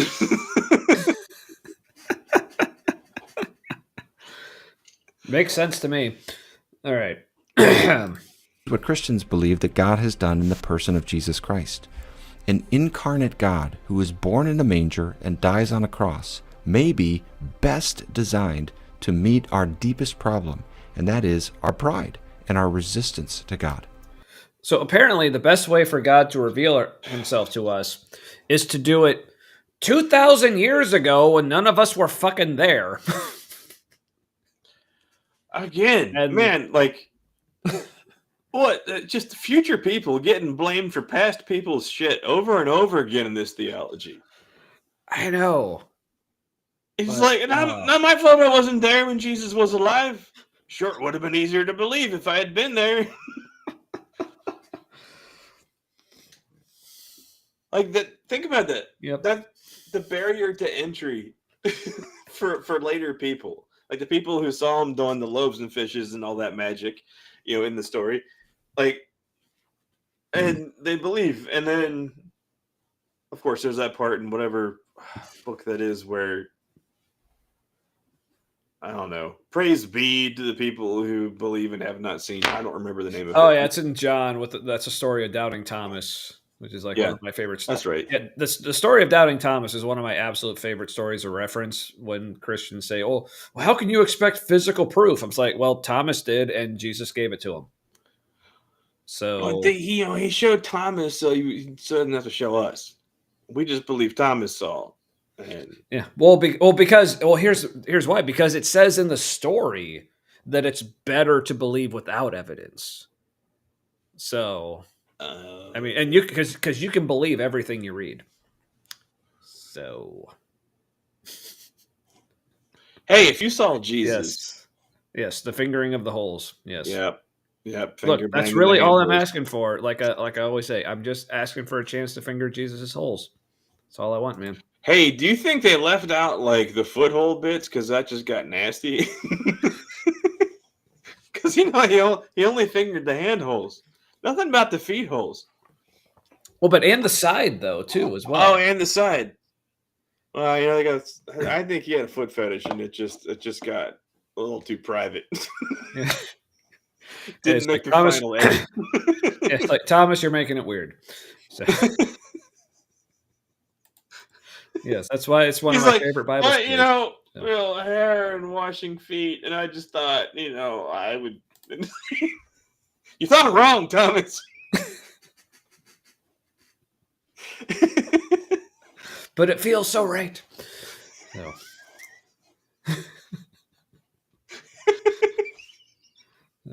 Jesus goes, if it's bad to be me, I don't want to be right.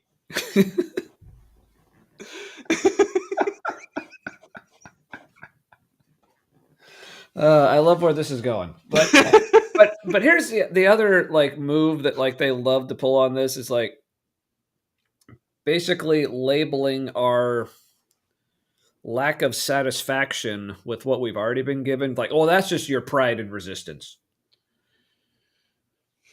Yeah. Also, yeah. Oh, wait, I clicked on the wrong thing. Everybody so understands Jesus' souls, and the little Christian women are so unsatisfied. That and like female orgasm just must be so empowering that like the patriarchy is afraid of it. Yep. It's like the opposite of manifestation. Oh, and the fingering is holes, yeah. Ooh, yeah, sorry. Kip Davis, even. Well, we'll get to him. Yeah, Chris is asking what it takes to believe. If Jesus let me finger his holes, yeah. Well, yeah, recording the audiobook for God's Propaganda. Nice. That sounds interesting. Yeah, because Kip insists on doing it himself, and I must say, those are my favorite. Those are my favorite audiobooks when it's the author recording it. Yeah, those are always the best. So. Except Tom Holman's autobiography would be a bear if he. Do you know who that is? No. He's the border czar. Oh. Sounds like he's got a dick in his mouth all the time. So I don't understand why you said you bought Halloween candy yesterday. I also don't understand why you spell it like that. Halloween. Halloween. Halloween. Halloween to you too. Yeah, it's a fuck ton of work to misspell words like that. Yes, that's true. I guess I say that re-recording your own stuff when you didn't say it just right. Yeah, that's why like I am such a perfectionist. Like I could never do something like that because I would never be satisfied with anything. So I don't know how Apologia does it because when he does his prepared videos, he is very precise in what he says. Yeah. I don't know how he's happy with anything. He seems really into that. I don't know the context, but I think I have to read further up in the chat. But I like this as it is. That's fine. So. Yep. Anyway, all right. So, but again back to why if we aren't satisfied with the evidence or lack thereof that God is giving us, that's because of our pride and resistance. So again, our fault. We're super powerful. Because again, in any situation where one party is like all powerful and all loving and has zero limits on anything, and the other party is super limited, you always blame the super limited one. That's just yeah. Well, yeah, you gotta blame the downtrodden. Again, it's amazing our country is where it is. Blaming the downtrodden. As is, yeah. It's actually how I bought my house. It was as is, and every once in a while slightly regret that. But hey, it gives Matt work. So chocolate cake batter. I don't know what a Chapman's is, but I'm assuming that's good. So, and also you misspelled cream. God. Creme. Ice cream. Is there nothing you Canadians won't ruin? Man. Anyway. They seem to be doing America better than us right now, though. That's right. That's right. You're not Canada. You're just better America.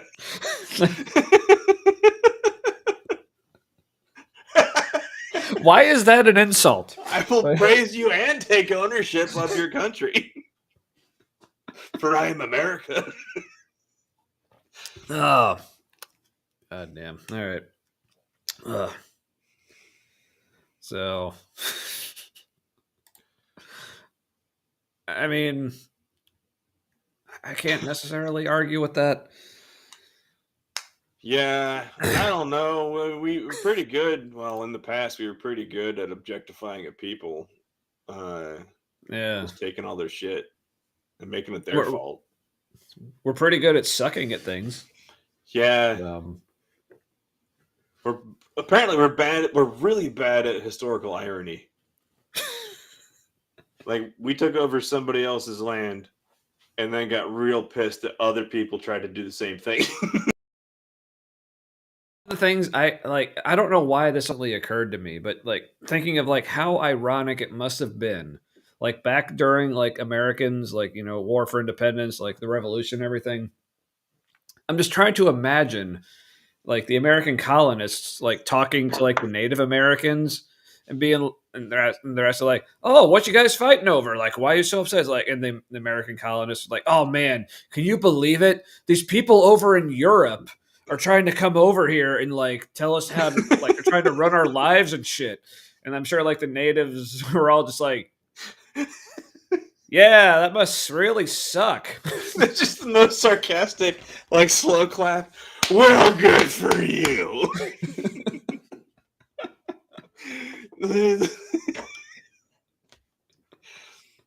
Oh, well, thank you, Kip. I am happy with that.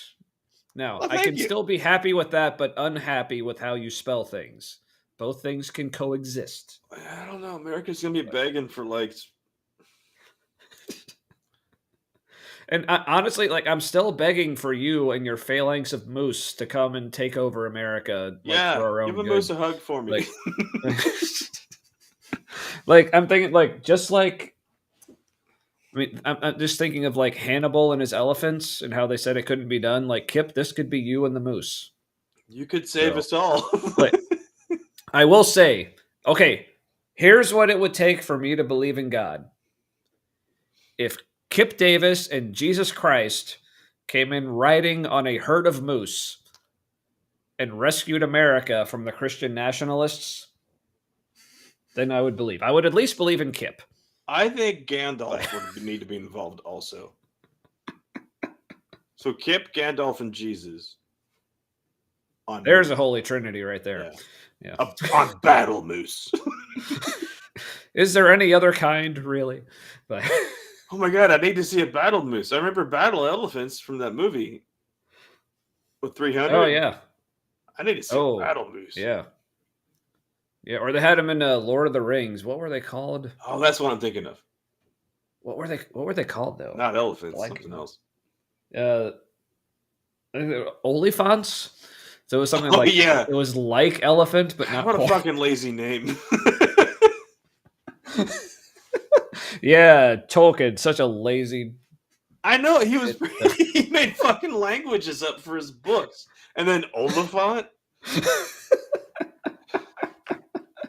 That must have been literally the last thing he ever wrote. Like he had the whole story. It's like I can't think of something to call these damn things.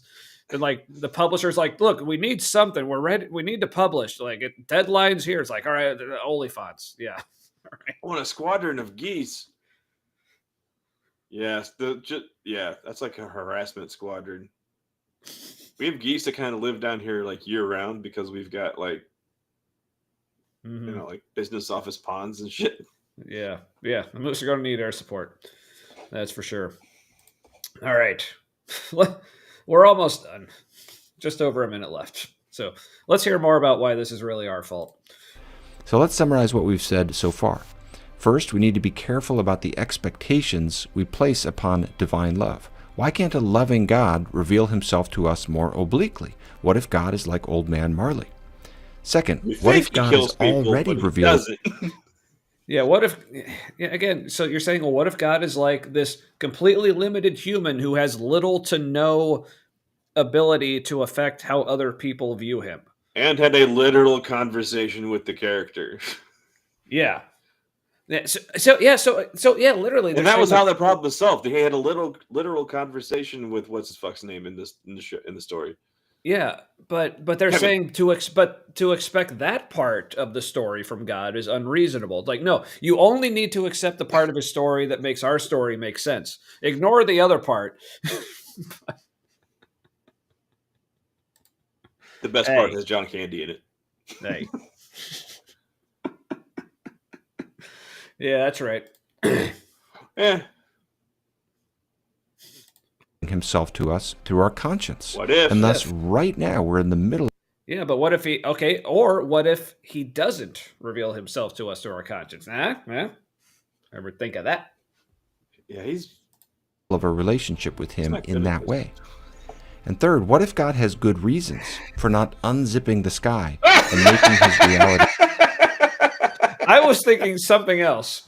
Let's see if I...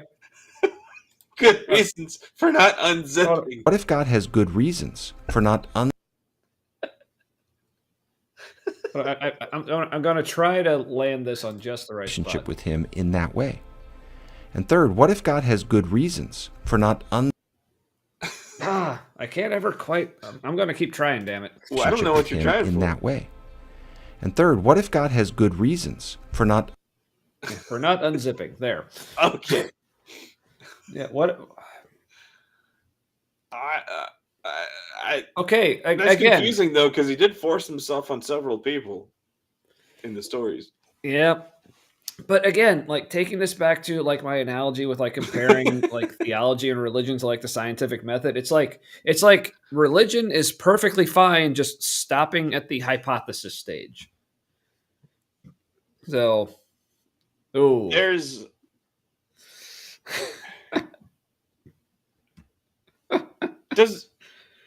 I'm not making claims about people's sexuality. However,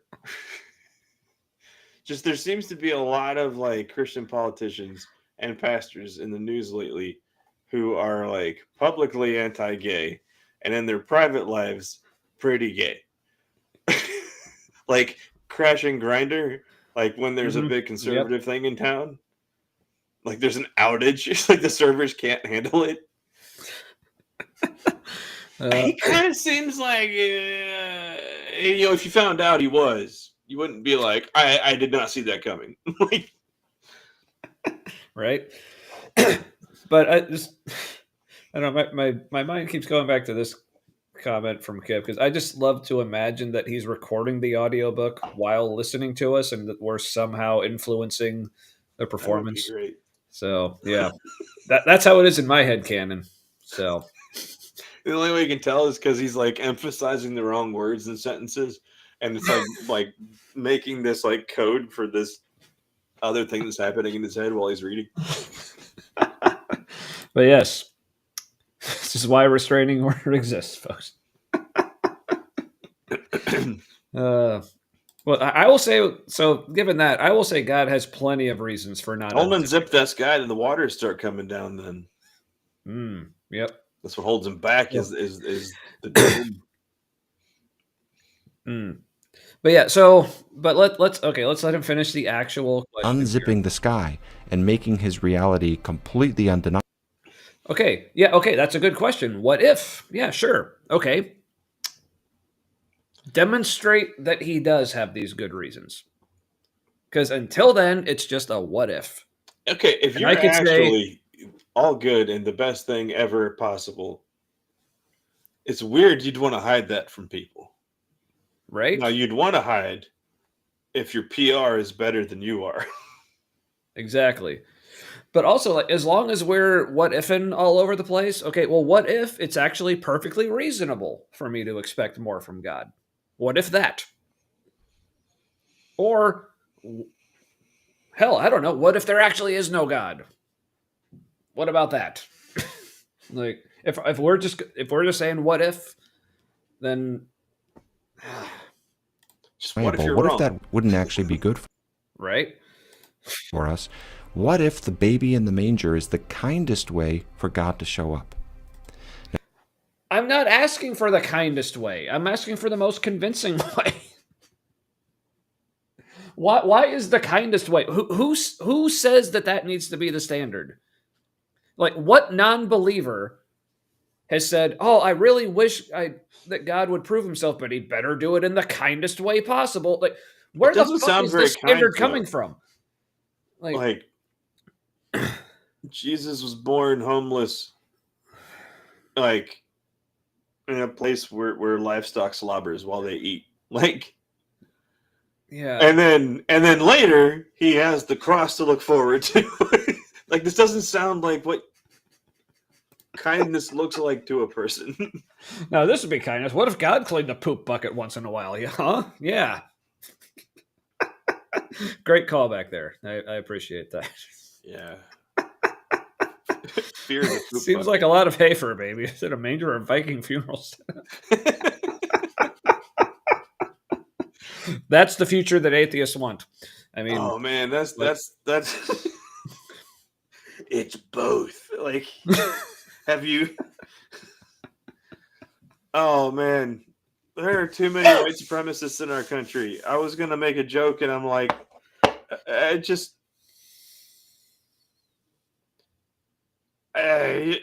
Yeah, Jesus being born at a Viking funeral. That's Christian nationalism. I was gonna make a joke, and then I was like, I hate that it's so natural that it's joke worthy. right? Yeah. You know that thing everybody's country does where it goes like super racist. So normal. Oh god, that sucks. All right. That's all right. They'll lose. Now, if all that leaves you discouraged, here's a promise to remember from the God to show up. Now, if all that leaves you discouraged, here's And it does. But here's what? a promise to remember from the words of Christ. Seek and you shall find. Oh, it's so simple. If you're seeking God with all your heart. Okay, but remember the story I said earlier. Like, I did seek. And going on 4 years now, I have not found. But think about and like your same thing you're saying. Piggybacking. How this sounds to somebody who is like struggling, right, with their faith, like they're feeling lost and whatever, and you're seeking and you're like, what am I doing wrong? And then this fucker says, if you're not truly seeking. Like that, that is hopelessness to someone who has been seeking and has not heard. And you're like, I'm doing my best, like, and he's like, well, your best isn't good enough. You'll never know. Like, Yeah. So then, and That's then this was crushing kind of, shit. yeah, and then this was like kind of my experience. Like it never happened like in like literally like these words in this exact conversation, but essentially what so many like much broader conversations boil down to is like I would say, okay, I'm seeking and I'm not finding. It's like, okay, and they're like, oh well, you must be seeking wrong. So then I'd be like, okay, then what's the right way?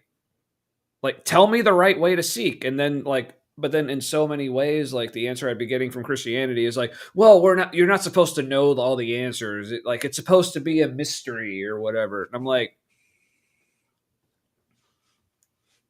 that's where like a lot of my frustration came from because I was looking for like I want to be doing this the right way. If there is a God, I want to know He's there. How do I do it? Like just let me know something. But the only answer I got is like, oh, you can't expect answers. Okay, well then how the fuck am I supposed to believe in any of this if I can't expect answers? Like it was just so fucking maddening. So that was The one. Goonies Hunt for God? No, but that's a hell of a I sequel. don't remember. Oh, but I'm thinking like actual hunt, like with like shotguns and stuff. Like, Wait, oh my gosh, dude, you gotta watch Preacher. God goes missing in heaven. It's based on a comic book. God goes missing from heaven, and this former preacher goes with a vampire and a murder accomplice. I think they go looking for God, and I think he's in New Orleans. Meanwhile, a demon is hunting them. You would like it. what is it on? I'll have to let you know. Okay. I want to say Hulu, but I'm not sure. Oh yeah, It might be in Netflix. I really don't know. I might have Hulu because I think we have like the Disney Plus with the Hulu or something. Anyway, It's worth watching it just to see inbred Jesus. yeah, you told me about that, but It's the most sacrilegious thing. which I appreciate. All right, so yes, but back to this whole like, well, if you were really seeking, then you'd find. I'm like, okay, well, I tried like to the best of my ability to seek, but because also again, having like so many different rules and like rights and wrong ways to do this like intricate process or whatever, like this is not how good loving relationships are supposed to work. Like, but it is how like, a covenant-driven society patriarchy would work in the Bronze Age pretty well. right. Yeah, because again, going back to like the parenting illustration, like with my kids, like yeah, I mean, I understand like when my kids are little, like they don't understand like all the dynamics of how like human interactions and relationships work. But when they're that age, like I understand just them in their own way expressing wanting to have a relationship with me. And in their own way expressing that they love me and they want me to love them. Now I could be What you love me. Sorry, song. now played I in my could head. be like God and just be a complete asshole and say, "Well, you're not doing it the way this is supposed to work." Like you're not seeking me the right way. Like I'll just wait till you've grown up enough and you understand how all this works. It's like no, it's like I understand where they're at. I understand the desire that they have. Like whether or not they're doing it the right way. It's like God sounds like King Joffrey. yeah, because The way like you just described him. so for instance, like my son, like when he was a baby, like his version of like cuddling, like if we were like laying in the bed with him or whatever, and he like was like feeling happy and wanting to cuddle or whatever. His version of cuddling was like headbutting us like in the chin and then like smacking us in the face. And he was like having like the best time. And but we were like, okay, yeah, we understand like if another adult was doing this, this would like be like assault or something. But but we understand, like, okay, where he's at, this, we understand what this means, and we aren't expecting more from him. But I feel like God is like, according to these people, he's expecting us to act at a level that just doesn't make sense to us, or that for whatever reason, wherever we're at, like, we can say, well, I'm doing the best I know how. Well, apparently that's not good enough. That's what this is saying. And like you mentioned earlier, like, to someone who is earnestly, honestly seeking and just isn't finding anything, hearing stuff like that is fucking devastating. Like, that does so much damage to a person. Like, have you considered it's your fault? Like, Yeah. I just, man, that just, I think Christianity makes people a little sociopathic. Oh, for sure. I mean, because that's how God is in the Bible. So, Yeah. wanting to be more like God, you end up sacrificing, like, your empathy for the story, or to, like, maintain the truth of something in your head. Mm-hmm. Like, you serve an idea more than you serve people. Yep. God's the dude holding the laser pointer. We're the cats and dogs chasing it. Yeah. Yeah. And yeah, his expectations, pretty unrealistic right from the start of the Bible. Yeah. Yeah, he really should have known better. Yeah, because here's the thing, like, if I was God and I had, like, my precious creation, and if there was, like, a certain fruit that I didn't want them to eat, you know what I would do? Not put that fruit anywhere near them. Or make it smell like rotting flesh or something awful, you know? Yeah. Don't make it a... It just really seems like self-sabotage from the beginning. Yeah. Because Eve saw that it was good to eat, which meant it didn't look like poop and didn't smell... You know what I mean? Like, which also, okay, if she saw that it was good to eat, then that means God made it look good to eat. Made it tempting.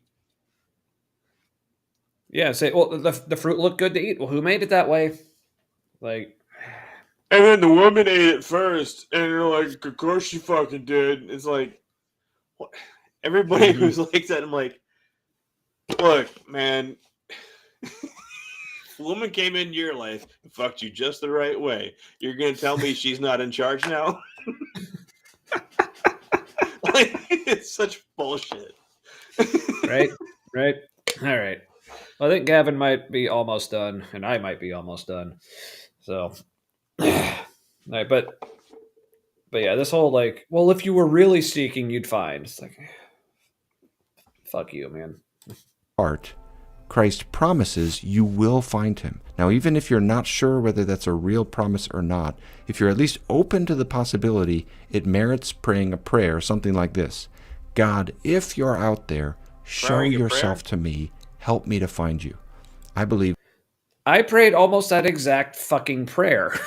So, did he say praying a prayer? I think he said praying a prayer. He said praying. It was just like a little weird inflection on it. I don't know. But anyway, so this is what I would say to Gavin. He's like, okay, I have said this prayer multiple times and still got nothing. So what do you got for me now? Well, you didn't do it right. You weren't wanting hard enough. Yeah, but speaking of, like, how, like, at what level our faith has to be, like, didn't Jesus himself say that, like, our faith only needs to be like that of a mustard seed? Like, we only need the tiniest amount. And it's not the smallest of all seeds. Fuck you, Jesus. You're wrong. Yeah, there are other seeds. But anyway, the point being, you shouldn't need this big, grand, large faith. Like, it's only supposed to take just the tiniest amount of faith, and, like, God can, like, work with that or whatever. But this is saying, it's like, oh no, apparently that's not good enough. All you need is the tiniest suspension of disbelief. And faith can take hold. Mm-hmm. That's what they literally said. Was that at that same man camp we were at? The last one where they said, I think it was the drummer guy was talking about suspending disbelief, and if you he was basically like, if you start believing it a little, you can start believing it a lot. And he's like, you just gotta like turn off the part of your brain that thinks about things. Was how we heard it, and yeah, I'm like, he just told them to let the indoctrination in, and then they'll start to believe. yep, Right, that's how that works, but yep. it doesn't mean it's good. Yeah, it certainly does not. In fact, the opposite of that. So That was weird to be there on that one, by the way. yeah. That's the kind of prayer that God is delighted to answer. Well, could have fooled me. So, Do I need to wear that awesome orange hat or red hat though for God to be super stoked? I think that's just her hair. What? Yeah, that's just their hair. What an unfortunate person.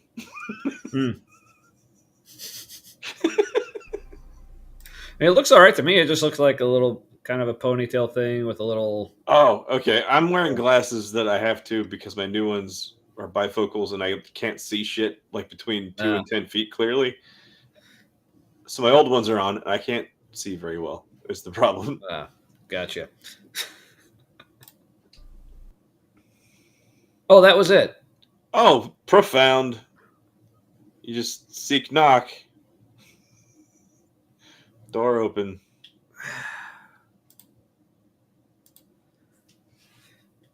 Well, that was.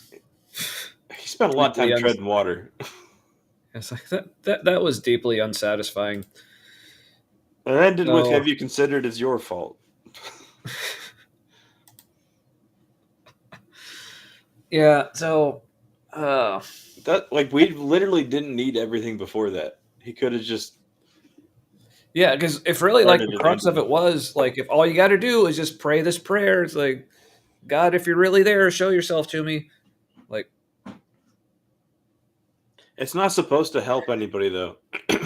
It's supposed to help reassure him and people watching that to be like, yeah, that's right. Yeah, it's super encouraging. But it's not super encouraging if you really need it.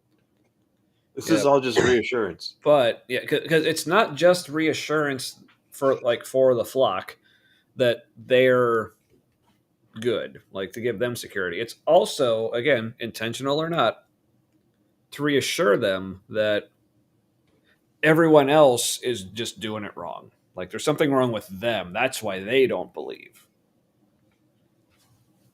So, yeah. Also, my brain was part stuck on why I gave the internal monologue of Christians the voice of Jennifer Coolidge. But it really works.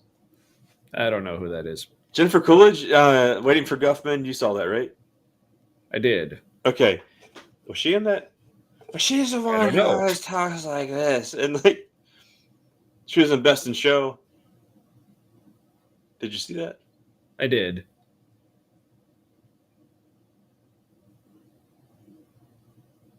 Alan, it's really hard to describe. Yeah.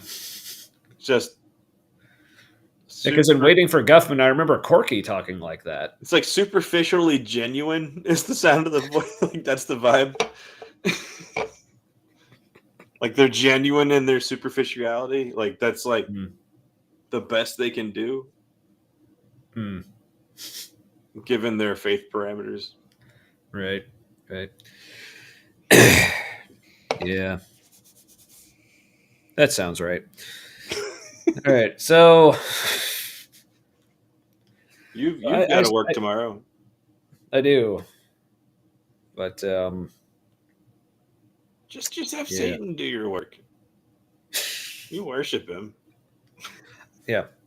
I think if you're a Satanist, Satan serves you. I think that's how that works. Yeah. I like it. I mean, If it's all about selfishness, that's what makes sense. That is kind of the accusation for people who don't follow Jesus, is like they're their own God. Yeah. Yeah. It's like, or those of us who don't, like, we just don't really see the need for any kind of God, so we don't just replace God with another God because we realize that's dumb. But I guess for those who can't understand not living life without having a God, there's like, well, of course they do. Yet we keep talking about God. Do we have a God-shaped hole, Tommy? Well, I wish he'd fill it. I mean, or is it that God made a hole in our brain, and that hole is only good for talking about God, so we have to use that hole sometimes, or it'll spread? or have a worm. But anyway. That's okay. It'll eat our brain and die, just like RFK. Ate his brain and died. Let's make him in charge of things. It's like, oh, his brain killed a worm? Let's have his brain. Cool, and the worm's still in there, but dead? This is even better. Oh, and it was something he used in his divorce proceedings to prove that he was not in charge of his own actions and shouldn't be held accountable because of the brain worm? Let's put him in charge of things.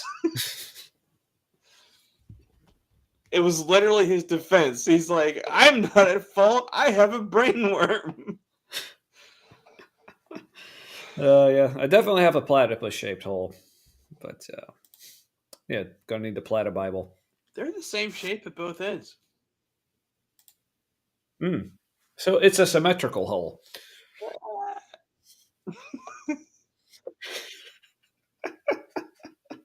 All right, well, I'm running out of things. So Matt, do you still feel like God is hidden, or do you feel like it's your fault? Have you been sufficiently convinced that it's your fault that you don't know God is hidden? No. It just sounds like people with a bad answer. All right, so it seems like Gavin was no more effective than that piece of litter that we found on the sidewalk, helping us find Jesus. So Hey, all the answers were just like some version of "No, you." symmetrical hole. Yeah. But yes, when we have the Platybible, Kip can do the audio book of that as well. Platybible. Because it takes a Canadian.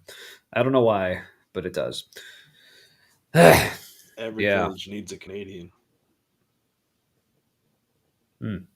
Takes a village to raise a Canadian in Canada.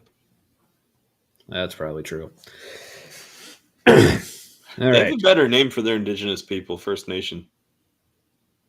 Yeah. Instead of calling them like Native Canadians, we do that. Or like, yeah, they're Americans. They're just Native. Sure, they had names for themselves, but like they take ours now. Like, yeah, that is kind of, yeah. But I mean, yeah. Let's not get me started on that. So they had their own names. They take ours now. Slavery, what? It's been our vibe, man, for a long time. You know, yeah. I realized in the last day or two that, you know, like to the conservative types, it seems like woke is taking over the country, and it is. Like a new version of what America was or is started, and like they're not, the opposition is not keeping up. Like America is a new thing now. Like there are more people in America who want America to be the good in the world that we thought it was. But like we want the propaganda to be real now. Right? Hopefully. Be a force for democracy in the world, you know, and like help people who need help. Sure, we did that if you also, you know, scratched our back. Yeah.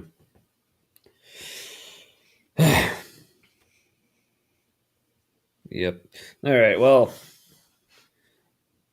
try to think. Do I have any parting thoughts? Like, no, I feel like I pretty much said everything about the topics tonight. So yeah, I guess I'll just wrap with thanks for everyone for the internet interaction in the chat. Great fun as always. And if you're watching this later, yeah, feel free to leave some comments. Or like if you don't believe in God, like let us know like what if you have an answer, like what would convince you that there's a God out there or whatever. Let us know. So apparently more than one Kip Davis because he's not pulling his weight. or maybe it does only take one Kip Davis, but he's just being lazy. Oh, that's right. He might tip the scales. We just don't know. Yeah. Yeah. But I'm pretty sure, all right, if like a candidate for prime minister in Canada rode a moose into town at any point, he's emperor of Canada for life. Because no one can tame a moose. Yeah. This fucker's riding a moose. I mean, you win. It's like game over, man. Game over. All right. So yeah, thanks again for the interaction tonight, everyone. Always love it. And yeah, like I said, if you're watching later, leave your comments. Here, real quick. I keep forgetting to put this up, but I feel like we should more often. Yeah, we do have an email address. If you want to just email us for anything, whether it's like, hey, maybe you want to join us sometime, maybe you have some topics you want to hear us talk about, or if you have some videos you want us to watch, react to, just anything. Yeah, email us, the Humanity Live or the Humanity Live. You can spell it either way at gmail.com. Yep. So yeah, yeah, and then as always, if you like it, comment, share, share it with your friends, anyone else you think might also enjoy this. Like I said, the more the merrier. Whether they agree with us or disagree with us, we'll take anyone who. Or if you can send it to somebody who would be the right kind of confused. Yes, that's actually preferred. Like straightforward apologist. I like when somebody shows up and like, what is happening here? And then they don't leave. Yeah, I mean, as much as I love like the folks who've been in the chat tonight and like other people, like part of me was like, would almost love like if one night we only had people who were just confused and trying to figure us out. And like, that's all the chat was. That would be entertaining as well. or several of the debate bros who are like trying to hijack the conversation by just shadow debating in the chat, shadow boxing themselves in and the then chat. We just leave them to their own devices and they end up like debating each other about stuff. That'd be fun to watch too. There was one night I felt like we had two bots that were doing that. Yeah. It's been a while, but yeah. So all the things that we're supposed to say on the YouTube and other platforms that we're on. Yeah. Subscribe if you haven't. Follow us if you're on Facebook. Like whatever. Yeah. Keep leaving your comments, and yeah, please share with other people who you think might enjoy this. Yeah. I think that's all I got. Yeah. Probably shouldn't have had the third beer. That sounds By the like way, that was Simpler problem. Times Lager. It's $8 for a 12-pack at Trader Joe's. It is not good. The Pilsner is good. The Lager is not good. Mm-hmm. But it is $8 for 12. Yes, but Amber, why do I keep calling you Amber? I don't know. Anyway, great question. I mean, I have no response to that. I'm speechless. God. Yeah, I'm speechless. So I mean that's it. That's the show. We're got no answer for that. So may your things and stuff be forever with your people. And we'll see you next week. Good night. Bye.